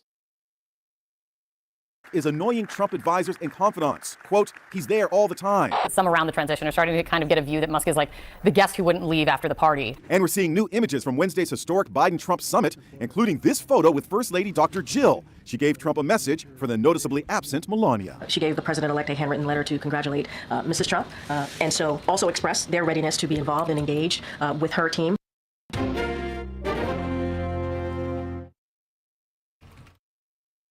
President Donald Trump is all in on Elon Musk. I'm a person that believes in high IQs, and his is about as high as they get. The world's richest man betting big on his fellow billionaire. And offering up his help to correct the economic direction of the country. How much do you think? Even if he has a high IQ, do you think that there aren't plenty of people that have fairly high IQs or people who had much higher IQs that don't agree with him? Because it seems like there were plenty of these, physicists and, like engineers and stuff when he was pitching the Hyperloop that said it was fucking retarded. Well, if you have a high IQ, you probably are a physicist or an engineer. But Elon Musk might have a high IQ, but he's business oriented, and he's using that to use to his advantage. And he sees Trump as someone that he can use to his advantage. Again, Elon Musk being part of the Trump's government cabinet, I do believe is a contradiction of interest. You mean a conflict of interest? Whatever, contradiction, conflict, what? It's the same fucking thing. We can rip out of this wasted 6.5. Look at you trying to use big words. Idiot. Contradiction. Idiot. More Idiot. conflict. Hey, I did more better than the people in the chat. I did more better. Fair point. And plus, even if he has a really high IQ, you can still be an unethical person and have a high IQ. So it's just either he supports the things that he's saying, like he supports the Hyperloop, and he honestly thinks it's something that's doable, and then he's a dumbass, or he knows it's shit, and he's a con artist, therefore he's unethical. So either he's an unethical smart person, or just a dumb fuck. Musk is making his presence known in Trump world. Okay, I'm sorry. I know that you can find stills of anybody looking pretty foolish, but I think we're doing at least $2 trillion. Yeah! Musk is making his... Yeah, he looks fucking... It's a good one. 40-yard stare, dude. Presence known in Trump world. Did you see, like, the Trumpy Trout commercial? You should look that up. Sources tell NBC News he's a near constant presence at the Mar-a-Lago Transition HQ. I can't get him out of here. He just likes this place. And you know what? I like having him here, too. He traveled with Trump for his first trip back to Washington since his election victory. And in a report not confirmed by NBC News, the New York Times citing 2 Iranian officials that says that Musk met with Iran's ambassador to the United Nations in an attempt to smooth tensions between the countries. Trump also reportedly handed the phone to Musk while talking to Ukrainian President Volodymyr Zelensky. But Musk's close access to Trump does not come without potential problems. The billionaire's various companies have major contracts with the federal government. His company's space...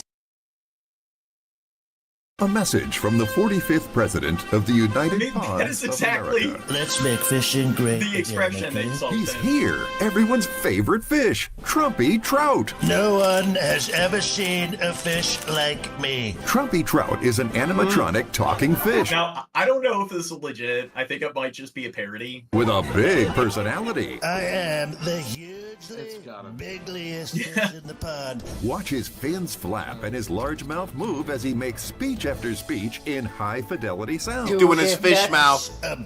If that's real, then you know for sure one person is gonna stick their dick in that. Exactly. Bad fish, crazy fish, criminal fish, and druggy fish. But some bass are good fish, and I only love some of them. Mount him to your wall or use the built-in stand to display him proudly. Oh, it's terrifying.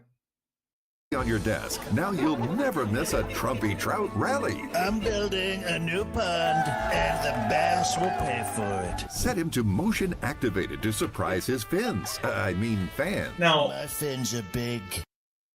If it's legit, then I don't, could sue them because they're kind of using his likeness without his consent. Well, do you know it's without his consent? What's that? You know it's without his consent? Well, if it's... Well, if they're mocking him and it's like a parody, so the... But it's a fish. It's not really him. Yeah. Well, that's the problem, is that it is sort of... kind of like arbitrary, like, are they using the person's likeness, or are they not? So it really depends on what kind of lawyer you have and what the judge thinks. Have fins like me. Or turn him on and let his inspiring words delight the crowd. All the fish love Trumpy. They just love me. Catch Trumpy Trout for yourself or someone you love. Oh, they can try, but they can't. They just can't. Treat yourself to this limited edition Trumpy Trout for just $59. Okay, this has to be like an Onion-esque, like, parody video. Oh, okay. It comes with your official Make Fishing Great Again certificate. Where does it say that? That's what the chat's saying. Multiple people said this. Oh, okay. Certificate of authenticity. Order right now and we'll instantly upgrade you. I saw John Oliver did a short thing, and it's like he didn't establish whether or not this was a real product or not, and I was just too lazy to look it up. It says it's a real product in the title. Well, look at the fucking description, bro. Like, check out. This is probably not a fucking valid source. Yeah. Like, scroll down. Who uploaded this? Fuck it. Too late. It's gone. Yeah. Nimrod Kamer. Yeah. They have 25,000 subs. I trust them. Yes. hey, they got a lot of subs, so I they trust must them. know what they're talking about. Logic. SpaceX has received billions of dollars in federal projects. Are you kidding me? His company Tesla sells more electric cars than any other company. If Trump slashes the federal incentives for EVs, it could make it more difficult for other car makers to enter the market. On Capitol Hill, Republicans seem open to letting the successful businessman have a crack at finding ways to make government work better. With his leadership and cutting waste in the government, just as he's taken us to the stars, I think it's the ability to cut and turbocharge this economy. While Democrats remain skeptical. We all want government efficiency. Oh, he says it's real. You can buy it on Amazon, or at least Skeppy said that. Oh. In the past that has failed miserably, but let's see what he comes up with. Now, Musk is not responding to those concerns over potential conflict. Well, I'm wondering, Trump's known for like suing people for like libel and slander and so forth. So I could definitely see him getting butthurt and taking it to court. Of interests, and this new Department of Government Efficiency that Musk will lead with Vivek Ramaswamy has no statutory power. All they can do is offer. Donald Trump heading back to the White House. Another thing with Elon being up there, so like Trump, like one of his big things is drill, baby, drill. Talking about like gas or like natural gas and fucking oil and stuff like that. But in Elon Musk owning Tesla, he's more focused on electric vehicles. So again, why is he a part of Trump's cabinet? It makes no sense. Because a lot of people who are unethical don't care about being consistent. And that seems to be a consistent theme with unethical people, is that they're consistently inconsistent. Yeah. Makes sense. Okay. This will usher in an unprecedented era in American history. In a dramatic political comeback, Donald Trump will return to the White House. And if he's going to share the credit for his victory with anyone, it's this guy. Where is he? Come on up here, Elon. Come here. Elon Musk, known for selling cars, making rockets, became one of the biggest political donors. Now, is he the one that made those rockets? So he's a businessman. So he inherited a bunch of money. So he established the organization. But how much of his expertise went into, designing the rockets, actually assembling them and stuff? It's like, that's the problem. It's like looking at any billionaire and being like, hey, their company made this, therefore they made it. Owners in American history. Even with the Supreme Court's Citizens United ruling allowing corporations to spend unlimited amounts on campaigns, the nearly $200 million that Musk spent, along with his intense campaigning both on X and on the ground, dwarfs precedent. A star is born, Elon. And he's already reaping the rewards. Immediately after Trump's victory, Tesla shares went through the roof. In a single day after the election, his net worth goes up, by like 26 billion. And that's just the beginning. Trump is in a position to make him even richer. Musk is like the Now, he's a genius. Do you think he's the one that came up with a lot of the blueprints for all those rockets and technology that SpaceX developed? Or do you think it's just he's rich, he owns the corporation, he may have established the corporation, but do you think maybe it's other people that designed it? So I guess like Bill Gates, like he programmed every single Windows operating system. Bill Gates is the one that made the Xbox because Microsoft is the company that owns it. This dude's cringe. Cringe. He's a stupid rapper, isn't he? Look at my Make America Great Again chain. Oh God, Chad. Facto vice You think you're better than all rappers? I'm better at rapping than him, and I don't even have to listen to his music. You wish you dribbled. Look at you making assumptions. There's a word for guys like this. Could out-rap him while having a fucking seizure. And by that I mean in the sense that he is a very wealthy business. Oh yeah, there's an also used and seems to be interested in continuing to use his political connections to make money. Musk. Imagine robot. I want to comment on Elon Musk robot. It sounds like someone that is like hooked up to a mic somewhere offset. And like it's not actually AI. It does the moves and everything, but you hear the voice and it's just like, no, there's someone hooked up to a mic. Yeah, that is something Boston Dynamics and some other like corporations accused him of that. That it was like CG or something. Taylor Swift, Warren Buffett, Rupert Murdoch are all rolled into one. That's Elon Musk. So what does Elon Musk want from this newfound power? Musk wants a lot of things from Donald Trump.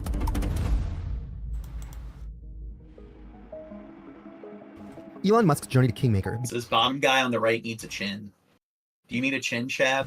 And intentionally or not, with his Dude, I said that I can out-rap him and people are trying to rap now. Rap, boys. It's like, shut the fuck up, Artard. Go listen to one of the songs. It's like, fucking A, I don't have to fucking juggle like it's a fucking circus every time I say I know how to rap. I've been rapping for a long time. Nothing new. He says Asperger people are all smarter than these guys. What? No.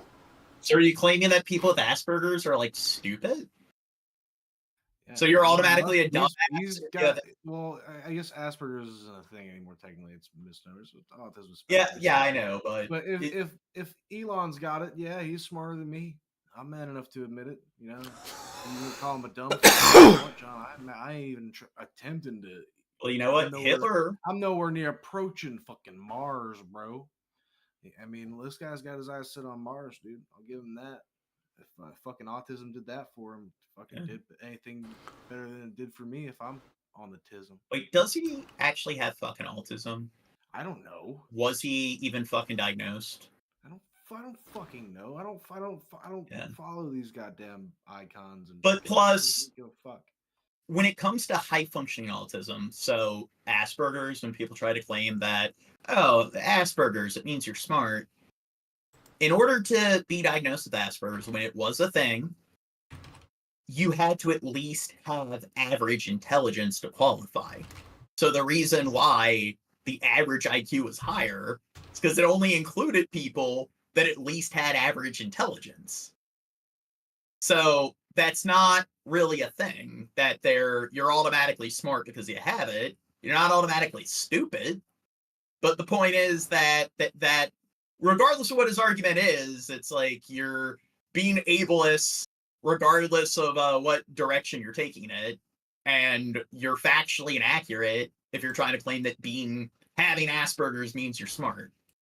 Elon Musk paid $44 billion to buy Twitter, and conventional wisdom is Elon Musk destroyed Twitter. And from a business standpoint, that is true. If you look at what investors have said, is about 80% less than it was when Elon Musk bought it. But I don't think... Y'all are schizos. Fuck, thanks, Dr. Dipshit. Elon Musk looks at this as a business. Dr. Dipshit in the chat. He looks at it as a cultural and a political play. As a way to change the culture from what he sees. I didn't fucking know that until now. It is now basically the center from which a lot of right-wing culture and political advocacy is originating. One of Musk's very first actions at Twitter, before even rebranding it as X. Dude, what's the guy on the bottom left even doing?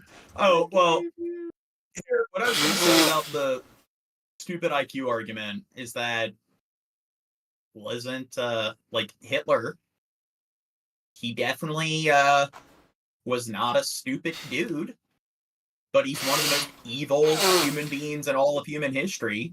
If you look at things like his academic sort of accomplishments, you look at things like he definitely wasn't a terrible like military strategist. You look at a lot of the like sort of tactics that Hitler developed, and he took over all of Europe in under 9 months.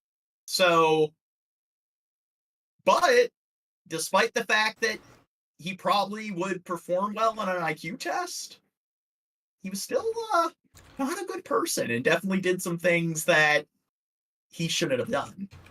So just because you're smart doesn't automatically mean you're a good person. And it doesn't automatically mean that your intentions are pure. Was to reinstate Donald Trump's account, which had been suspended in 2021 following the January 6th insurrection. His return to Twitter was marked by this notorious post. You saved free speech. Even though Trump's own platform, Truth Social, is in competition with Twitter, Musk's reach exposed Trump to a whole new audience. Musk kind of opened the door for a lot of people who maybe would never have looked at Trump or considered voting for Trump to take a look at him. Like the young men who follow Elon and think that Elon is great, now see Trump in a different light. And he has given Trump like a gravitas that maybe he didn't have before. It's one thing to have Hulk Hogan speaking at This one dude says phase 2, the smell. So what, is he trying to say we're stinky or whatever? No, he's so autistic he can smell through the internet. Well, I mean, if you're gonna use autism as an insult, isn't that usually a thing that people with autism have poor hygiene? Aren't they? Or if he's making the argument that, hey, Elon Musk has autism, so that must mean he's a genius. Whatever his argument is, if he's trying to claim that Asperger's is somehow an asset, what's that? I think he's just trying to say we're stinky. Yeah. Madison Square Garden for you. It's another to have, arguably like the most successful capitalist in a I generation. bet you're this off the internet. Speak. I know what I'm talking about because you suck. You're retarded. You're a poo-poo head. I prove that I'm smart by throwing a bunch of childish insults your way. Gene, I bet you donate to fucking cancer kids. You fucking piece of shit. Yeah, fuck you. Fuck those kids with cancer. It's gonna be amazing. This is like a mutually beneficial business arrangement, right? Trump got money and got elected. Musk gets sway over the federal government. This mutually beneficial arrangement includes a new role for Musk that raises a whole host of potential conflicts. At the Madison Square Garden rally, Howard Lutnick introduced Musk as the co-chair of the Department of Government Efficiency. Set up Doge. Yes. I think the funniest name is DOGE, the Doge, Department of Government Efficiency. Musk wants the federal government to mostly get out of his way. Tesla is a electric car company, and it very much would like the federal government to approve its business in robotaxis, driverless cars. Elon Musk runs Neuralink, which sells brain implants. Elon Musk would very much like the federal government to legalize that. And you can kind of go on and on. While pushing for less federal oversight, Musk also stands to gain billions. Elon Musk owns a major defense contractor called SpaceX. The U.S. government is their most important client. SpaceX has already gotten billions of dollars worth of contracts between 2009. Oh, somebody said, Hitler, he took over like Europe in under 9 months because of his generals. Well, then Elon Musk, all of his accomplishments are because of other people, not him. I mean, Trump, yeah, nothing that the Trump Foundation did good or was actually successful. It was all his cabinet. cabinet. Of him. Yeah, it was everybody else. Yeah. 9 and 2024. He didn't do shit. But this could pale in comparison to future contracts under the Trump-Musk alliance. He would like as many more contracts as possible and would like a president. And I'm sure this dude's well read on his history, claiming that, yeah, it was all exclusively his generals. And he's using the Russian argument where, again, he almost did take over Russia. There's a blizzard that took place in the Battle of Barbarossa. So look that up and look at how it turned out, because if things happened a bit differently, then he probably would have won that particular battle. Who would say... or he did win the Battle of Barbarossa. He probably would have taken over Russia. So that's the problem. You're not really making good arguments here. Mars program and hire him to send the rockets up. Starlink is SpaceX's network of space-based satellites. They are operating in roughly 100 countries around the world. They have applied for, FCC licenses to kind of expand to rural areas. So that satellite business would very much like some of its own defense contracts, as well as subsidies for regular people to buy. Here, it's 5 a.m. I'm starting to crash. Just admit it, John. You can't take the heat. You got bullied off the internet. We're all cocking soy boys. We gotta fucking stop. We need to go for We've a been little bullied. bit. Yeah. Go for a little bit. Picking Not good like timing we've for me. here. I gotta go wake up my wife's boyfriend for work, so Yeah. I got about 3 more minutes. Wake him up. You don't have a significant other. You're a soy boy. You suck. You're a cuck. I know what your relationship status is because you're some stranger on the internet, and I bet you're this off the internet. All 4 of us have to untie our dicks in order to go to bed. Yeah, we're all in the same room. It's highly unusual for the CEO of so many companies to play such a... We're connected. And I like how they talk about IQ. So it's like if somebody supports your policies and they have a high IQ, then all of a sudden it's not arrogant to use IQ as like some kind of like brag or some kind of argument that, hey, I automatically know what I'm doing because my IQ is high. So when Trump is putting Elon Musk on a pedestal, and people are claiming that, oh, Trump, Musk, they have high IQs, therefore they know their shit. Well, then what about when, I don't know, somebody on the internet you don't agree with, when they have a pretty high IQ? Well, then they're arrogant. They think their IQ's high when they've had their IQ tested.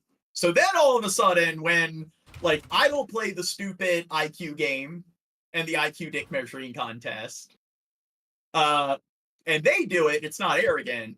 But then if we talk about IQ and it's established that, oh, we're talking about IQs, well, I don't know, I tested fairly high, but I guess it doesn't matter if anyone on this stream has high IQ, because yeah, we're arrogant pieces of shit if we use ours as an argument that automatically means we know what we're talking about. All right, look, John, seriously though, I gotta go. If I'm late, my wife's boyfriend. Okay, get out of here. So I'll catch you guys later. It's been a blast. Stop trying to make it seem like you actually have a girlfriend. It's not like we've ever seen you on stream before. It's my wife's boyfriend. Yeah. We all know your wife has a dick and her boyfriend has a dick. Whoa. Whoa. Whoa. And they're all tied together. Good night, team. Strong role in an incoming administration where he will have sway over the agencies that the government regulates. Oh, somebody mentions his accomplishments. What accomplishments? I mean, are you going to argue, like, we brought that up with SpaceX?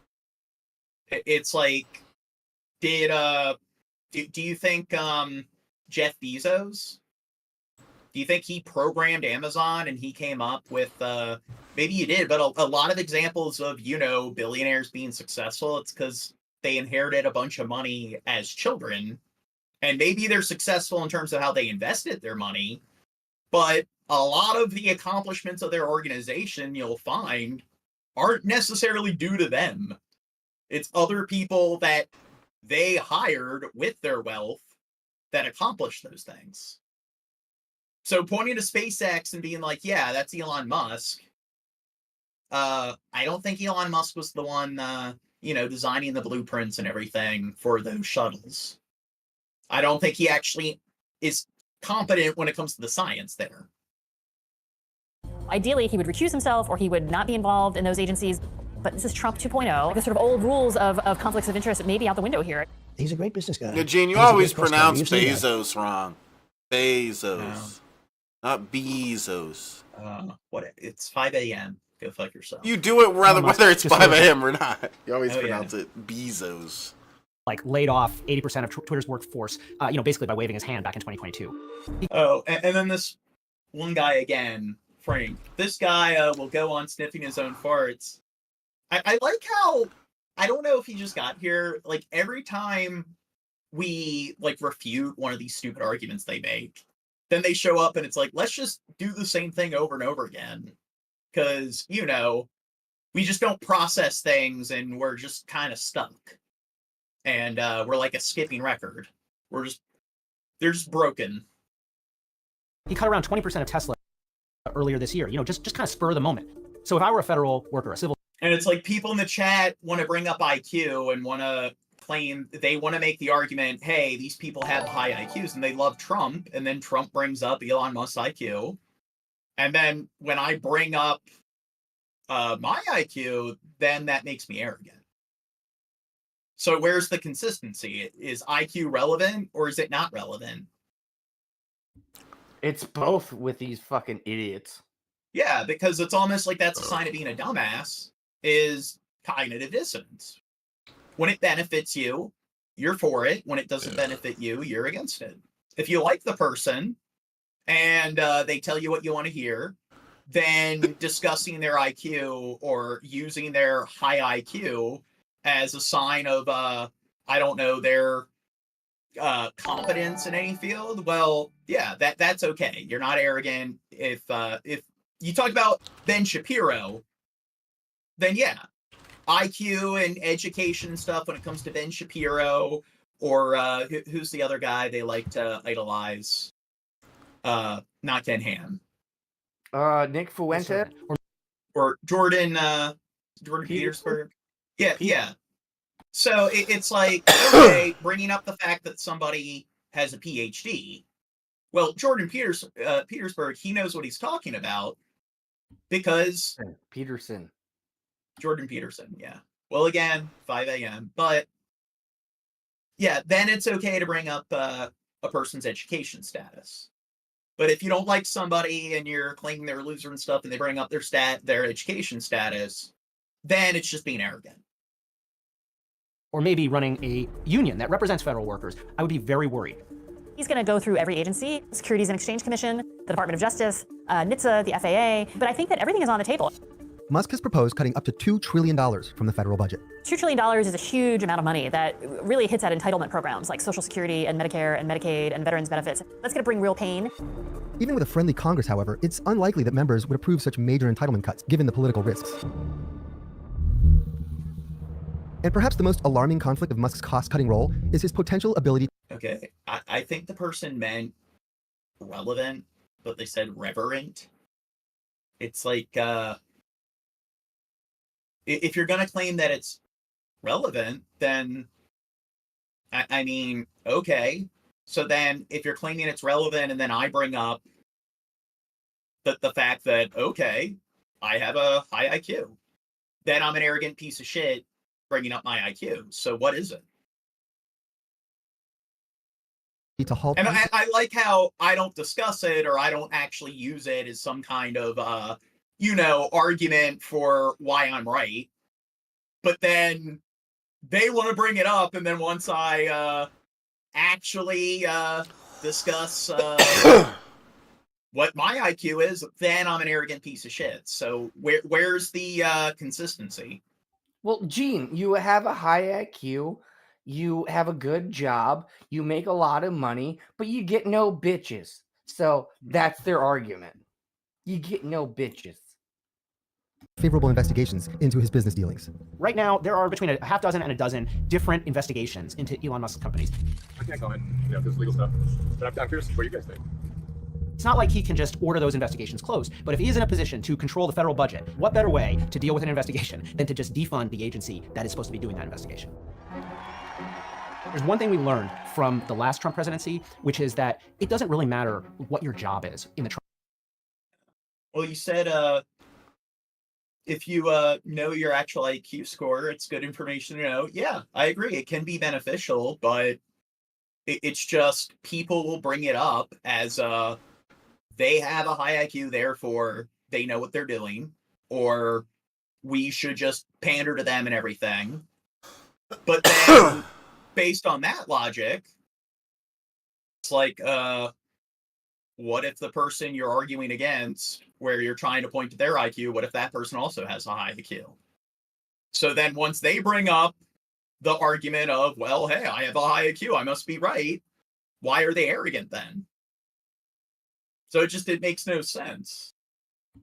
Gene, Trump White House. What so matters is who Air Force One is, and right now that is.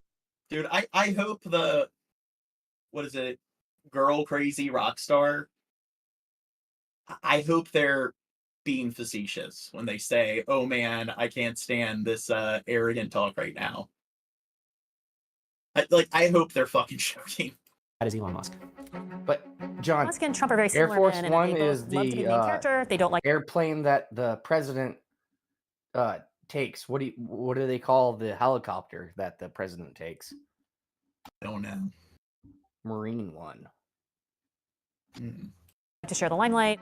And it's hard to imagine that these two giant personalities will be able to stay in the same room and stay aligned for a really long time without running into problems. But Elon and Trump need each other. And that is what's different. And that is what could make Musk's influence much more lasting. Oh, he says actions speak louder than words. Elon proves his IQ. Well, what about the fact that he supported the Hyperloop? I mean, that's not really a deep, that doesn't really support the notion that he has a high IQ. And, you know, there's plenty of rich people that inherit a lot of money. And again, it's their corporations that actually accomplish whatever it is. So it's the same argument of like, hey, Bill Gates, he is the founder of Microsoft. Therefore, every single thing that's produced through Microsoft is his accomplishment.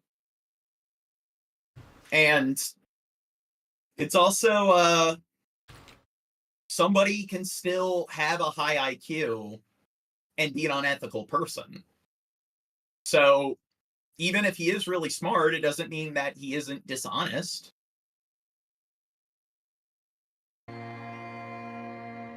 Prove your IQ, son. Oh, well, yeah, I just use big words or whatever because there isn't any sign that, you know, like it's not like I went to the University of College Park on a scholarship, which is one of the most prestigious universities in the country.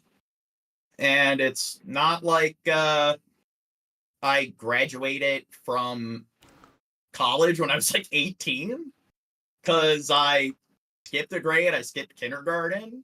And then when I was in high school, I was in all AP. So you get college credit when you're taking AP, and I got close to a perfect score on my SATs. So I ranked out of most of the like prerequisites that were needed. So by the time I was 18, at the end of my first year in college, I already had my first major. And I mean, I'm the youngest person to work my job in the city as a civil engineer in technical writing. But I guess that's not really proof at all that I don't have any accomplishments at all. I mean, I'm not a billionaire, so I guess that's how you prove that you have a high IQ.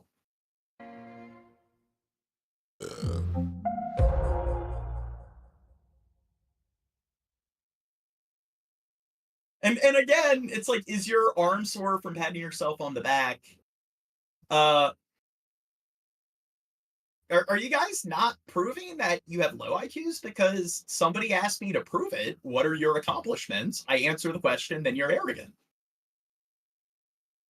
So if Elon Musk brags about his accomplishments, is he not arrogant? Is Trump not arrogant if he brags about their accomplishments? And why is it okay for somebody to bring up their IQ if you agree with the person, and then you move the goalposts and it's like, well, they prove they have a high IQ.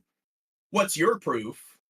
And then I give you an argument, and then that's just me being arrogant. So again, where's the consistency? Well, it's turned into a little bit of like a political fantasy football, watching Donald Trump's cabinet take shape, news day after day. And the latest is there has been an appointment as press secretary for Donald Trump, and somebody you know well, somebody we know well, Caroline Leavitt.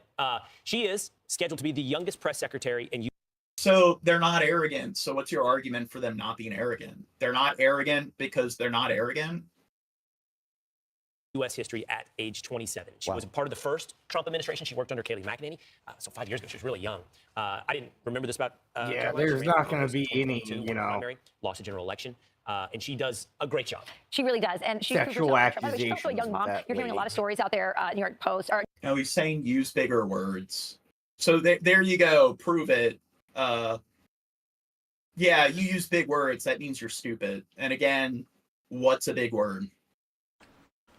So is there some litmus test for what a big word is? And it's just, hey, clearly you're not a dumbass that lives in a, like, you're surrounded by people who are illiterate and so forth. So it's almost like you're not a dumbass when you just assume that if you actually go to some setting where you're surrounded by people who are like well-educated and people who are intelligent, yeah, they're not going to have the same kind of vocabulary that I do.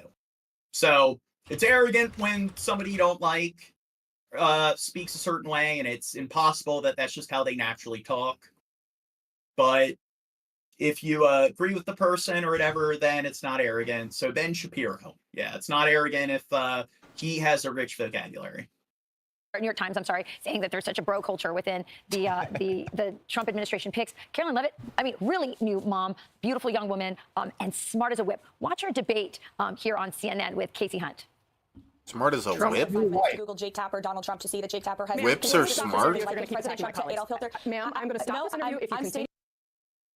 Never heard of smart as a whip. You've been talking about it for 5 minutes. 5 minutes on a like 5-hour stream. 5 minutes isn't that long, especially when it comes to just banter with the chat. And plus, the argument is the hypocrisy.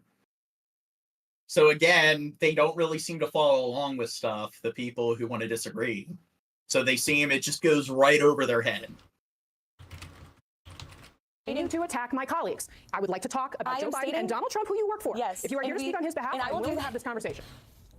I am stating facts that your colleagues have stated in the past. Okay, now, I'm sorry, guys. We're going to come back out to the panel. Caroline, thank you very much for your time. You are welcome to come back at any point.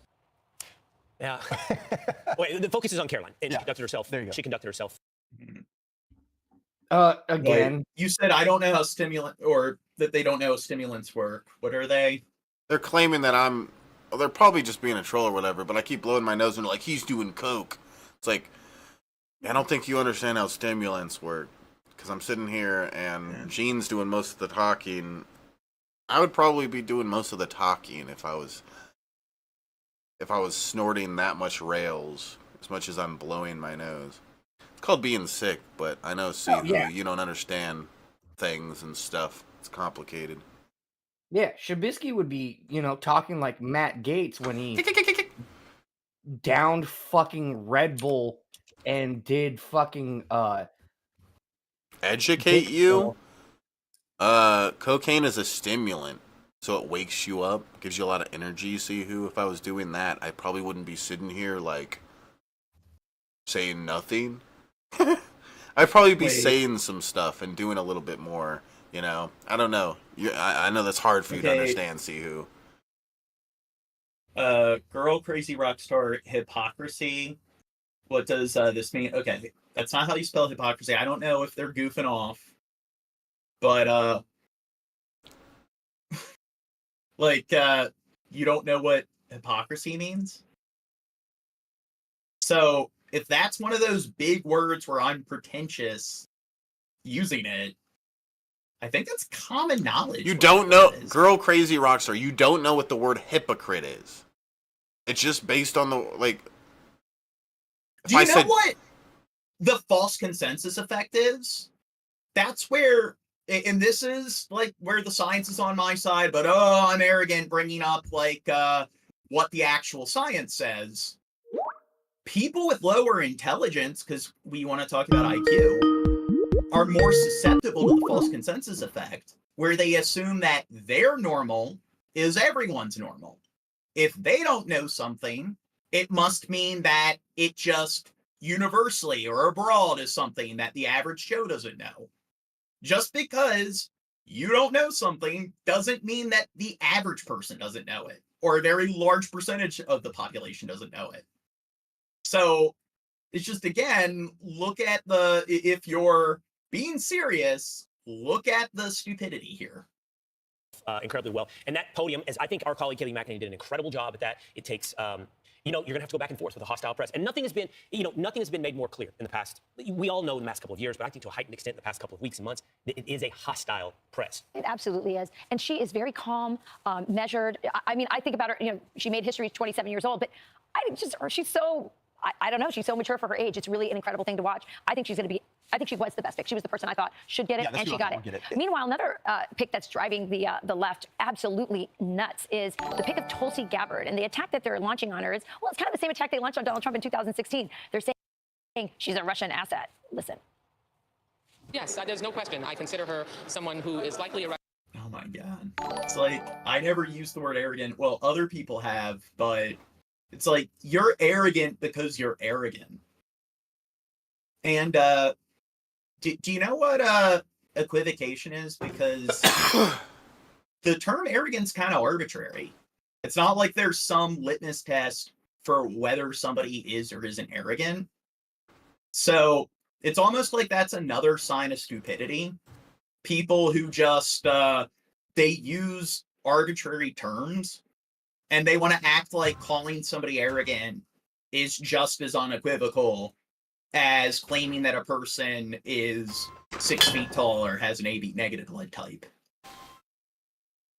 Russian asset who would be as the DNI responsible for managing our entire intelligence community, hold all of our most significant intelligence information and secrets, and essentially would be a direct line to our enemies. Somebody said, but how do they test IQ? Through IQ tests? No, they give you a fork, and if you put it in the electrical socket, they measure the volts. So, yeah, well, there's that. You know, I meant to wear my rubber boots in today because it's getting deep. I mean, it really is. The bullcrap is getting deep. You're talking about someone there. I was going to say, like, a few minutes ago when we get to 60K views, maybe it's time to stop. We're at 61K views. Who has served her country in the House of Representatives and still serving in uniform. Someone who's taken an oath and has defended this country. But, I mean, look at this cabinet. Look, I mean, the next one up is Pete Hegseth. And listen to how they talk about him. This is someone who is known to be a white supremacist, known to be an extremist, whose platform, whose book is basically about his opposition to the advancement of black officers to the top brass. And the Yeah. And speaking of arrogance, Crow, have you ever heard of this thing known as the Dunning-Kruger effect? The Freddy Krueger effect. The dumb cougar. The dumb cougar effect. The guy that played. Yeah, go ahead. Yeah. No, but I thought you knew this. Why don't you inform the chat? Oh, no. It's like, I think I'm smart when I haven't, looked into any of the shit that I'm talking about. But, oh, you're dumb because you've actually looked into every single aspect. You use big words. Yeah, oh, you use big words. I don't know big words. Yeah, isn't it, people who tend to have lower intelligence that tend to overestimate their level of intelligence? And they're too stupid to recognize their own stupidity. So our stupid minds are full of pride, our intelligent minds are full of doubt. And we're dealing with a lot of, like, G-mans in the chat where it's just like, yeah, they don't know what they're talking about because they don't know what they're talking about. And they constantly engage in rhetoric, which is akin to what you see from, like, 12-year-old kids. But clearly, they're not the dumb ones.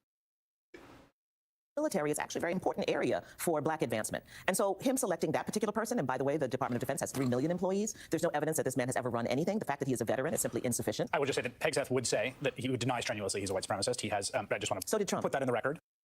Yeah, first, can I just mention, she says, first of all, she says the purpose of the military is black advancement, which I'm like, really? I didn't know that was the purpose of the military. The purpose of the military is to defend our country. But put that aside. If Pete Hegseth was a white supremacist, I think we know. And I hope that he has the time, which I'm sure he doesn't because he's preparing for his... Somebody says, who told you that, bro? Or who told you that, though? Are you talking about the Dunning-Kruger effect? Are they asking about that? His hearings and everything before the Senate, that woman deserves to be sued. That is defamation. No doubt about it.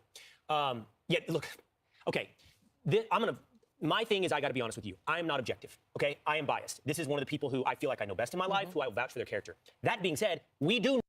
Yeah, so what Unspecified said, criticism is fine, but a lot of people throw insults without adding anything constructive. So, do you think, and people in the chat that don't agree with me, or who want to criticize me, do you think I'm wrong? Do you disagree with what I'm going to say here? That it's not a sign of intelligence to just throw ad homs and claim that somebody's gay. This person's got the tism. Just these sort of, like those kind of clips, do you not think they're more, like, commonly associated with those who are stupid and uneducated, as opposed to those who are intelligent and educated? Well, what do you think? Gene, you're talking about stupid and uneducated. Girl Crazy Rockstar said, Dunning-Kruger? Never heard of him. Is that like Freddy Krueger? Go back like 2 fucking minutes. I already made that joke, you fucking dumb fuck. And I like how... Sorry, blood pressure. Well, I don't know if they're goofing off, but it is like, you guys know that the internet exists. So it's like, I haven't heard of this. Must not be real. Do you know what cross-referencing is? if you don't believe the person, you can just look into it to see if it's legit or if it has any sort of like a establishment at all or whatever within like whatever any academic circle. But it's just, hey, I haven't heard of it, therefore it's stupid. Do you not think that logic is stupid? You know him best, as some people in this world. She's never met him. That ridiculous opinion is based upon what she Also, sees so this guy is now racist. Is what she's This guy is a candidate for look. If he was ashamed, the Secretary of Defense, and yeah, he might. Yeah, actually, he not might, but he was in the military. I think it was National Guard. But compare that to Biden's Secretary of Defense, who is a retired 4-star general. Do you really want this Fox News guy to be the Secretary of Defense? The last guy was a retired 4-star general, but oh, he's black, so that's a DEI hire. So, go ahead. Okay, the person says Dunning-Kruger. Oh, I get cross-referencing, but why is it relevant? Well, if you cross-reference what I'm saying, then you'll understand why it is relevant. It's that the least competent people think they're the most competent, and then here, I think I still have it on the screen. I mean, I don't know. Seems kind of odd. It seems like the more well-educated states, it seems like I don't know. It seems like a lot of the people disagreeing with us, they tend to fall into this area where the data shows that they are a lot less competent in a lot of areas. All right, Gene, you ready to wrap it up? Yeah. You got the condom? Oh my God, we got 300 people. Every time it's like we're about to end it, the views go up. Do you think that's something like the algorithms? Yeah, they're trying to keep you here. Everyone, hit the subscribe button. We stream every week. We've gained nearly 200 subscribers this stream, so that's really awesome. Hit that like button. Support the channel. We're doing amazing. We're the greatest, you could say. Oh, wait. Before we go, they said, yeah, well, I don't believe that theory.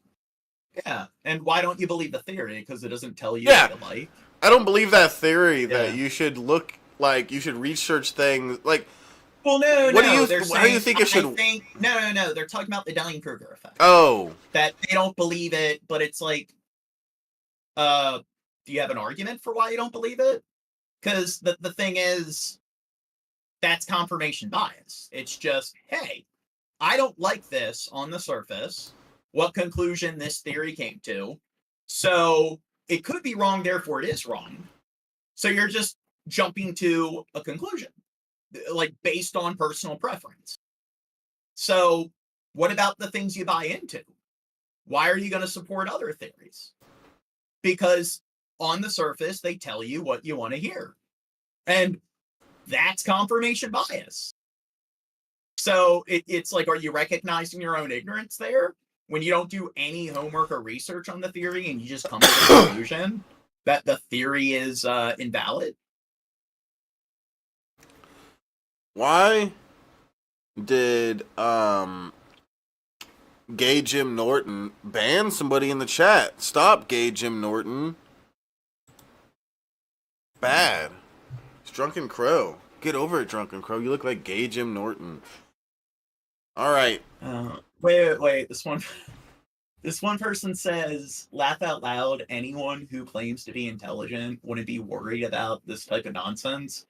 I'm not worried about it. It's like I'm falling asleep in its content, going back and forth with the chat. And plus, I'm not trying to argue or convince people that I'm intelligent. I'm pointing to people's stupid behavior, and I'm trying to prove to them that what they're doing isn't that right. Also, I'm trying to get them to question their own fucking intelligence. Also, Jim Norton's bald and has had. Shut up, had gay sex Jim with- Norton. Yeah, but that makes no oh my god. Gay Jim Norton. Gay Jim Norton. Gay Jim Norton. I hope your fucking parents get cancer. Whoa, calm down. Whoa. No, Oh, but they can don't call like me that. Gay Jim Norton when You are gay Jim Norton. Shut up. It was a joke. I'm just a troll on a fucking podcast. I'm just commenting. It doesn't mean anything. I can say whatever I want on the internet. Go fuck yourself. Whoa. What? Did he Fucking trigger Crow's you, mad. bro? He's mad. He's like, what? I'm not gay Jim Norton. I'm not gay Jim Norton. No, it's not that fucking He's triggered born me. on. It's just the fucking stupid people that can like come in here and be like, I can say whatever I want because I'm just in the chat. I can say whatever I want. No. Well, All I've right. been talking to the chat about it for the last hour during like a 5-hour stream, and it's 5 a.m. So whatever, it adds content. All right. I still hope hope that person. No, I'm not gonna say it. Fuck it. I'm gonna go hang out with King Cobra. Yes. No, I'm not kidding. I'm gonna go hang out with him. I gotta go hang out with him, Gene. He's what? Chad. What? Fuck. Shabisky, if I had Mountain Dew, can I hang out with you and mix No. it with my beer? No, gay Jim Norton. No, gay Jim Norton. No. I'm just a troll. Don't even take it serious, gay Jim Norton. Okay. All right. So everybody, hit the subscribe button. Right, Gene? Yeah, when are we gonna get to 2,000 subscribers? Soon. Soon. All right. Anyway, 99. 99. Hit